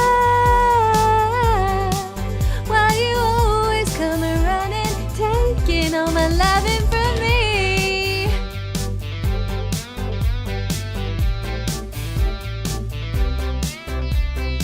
Why so sexy if so dumb? And how survive the earth so long? If I'm not there, it won't get done. I choose to blame your mom. Man-child, why you always coming running to me? Fuck my life. Will you let an innocent woman be? Never heard of self-care. Have your brain just ain't there. Man-child, why you always coming running, taking? Oh, I like my boys playing hard to get, and I like my men all incompetent, and I swear they choose me, I'm not choosing them. Amen. Amen. Oh, I like my boys playing hard to get, and I like my men all incompetent, and I swear they choose me, I'm not choosing them. Amen. Amen. Man-child, why you always coming running at me? Fuck my life. Will you let an innocent woman be? Oh, I like my boys playing hard to get, and I like my men all incompetent, and I swear they choose me, I'm not choosing them. Amen. Amen.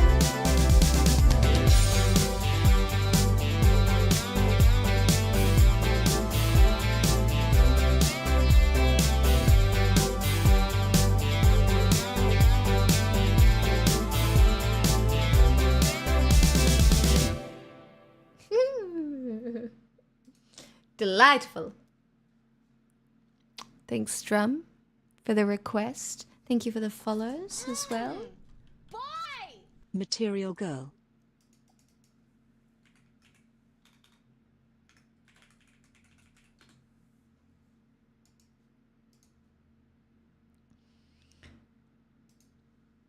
A classic.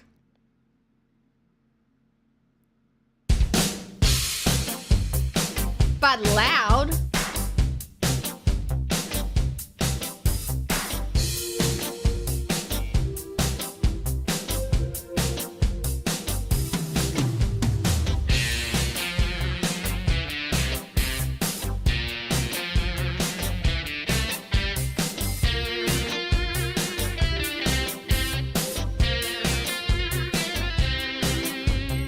Some boys kiss me, some boys hug me. I think they're okay.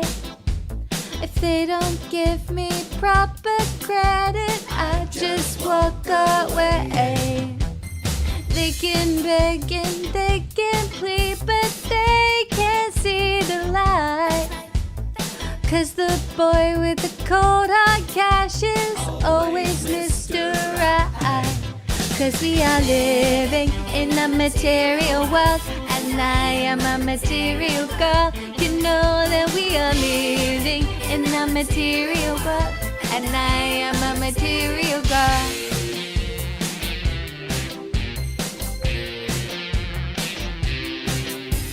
Some boys romance, some boys slow dance, that's alright with me. If they can't raise my interest, then I have to let them be. Some boys try and some boys lie, but I don't let them play. Only boys that save their pennies make my rainy day. 'Cause we are living in a material world, and I am a material girl. You know that we are living in a material world, and I am a material girl.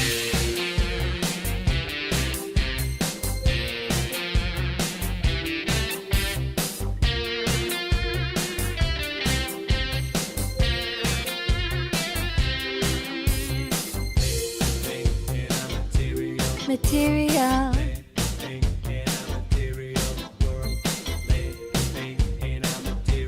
Material. Boys may come and boys may go, but that's alright, you see. Experience has made me rich, and now they're after me. Living in a material world, and I am a material girl. You know that we are living in a material world, and I am a material girl. In a material world, and I am a material girl. You know that we are living in a material world, and I am a material girl.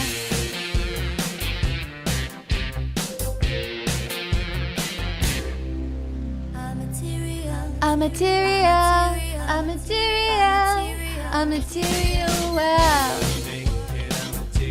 Material. Material.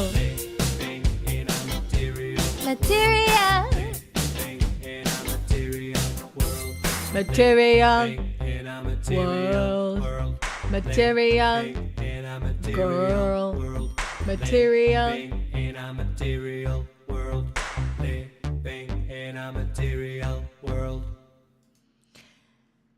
Tiny, what I hear you saying, oh, I didn't have reverb on that whole time. I suck. What? I'm the worst streamer ever.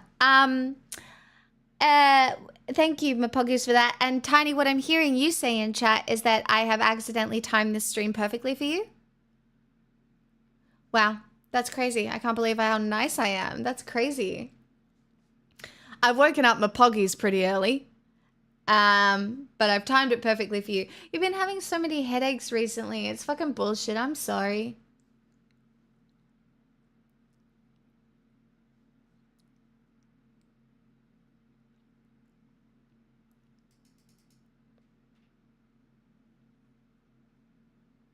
To be fair, I was turning and tossing, not quite sleeping, so I've done you a favor as well. God, I'm a gift. You want to hear something wild? Sure fucking do. Yeah, no, I already know this about Maddie Healy being the asparagus. Yeah. He would turn into a piece of asparagus, and then she was like, because that's what a piece of asparagus looks like. I know. I'm so many steps ahead of you. I too would dream of Maddie Healy turning into asparagus and then having a snack on his face. I don't know, chat. Maddie Healy, a problem, but still kind of hot.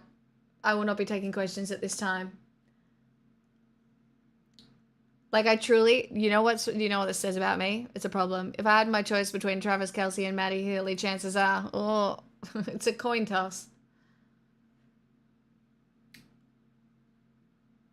It's a coin toss. And that's a problem, you know?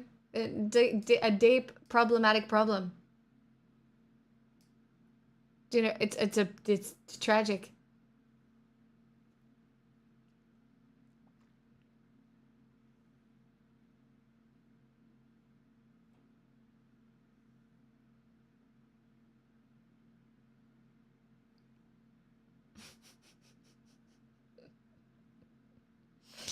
Maybe he really is an asparagus dreaming he is Maddie Healy. Could be. That's an easy Travis for me. Yeah.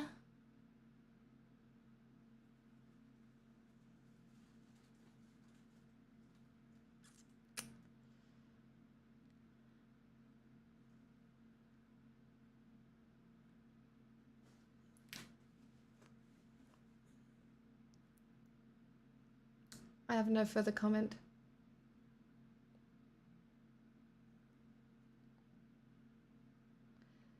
Travis too, I like sweet people. I like fictional mean women. But if S woman was mean to me, I would cry. Yeah, that's so valid.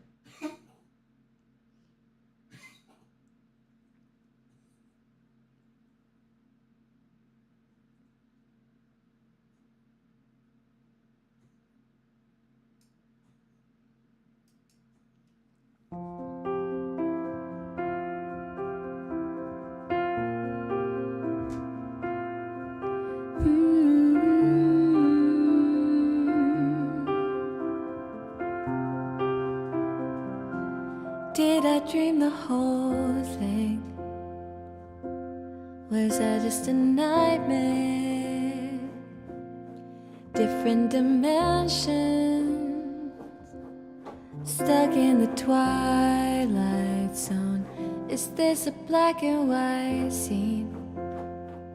If so, then I'm in the gray one. Pixel. Hope you win for best actor, 'cause I had you completely wrong. Does she know you're not who you say you are? 'Cause I might give her a call. Or is I just not me at all? And it's not like I'm still not over you. It's so strange, this I never do. Not that I'll miss you, I don't. Sometimes I just can't believe you happened. It's not like I'd ever change a thing, 'cause I'm right here where I'm meant to be. Not that I call you, I won't. Sometimes I just can't believe you happened. Were we just mistaken? Disguised our intentions. Honest was a masquerade. Why do I still protect you? Pretend these songs aren't about you. Oh, this might be the last one, 'cause I'm not fooling anyone. Does she know you're not who you say you are? 'Cause I might give her a call.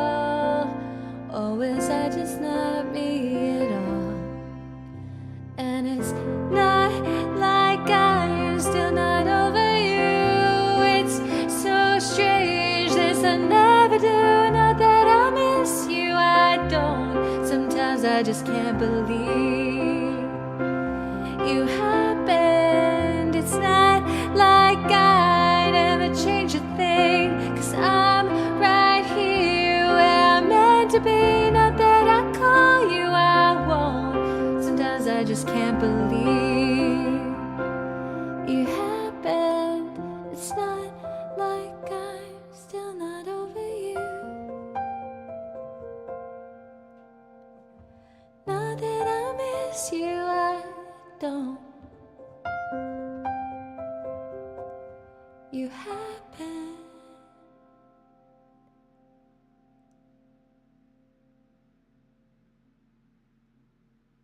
Thanks for the roses, you guys. Ooh. Dance me to the end of love. Feel like it's been a while for this one.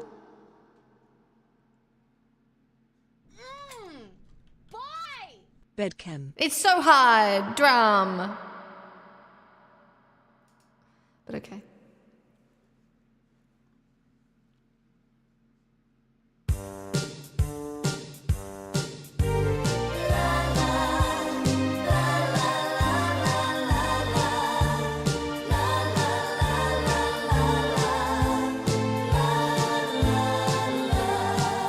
That's $1,000 drum.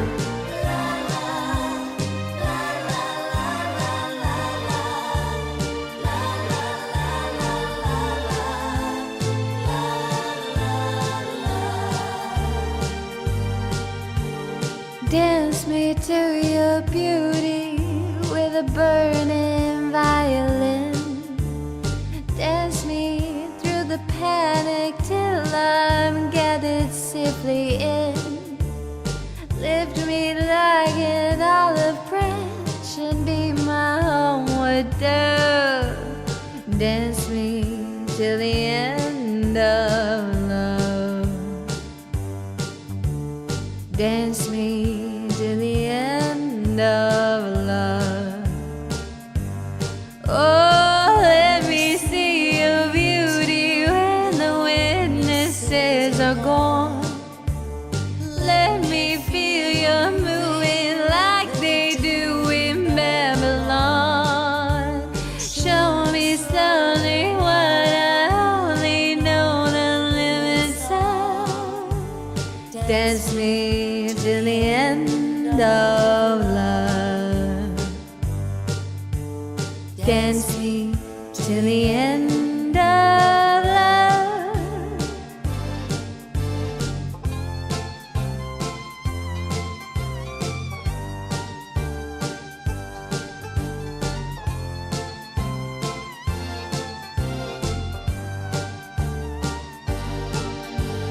Dance me to the wedding day. Well, dance me on and on. Dance me very tenderly and dance me very long. We're both of us beneath the love. We're both of us above. Dance me to the end of love. Dance me till the end of love. Dance me to the children who are asking to be born. Dance me through the curtains that our kisses have withdrawn. Raise a tenor, shout it out, though every thread is torn. Dance me to the end of love.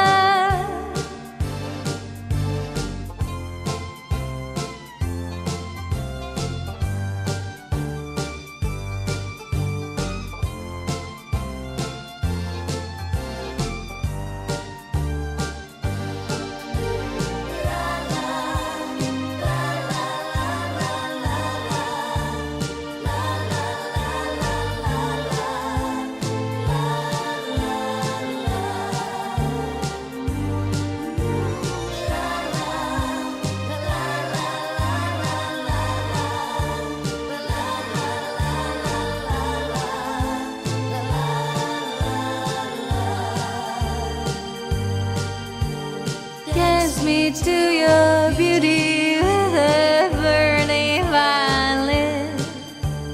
Dance me through the panic till I'm gathered safely in. Touch me with your naked hand and touch me with your glove. Dance me to the end of love. Dance me to the end of love. Dance me to the end of love.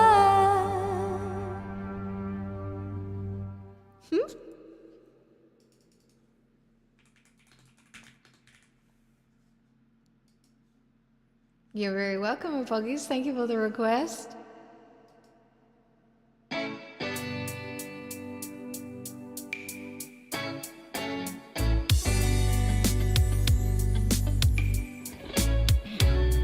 I was in a sheer dress the day that we met. We were both in a rush. We talked for a sec. You friended me up so we could connect. And what are the odds? You sent me a text, and now the next thing I know, I'm like, manifest that you're oversized, out of crest, got me scrolling like out of breath, got me going like, ooh. You're so cute, boy, with the white jacket and the thick accent, like, maybe it's all in my head, but I bet we'd have really good bed count. How you pick me up, just makes sense. How you talk so sweet when you do bad things, that's bad count. How you looking at me, loving some more sense. Are you free next week? I bet we'd have really good. Come right on me, I mean camaraderie. Said you're not in my time zone, but you ought to be. Where art thou? Why not upon me? See it in my mind, let's fulfill the prophecy. He's the cute boy with the wide blue eyes and the big bad light. I know it sounded a bit redundant, but I bet we'd have really good bed count. How you baby, I'm moving up to the round and it just makes sense. How you talk so sweet when you do bad things, that's bad count. How you looking at me, I know what having some more sense. Are you free next week? I bet we'd have really good. And I bet we both arrive at the same time. And I bet the thermostat set at 6'9". And I bet it's even better than in my head. And you baby, I'm moving up, I know it just makes sense. And you talk so sweet when you do bad things, that's bad count. And you looking at me, I know things that I'm obsessed. Are you free next week? I bet we'd have really good. No.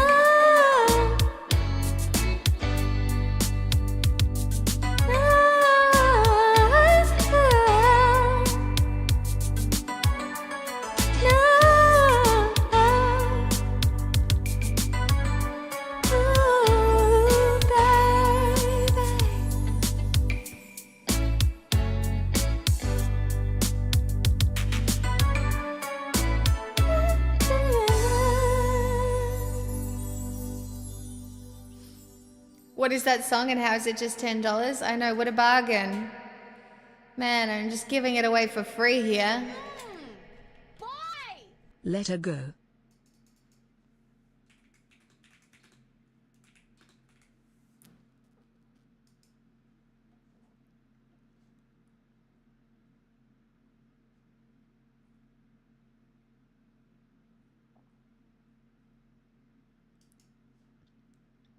Drastic mood change.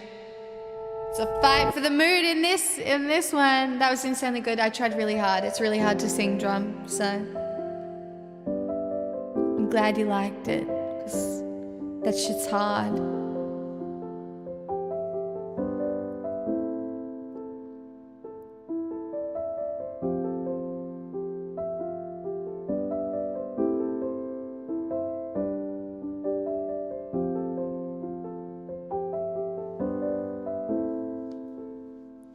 Well, you only need the light when it's burning low. Only miss the sun when it starts to snow. Only know you love her when you let her go. Only know you've been high when you're feeling low. Only hate the road when you're missing home. Only know you love her when you let her go. And you let her go.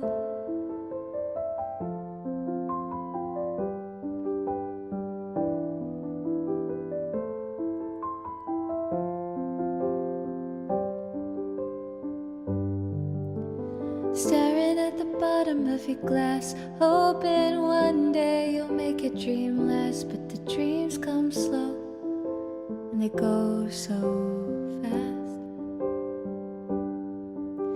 You see it when you close your eyes. Maybe one day you'll understand why everything you touch surely dies.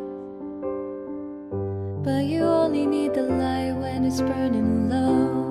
Only miss the sun when it starts to snow. Only know you love her when you let her go. Only know you've been high when you're feeling low. Only hate the road when you're missing home. Only know you love her when you let her go.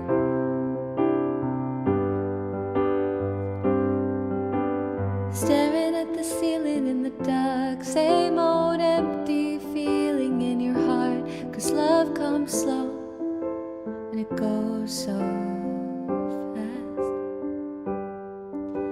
We see you when you fall asleep, but never to touch and never to keep. You loved her too much and you dive too deep. Well, you only need the light when it's burning low. Only miss the sun when it starts to snow. Only know you love her when you let her go. Only know you've been high when you're feeling low. Only hate the road when you're missing home. Only know you love her when you let her go. And you let her go.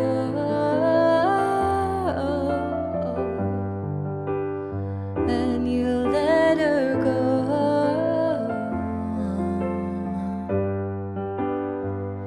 Oh, you let her go.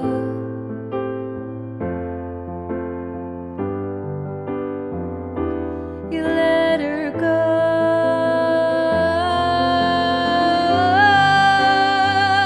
'Cause you only need the light when it's burning low. Only miss the sun when it starts to snow. Only know you love her when you let her go. Only know you've been high when you're feeling low. Only miss the road when you're missing home. Only know you love her when you let her go. 'Cause you only need the light when it's burning low. Only miss the sun when it starts to snow. Only know you love her when you let her go. Only know you've been high when you're feeling low. Only hate the road when you're missing home. Only know you love her when you let her go.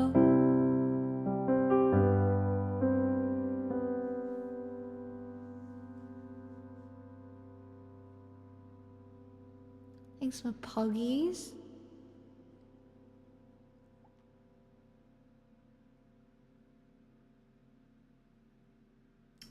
Also, thank you for the follow. Welcome. Welcome on in. Anybody else who has just joined us this evening, happy Thursday. I hope you're doing okay.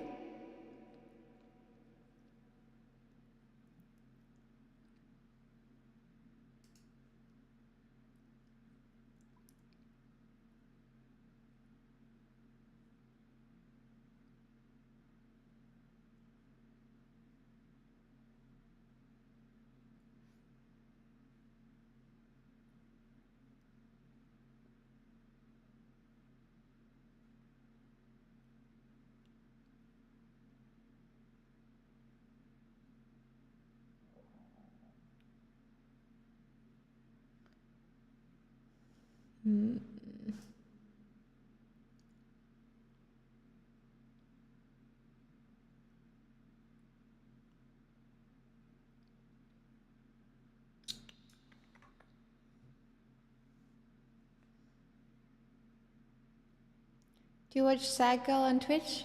I don't really watch anybody on Twitch too much anymore.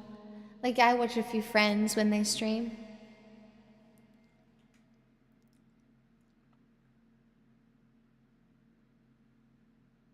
I used to watch a lot more than I do.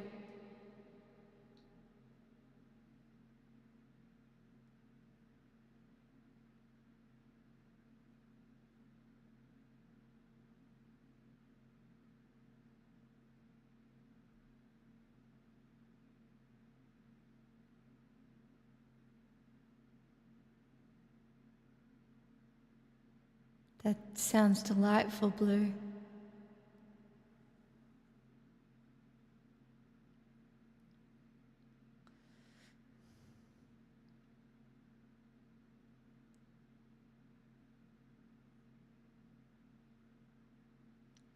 Drinks? That sounds delightful. I might make a martini. Or maybe I want a whiskey. It's cold. I will contemplate this while singing the next song. The other woman has time to manicure her nails. The other woman is perfect where her rival fails. And she's never seen with pink curls in her hair anywhere. The other woman enchants her clothes with French perfume. The other woman keeps fresh cut flowers in each room. There are never toys left scattered everywhere. And when a old man comes to call, he finds her waiting like a lonesome queen. 'Cause to be by her side,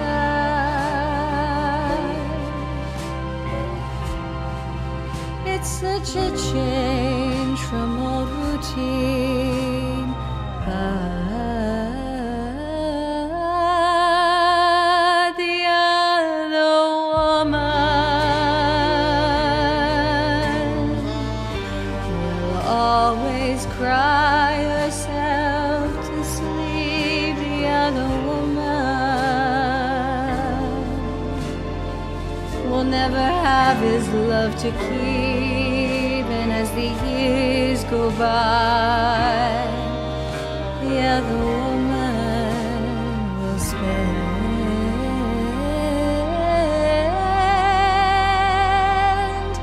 her life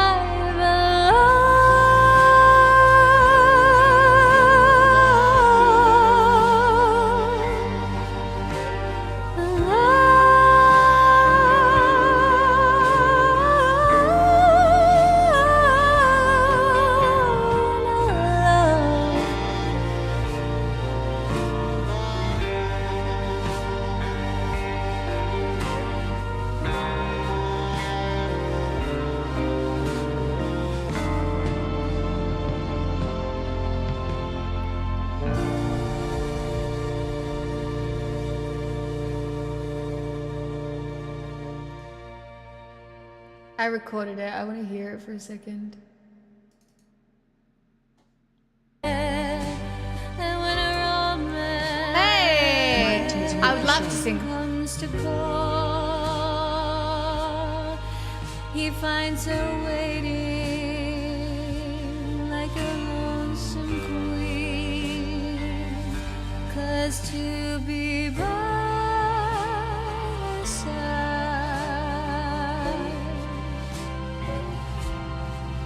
it's such a change from old routine. But the other woman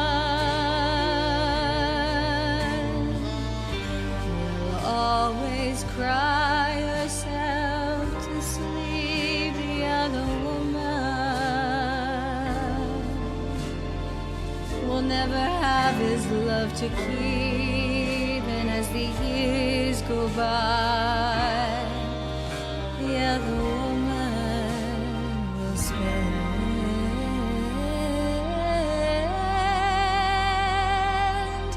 her life alone.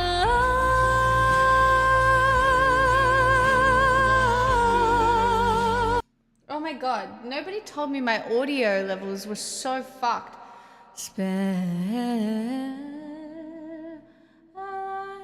alone.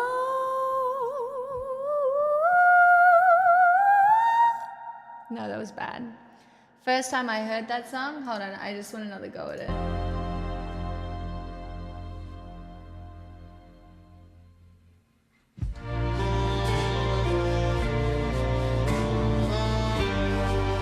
I don't know where I'm at to.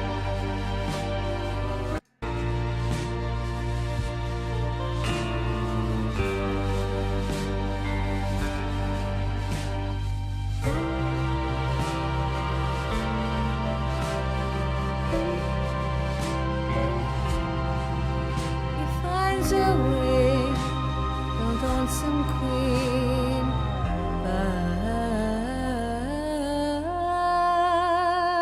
the other woman will always cry herself to sleep. The other woman will never have his love to keep. And as the years go by, the other woman will spend her life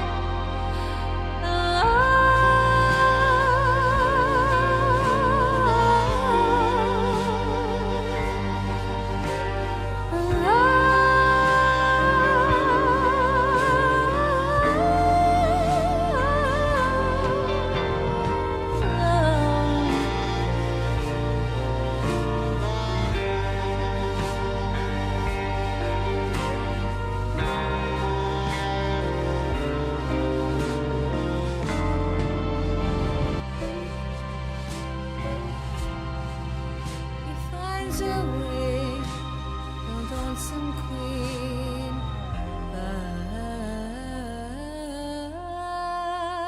So flat. the other woman will always cry herself to sleep. The other woman will never have his love to keep, and as the years go by, the other woman will spend her life alone.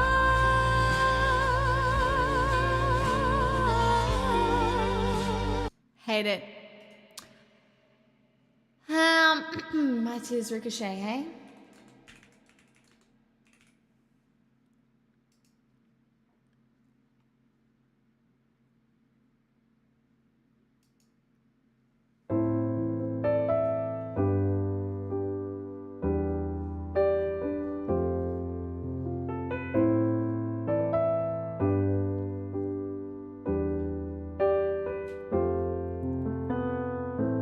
We gather here, we line up, weeping in a sunlit room. And if I'm on fire, you'll be made of ashes too.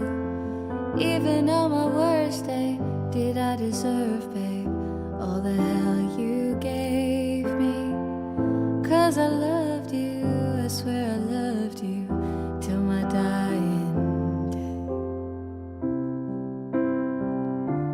I didn't have it in myself to go with grace, and you're the hero flying around saving face. And if I'm dead to you, why are you at the wake, cursing my name, wishing I stayed? Look at how my tears ricochet.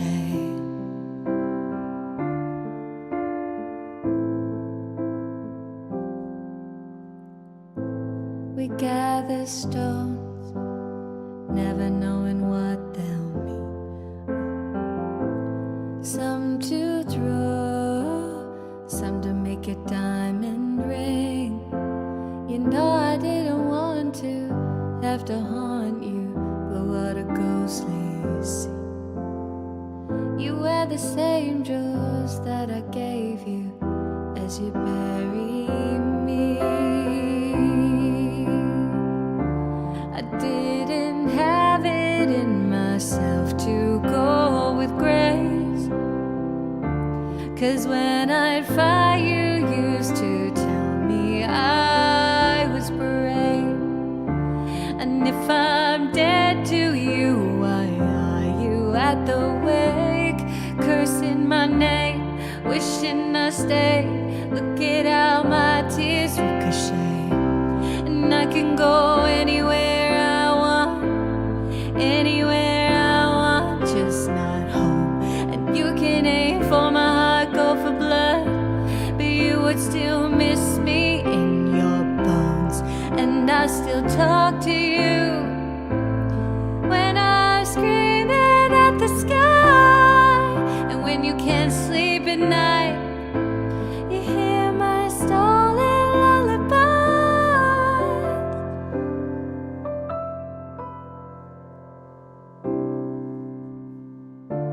I didn't have it in myself to go with grace, and so the battleships will sink beneath the waves.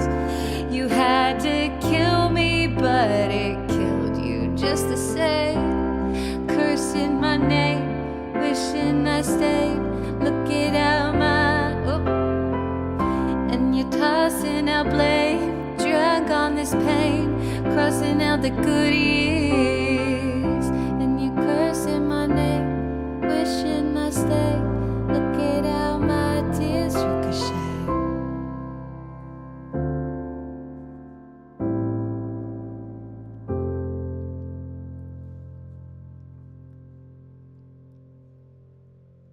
Thanks, my poggies.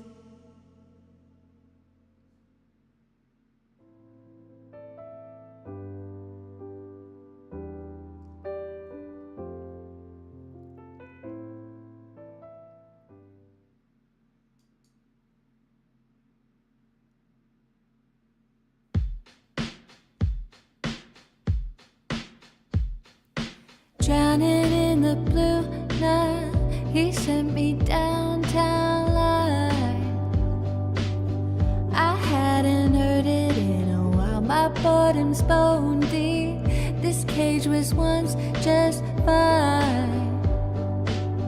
Am I allowed to cry?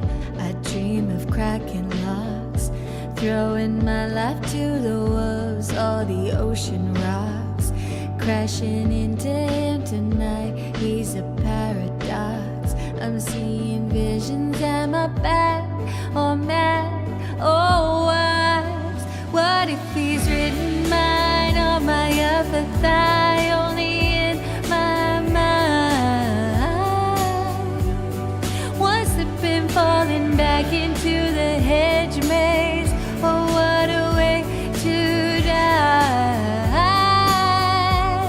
I keep recalling things we never did. A messy top lip kiss, how I long for our tryst without ever touching his skin. How can I be guilty as sin? I keep these longings locked in lower case inside of all. Someone told me there's no such thing as bad thoughts, only your actions talk. These fatal fantasies, giving way to labored breath, taking all of me. We've already done it in my head. If it's make believe, why does it feel like a vow? We're both apart. hold somehow. What if he's written mine on my upper thigh, only in my mind? One slip and falling back into the hedge maze. Oh, what a way to die. My bed sheets are a place I scream his name, building up like waves crashing over my grave. Without ever touching his skin, how can I be guilty as sin? What if I roll the stone away? They're gonna crucify me anyway. What if the way you hold me is actually what's holy? If long-suffering propriety is what they want from me, they don't know how you've haunted me so stunningly. I choose you and me religiously. What if he's written mine on my upper thigh, only in my mind? One slip and falling back into the hedge maze. Oh, what a way to die. I keep recalling things we never did. A messy top lip kiss, how I long for our tryst. Without ever touching his skin, how can I be guilty of sin?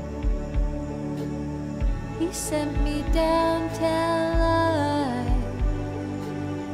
I hadn't heard it in a while.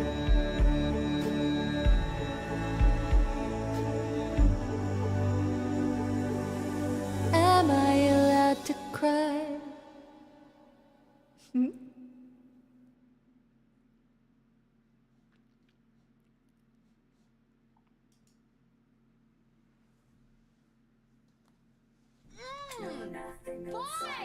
Chloe or Sam or It was Sophia the Marcus. best of times, the worst of crimes. I struck a match and blew your mind, but I didn't mean it. You didn't see it. The ties were black, the lies were white, the shades of gray and candlelight. I wanted to Keep leave the amazing him. third space vibes I going. needed a reason. X marks the spot where we fell apart. You poisoned the well, I was lying to myself. Knew it from the first old fashioned, we were cursed. We never had a shotgun shot in the dark. You were driving in the getaway car. We were flying, but we never get far. Don't pretend it's such a mystery. Think about the place where you first met me. Riding in a getaway car. There were sirens in the beat of your heart. Should've known I'd be the first to leave. Think about the place where you first met me. In a getaway car. No, they never get far. No, nothing good starts in a getaway car. It was the great escape, the prison break, the light of freedom on my face. But you weren't thinking, and I was just drinking. He was running after us, I was screaming, go, go, go. But with the three of us, honey, it's a sideshow. And a circus ain't a love story. And now we're both sorry, we're both sorry. X marks the spot where we fell apart. You poisoned the well, every man for himself. I knew it from the first old fashioned, we were cursed. It hit you like a shotgun shot in the dark. We were driving in the getaway car. We were flying, but we never get far. Don't pretend it's such a mystery. Think about the place where you first met me. Riding in the getaway car. There were sirens in the beat of your heart. Should've known I'd be the first to leave. Think about the place where you first met me. In a getaway car. No, they never get far. No, nothing good starts in a getaway car. We were Jessie, Bonnie and Clyde, oh, until I switched to the other side, to the other side. It's no surprise I turned you in. 'cause us traitors never win. In a getaway car, I left you in a motel bar, put the money in a bag and I stole the keys. That was the last time you ever saw me driving the getaway car. We were flying, but we never get far. Don't pretend it's such a mystery. Think about the place where you first met me. Riding in the getaway car, there were sirens to the beat of your heart. Should've known I'd be the first to leave. Think about the place where you first met me. In a getaway car, no, they never get far. No, nothing good starts in a getaway car.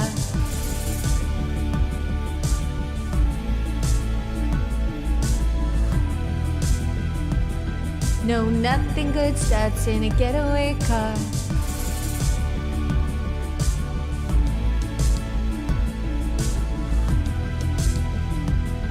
No, nothing good starts in a getaway car.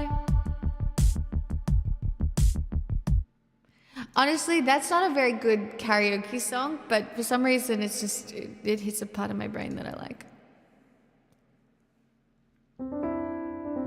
Your hologram stumbled into my apartment, hands in the hair of somebody in darkness, named Chloe or Sam or Sophia or Marcus, and I just watched it happen. The decade would play us for fools, and you saw my bones out with somebody new who seemed like he would have bullied you in school, and you just watched it happen. If you wanna break my cold, cold heart, just say I loved you the way that you were. If you wanna tear my world apart, just say you always wondered. Hi Erica, thank you for the raid. You said some things that I can't unabsorb. You turned me into an idea of sorts. You needed me, but you needed drugs more, and I couldn't watch it happen. I changed into goddesses, villains and fools, changed plans and lovers and outfits and rules, all to outrun my desertion of you, and you just watched it. If you wanna break my cold, cold heart, just say I loved you the way that you were. If you wanna tear my world apart, just say you always wonder. If the glint in my eye traced the depths of your side down that passage in time, back to the moment I crashed into you like so many wrecks do, too impaired by my youth to know what to do. So if I sell my apartment and you have some kids with some internet starlet, will that make your memory fade from this scarlet moon? Like it never happened. Only Could it happy be when it enough rains, just to float please. in your orbit? Can we watch our phantoms like watching wild horses? Cooler in theory, but not if you force it to be. It just didn't happen. So if you wanna break my cold, cold heart, say you loved me.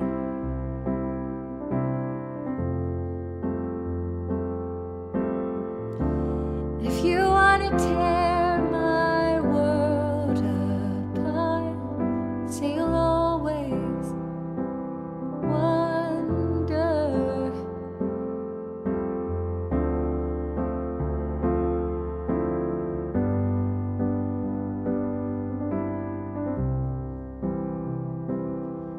Cause I wonder, will I always wonder? Will I always wonder?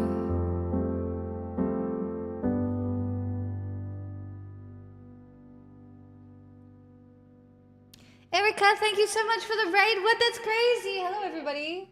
Welcome. I hope you had the best stream. My goodness. Welcome on in. I hope you are so well. Oh, you're so nice. Stop. I think about that. I think the same thing every time I watch your stream. I'm not even kidding. Crazy. I'll do this and then I'll throw in happy when it rains. I feel like I know this, but I don't know it. Yeah, I don't know it, but I do kind of know it. No, get some sleep. Thank you so much for the raid.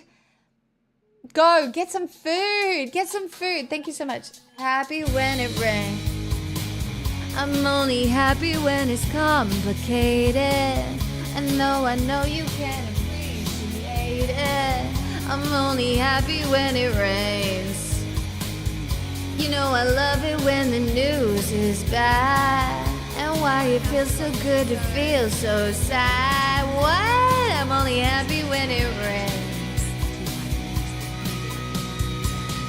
Pour your misery down. Pour your misery down on me. Pour your misery down. Pour your misery down on me. I'm only happy when it rains. I feel good when things are going wrong. I only listen to the sad, sad songs. I'm only happy when it rains. I know this.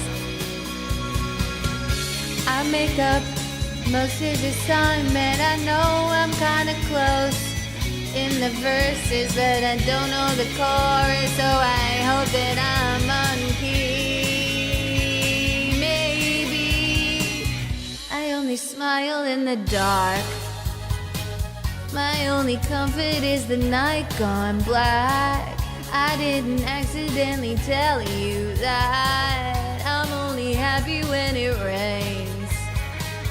You'll get the message by the time I'm through. When I complain about me and you, I'm only happy when it rains. Pour your misery down. Pour your misery down on me. Pour your misery down. Pour your misery down on me. Pour your misery down. Pour your misery down on me. Pour your misery down. Pour your misery. You can't keep me company as long as you don't care. I'm only happy when it rains. You wanna hear about my new obsession? I'm riding high upon a deep depression. I'm only happy when it rains. I'm only happy when it rains. I'm only happy when it rains.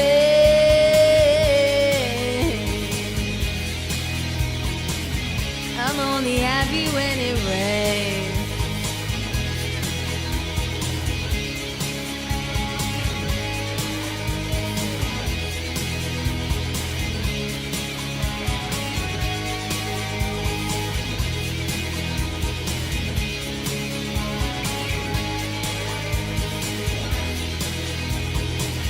I'm only happy when it rains.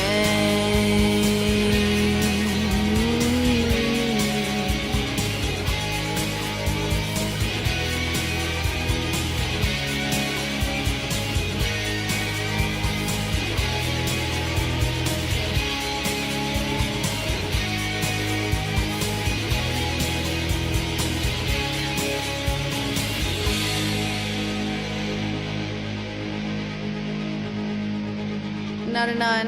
Thank you so much for that request. And you guys, thank you for the 21 months. Not that new anymore, hey.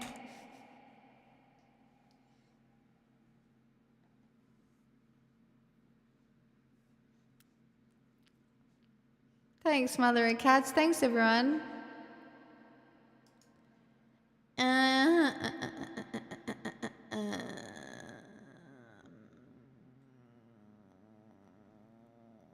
What did I say I'd do? Some Amy.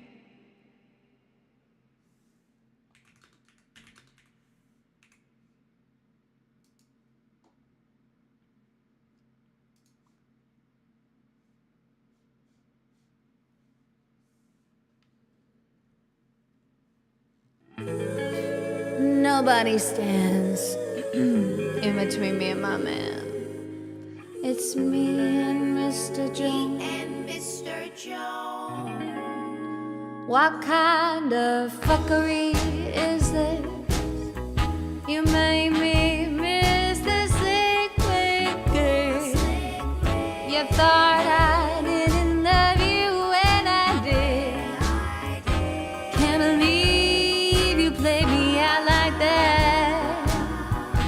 No, you ain't worth guest list. Plus one of all them girls you can't keep lying to yourself like this. Can't believe you played yourself like this.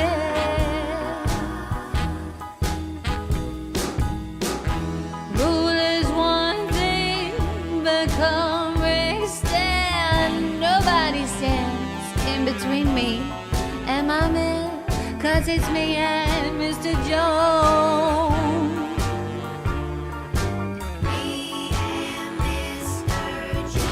What kind of fuckery are we? Nowadays you don't mean dick to me. I might let you make it up to me. Who's playing Saturday?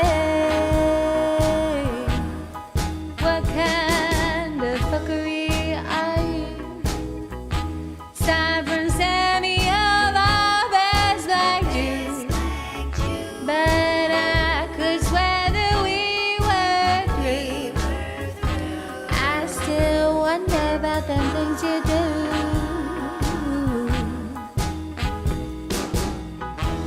Mr. Destiny 9014. Nobody stands in between me and my man, 'cause it's me and Mr. Jones. Me and Mr. Jones. I don't know what I was doing at the end there, but it was close to being workable.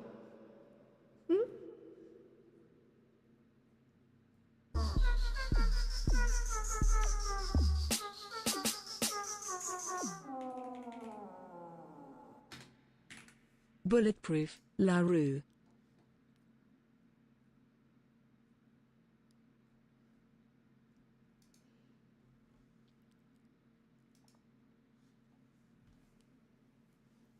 Thanks, Anon.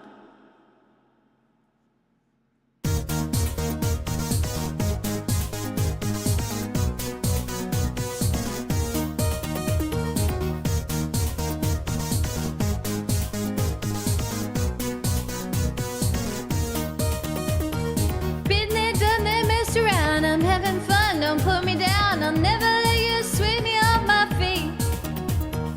I won't let you in again. The messages I try to send, my information's just not going in. Burning bridges shore to shore. I break away from something more. I'm not turned on to love until it's cheap. Been there, done that, messed around. I'm having fun. Don't put me down. I'll never let you sweep me off my feet. This time, baby, I'll be bulletproof. This time, baby, I'll be bulletproof.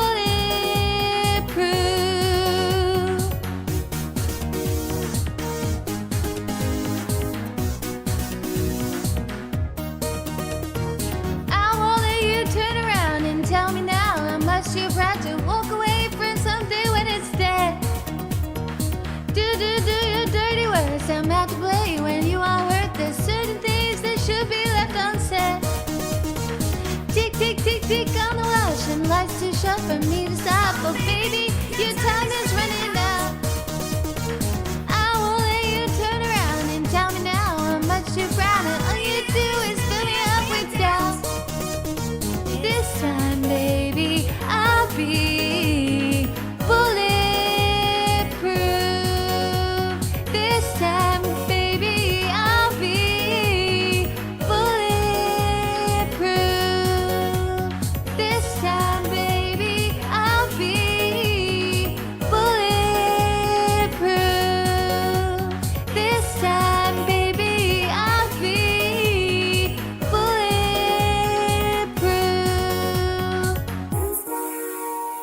I'll be bulletproof. This time I'll be bulletproof.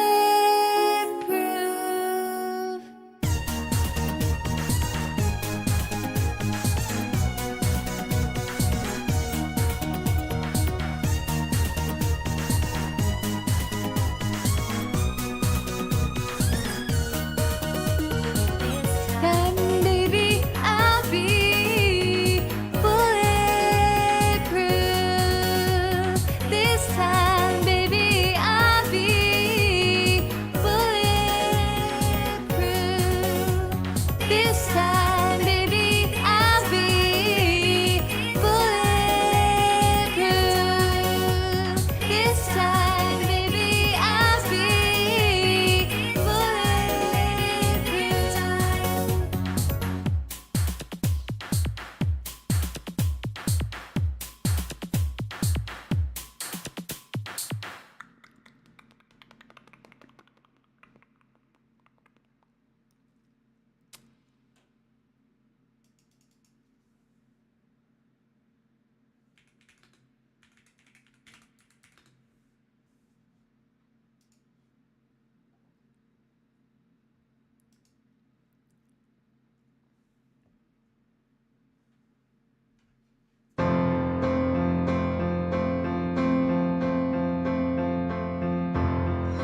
Job well done, You got one more in you. standing ovation. Yeah, you got what you wanted. I guess you won. And I don't wanna hear they don't know you like I do. Even I could have told you, but now we're done. 'Cause you play me like a symphony. Play me till your fingers bleed. I'm your greatest masterpiece. You ruined me. Later when the curtain's drawn and no one's there for you back home, don't cry to me, you played me wrong. You ruined me. I know you thought that I wouldn't notice. You were acting so strange. I'm not that dumb. And in the end, I hope she was worth it. I don't care if you love me. You make me numb. 'Cause you play me like a symphony. Play me till your fingers bleed. I'm your greatest masterpiece. You've ruined me. And later when the curtain's drawn and no one's there for you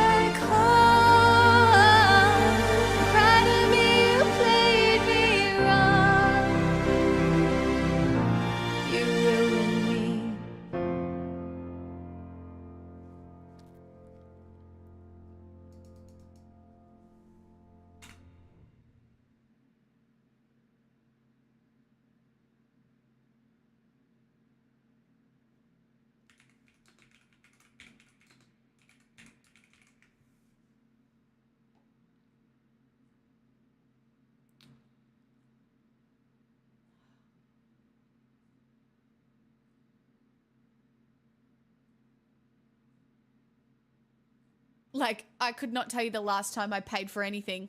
Tiffany, I think we're alone now. The fuck? Abso-fucking-lutely. Which Amy song do you want? World Gone Wrong? Back to Black? Fuck it. I like singing this, so. Chat, you're too nice to me. My ego's gonna be so big I might actually run a cult. Do you know what I mean?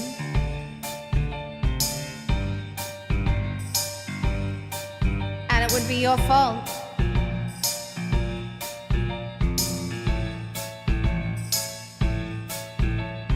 He left no time to regret. Kept his dick wet with his same old slave bed. Me in my head held high and my tears dry. Get on without my guy. You went back to what you knew. So far removed from all that we've been through. And I try to trouble track. My eyes are stacked, and I go back to black. We only said goodbye with words. I died 100 times. You go back to her and I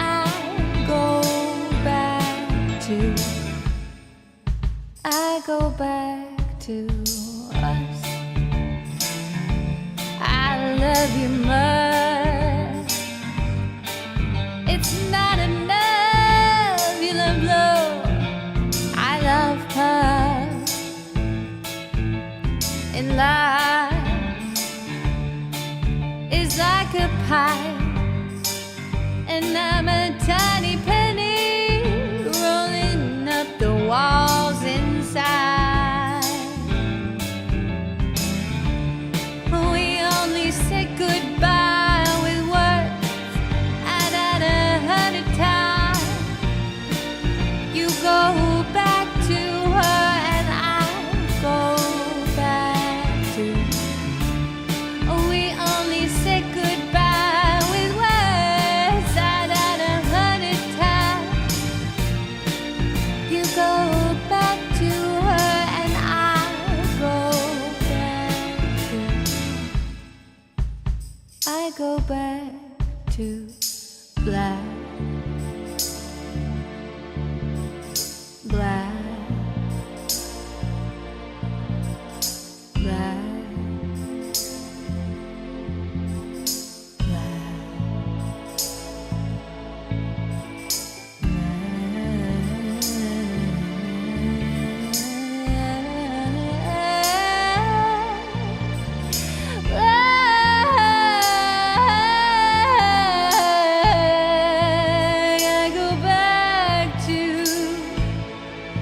I go back to, and we only said goodbye with words. I died 100 times. You go back to her and I go back to. You only said goodbye with words. I died 100 times. You go back to her and I go back to black.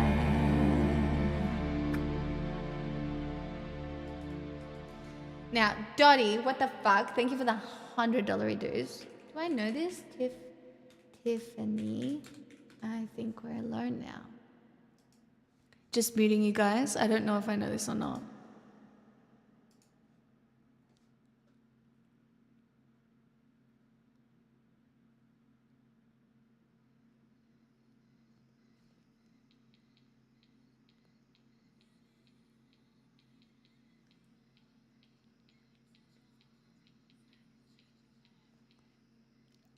No.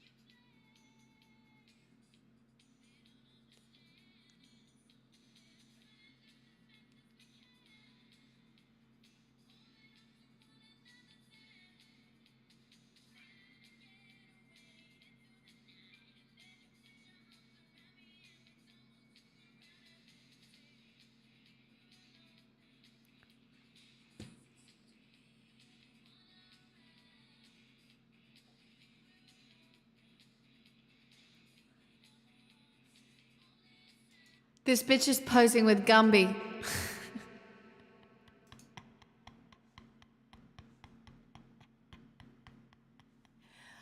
Oh, it was of the time.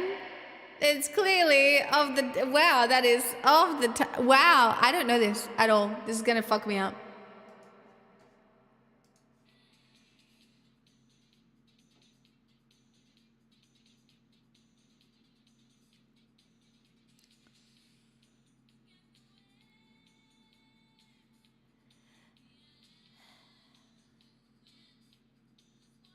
They say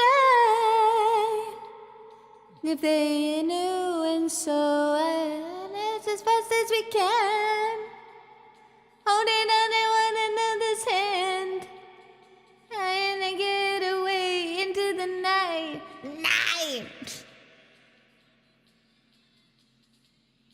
Think we're alone now. Seem to be anyone around. I think we're alone now. The beating of our hearts is the only sound. Guys, this is gonna be so bad. Anyone around? I think we're alone now. Beating of our hearts is the only sound.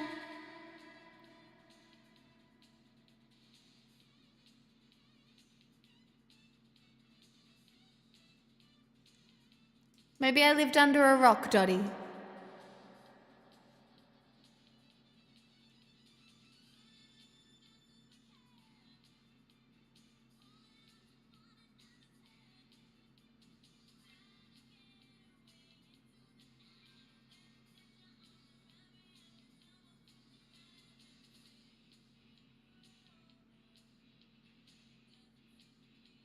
One around.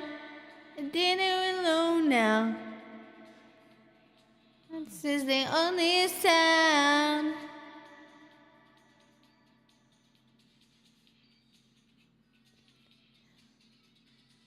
Need to be one around.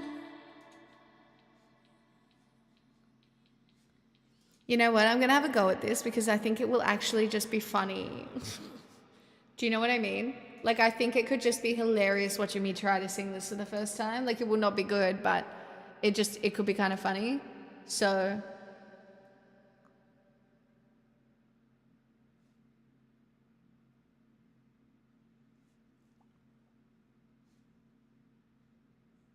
we'll see what happens. Sorry, that was loud.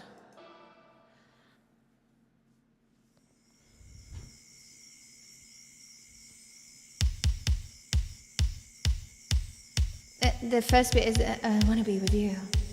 What? Oh my God. That's so crazy.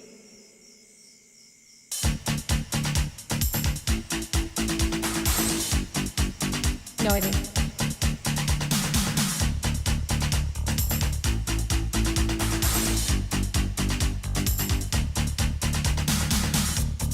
Children behead. That's what they say when we're together. And watch how you play. They don't understand, and so we're running just as fast as we can, holding on to one another's hand, trying to get away into the night. The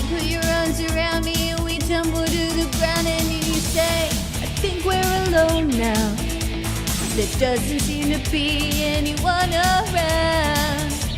I think we're alone now. The beating of my heart is the only sound.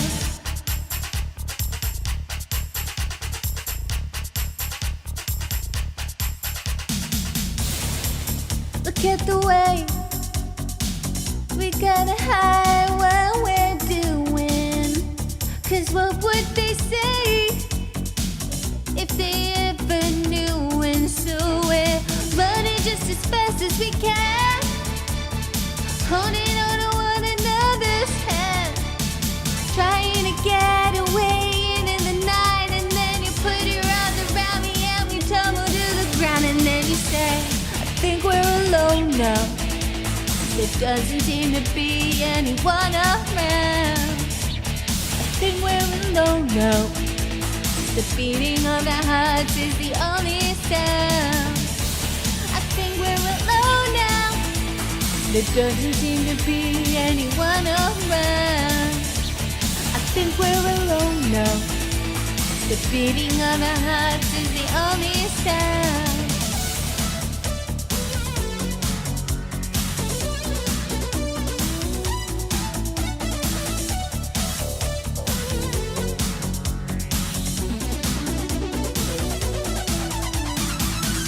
Just as fast as we can, holding on to one another's hand, trying to get away into the night. And you put me around me and you tumble to the ground. And then you see, I think we're alone now.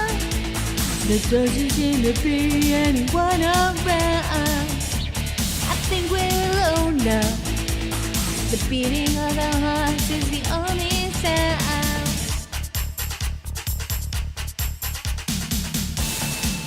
I think we're alone now.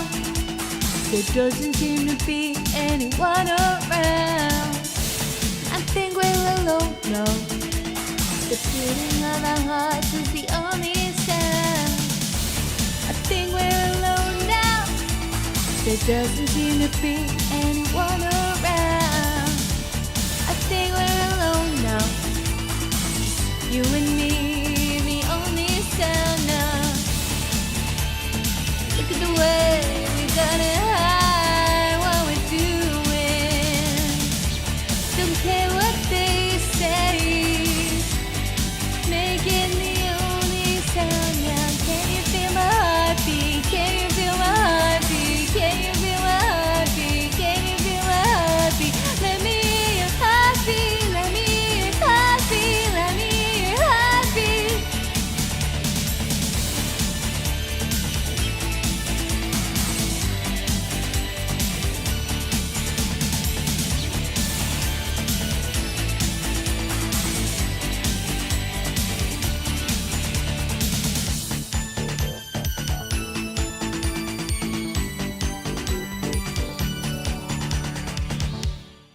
How close was I? Thoughts? Comments?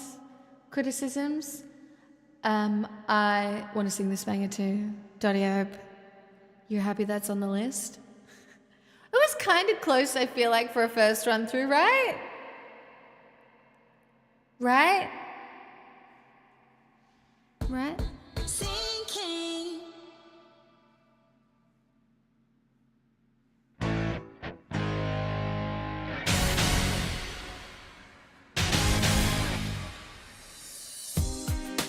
Under a lover's sky, gonna be with you, and no one's gonna do you now.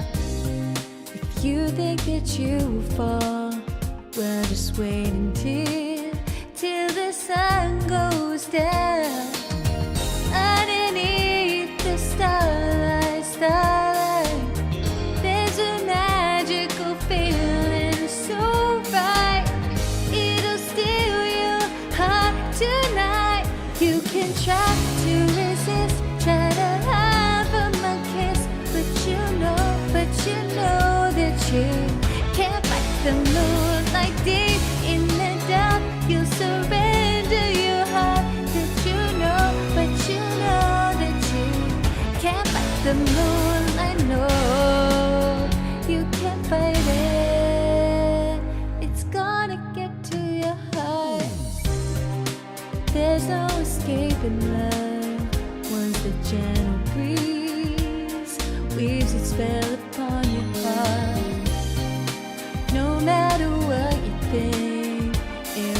be too long till you're in my arms.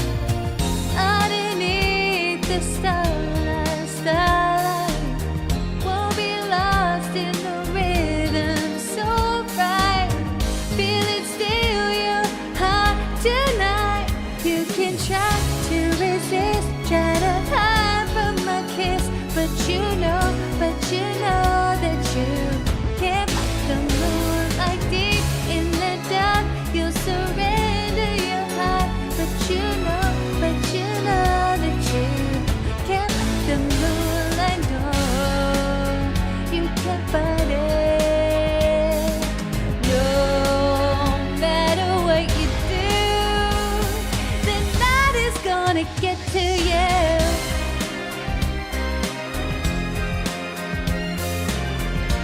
Don't try, you're never gonna win. No. Underneath the starlight, there's a magical feeling so right. It'll steal your heart tonight. You can try to resist, try to hide from my kiss, but you know that you can't fight the moonlight deep in the dark. You'll surrender your heart, but you know that you can't fight the moonlight. You can't fight it. You can try to resist my kiss, but you know that you like deep in the dark. You'll surrender your heart.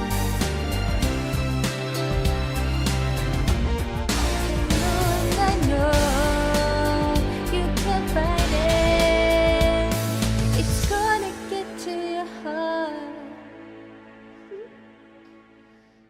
What a banger.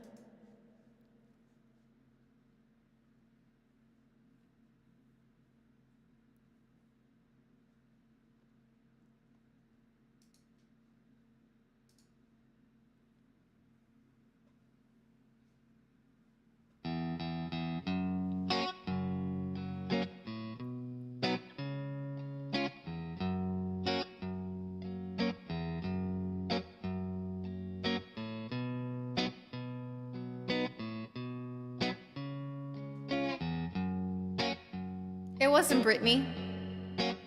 Leanne Rhymes.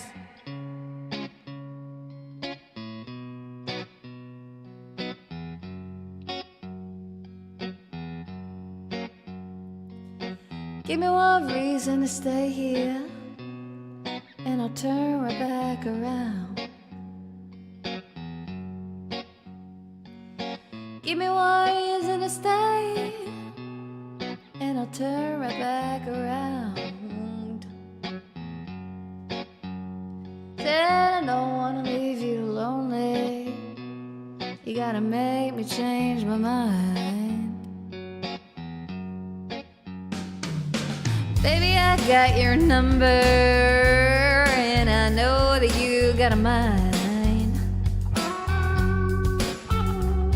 But you know that I called you. I called too many times. You can call me, baby. You can call me anytime, and you gotta call me. Give me one reason to stay here, and I'll turn right back around. Give me one reason to stay here, and I'll turn right back around. Said I don't wanna leave you lonely. You gotta make me change my mind. I don't want no one to squeeze me. They might take away my life. I don't want no one to squeeze me. They might take away my life. I just want someone to hold me, oh, and rock me through the night.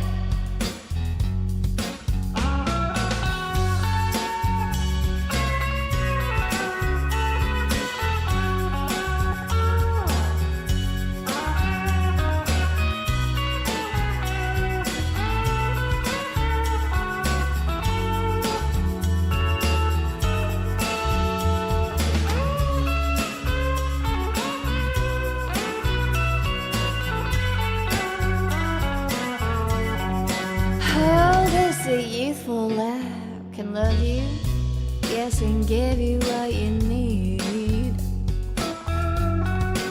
I said this youthful heart can love you, oh, and give you what you need. But I'm too old to go chasing you around, wasting my precious energy. Oh, I say, give me one reason to stay, and I'll turn right back around. Oh, give me one reason to stay, oh, I'll turn right back around.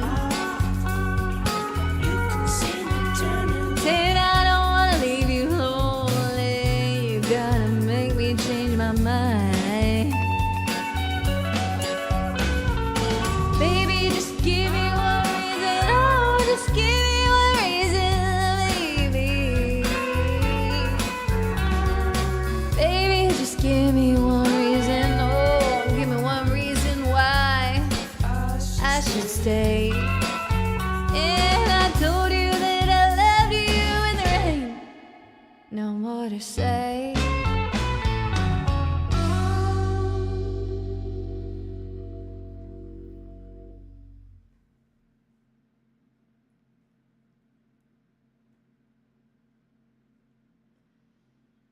Thanks, guys.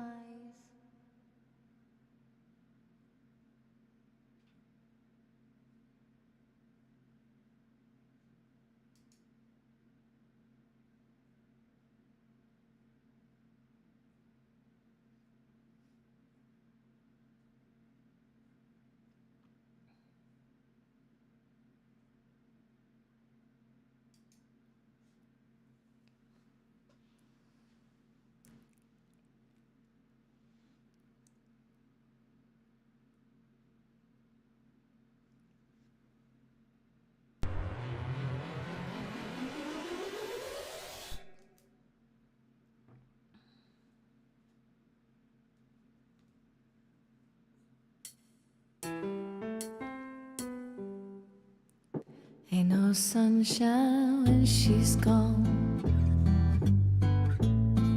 There's no one when she's away. Ain't no sunshine when she's gone, and she's always gone too long. Anytime she goes away, wonder this time when she's gone. If she's going to stay. Ain't no sunshine when she's gone, and this house just ain't no home anytime she goes away. And I know, I know, I know, I know, I know, I know, I know, I know, I know, I know, I know, I know, I know, I know, I know, I know.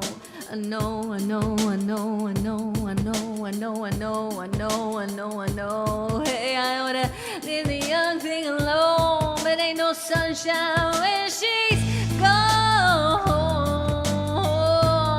Ain't no sunshine when she's gone. Only darkness every day. Ain't no sunshine when she's gone, and this house just ain't no home anytime she goes away.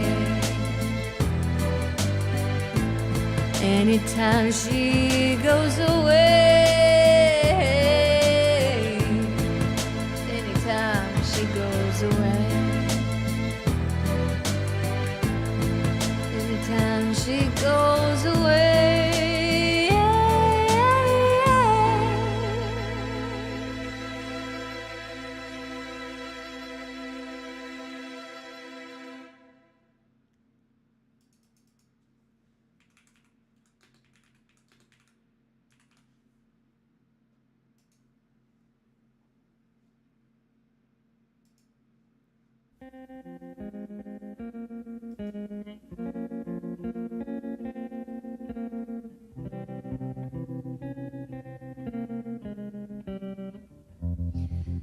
I was 5 and he was 6. We rode on horses made of sticks. He wore black and I wore white. He would always win the fight. Bang, bang.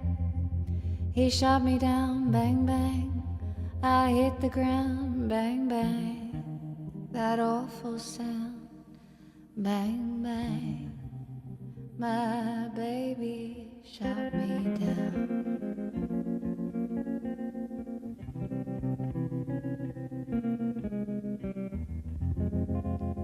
Seasons came and changed the time. When I grew up, I called him mine. He would always laugh and say, remember when we used to play? Bang, bang. I shot you down. Bang, bang. You hit the ground. Bang, bang. That awful sound. Bang, bang. I used to shoot you down.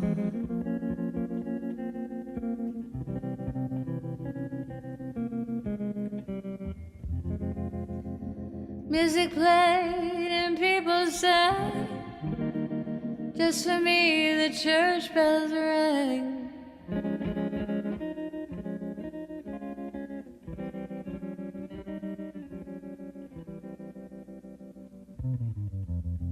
Now he's gone, I don't know why. Until this day sometimes I cry. He didn't even say goodbye. He didn't take the time to lie. Bang, bang. He shot me down. Bang, bang. I hit the ground. Bang, bang. That awful sound. Bang, bang. My baby shot me down. And I think I've changed.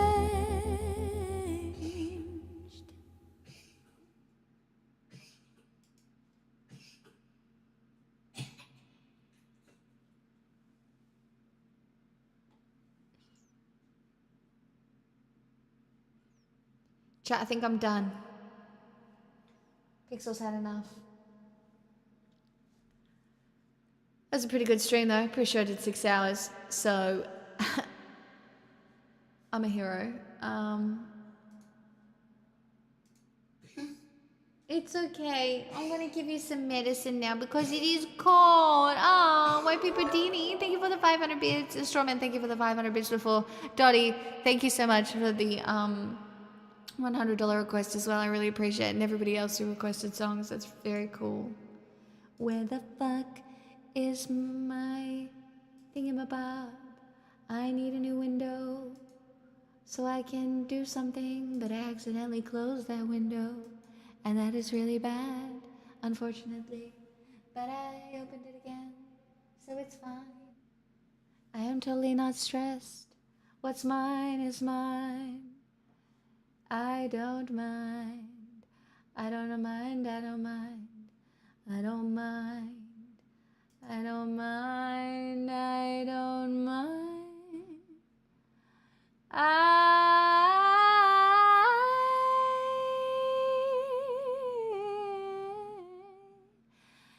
I know. Yeah, enjoy Friday the 13th, everyone.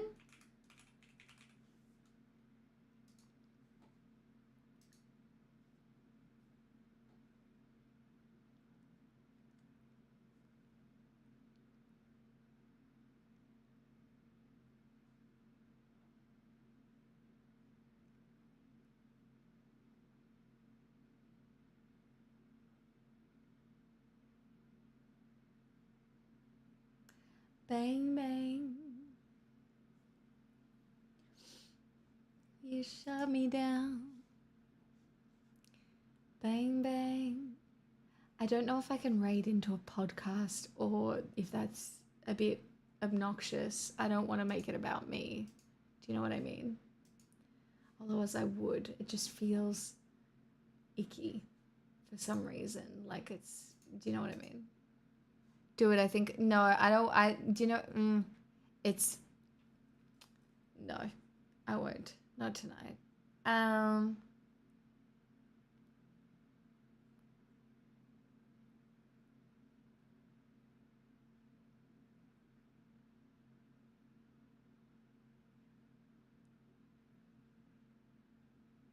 I know I manifested for the full moon. Honestly, it went really well. My dad actually manifested with me, which is a bit cute.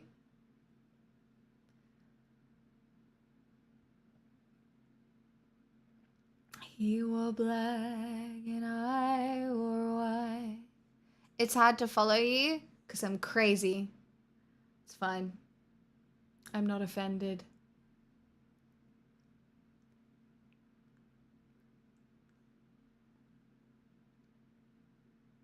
He would always win the fight. Bang, bang. He shot me down. Bang, bang.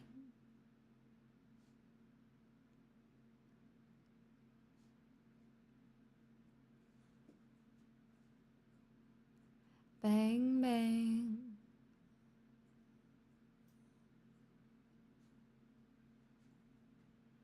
Chat, you know what? I'll raid you over to Montaigne.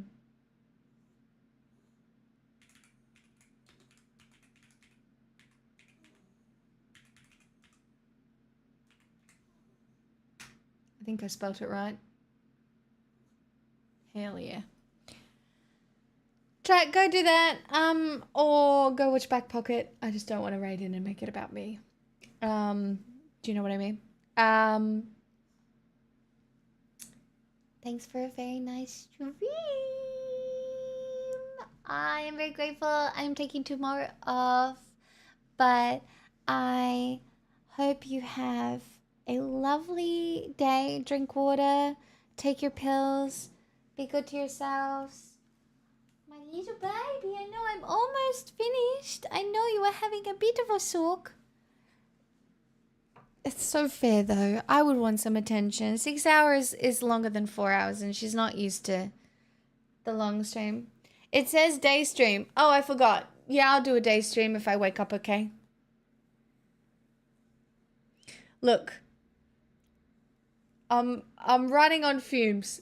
Well, I'm not running on fumes. I'm actually doing quite well. I'm almost doing too well.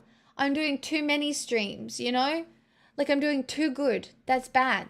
I have to be worse, you know? I'm going too above and beyond for you all. But yes, tomorrow day stream. Yes, tomorrow day stream. In my head, tomorrow day stream. Goodbye now. You did, not a non. Sure, he'll be back again sometime. Okay, goodbye now. See you later.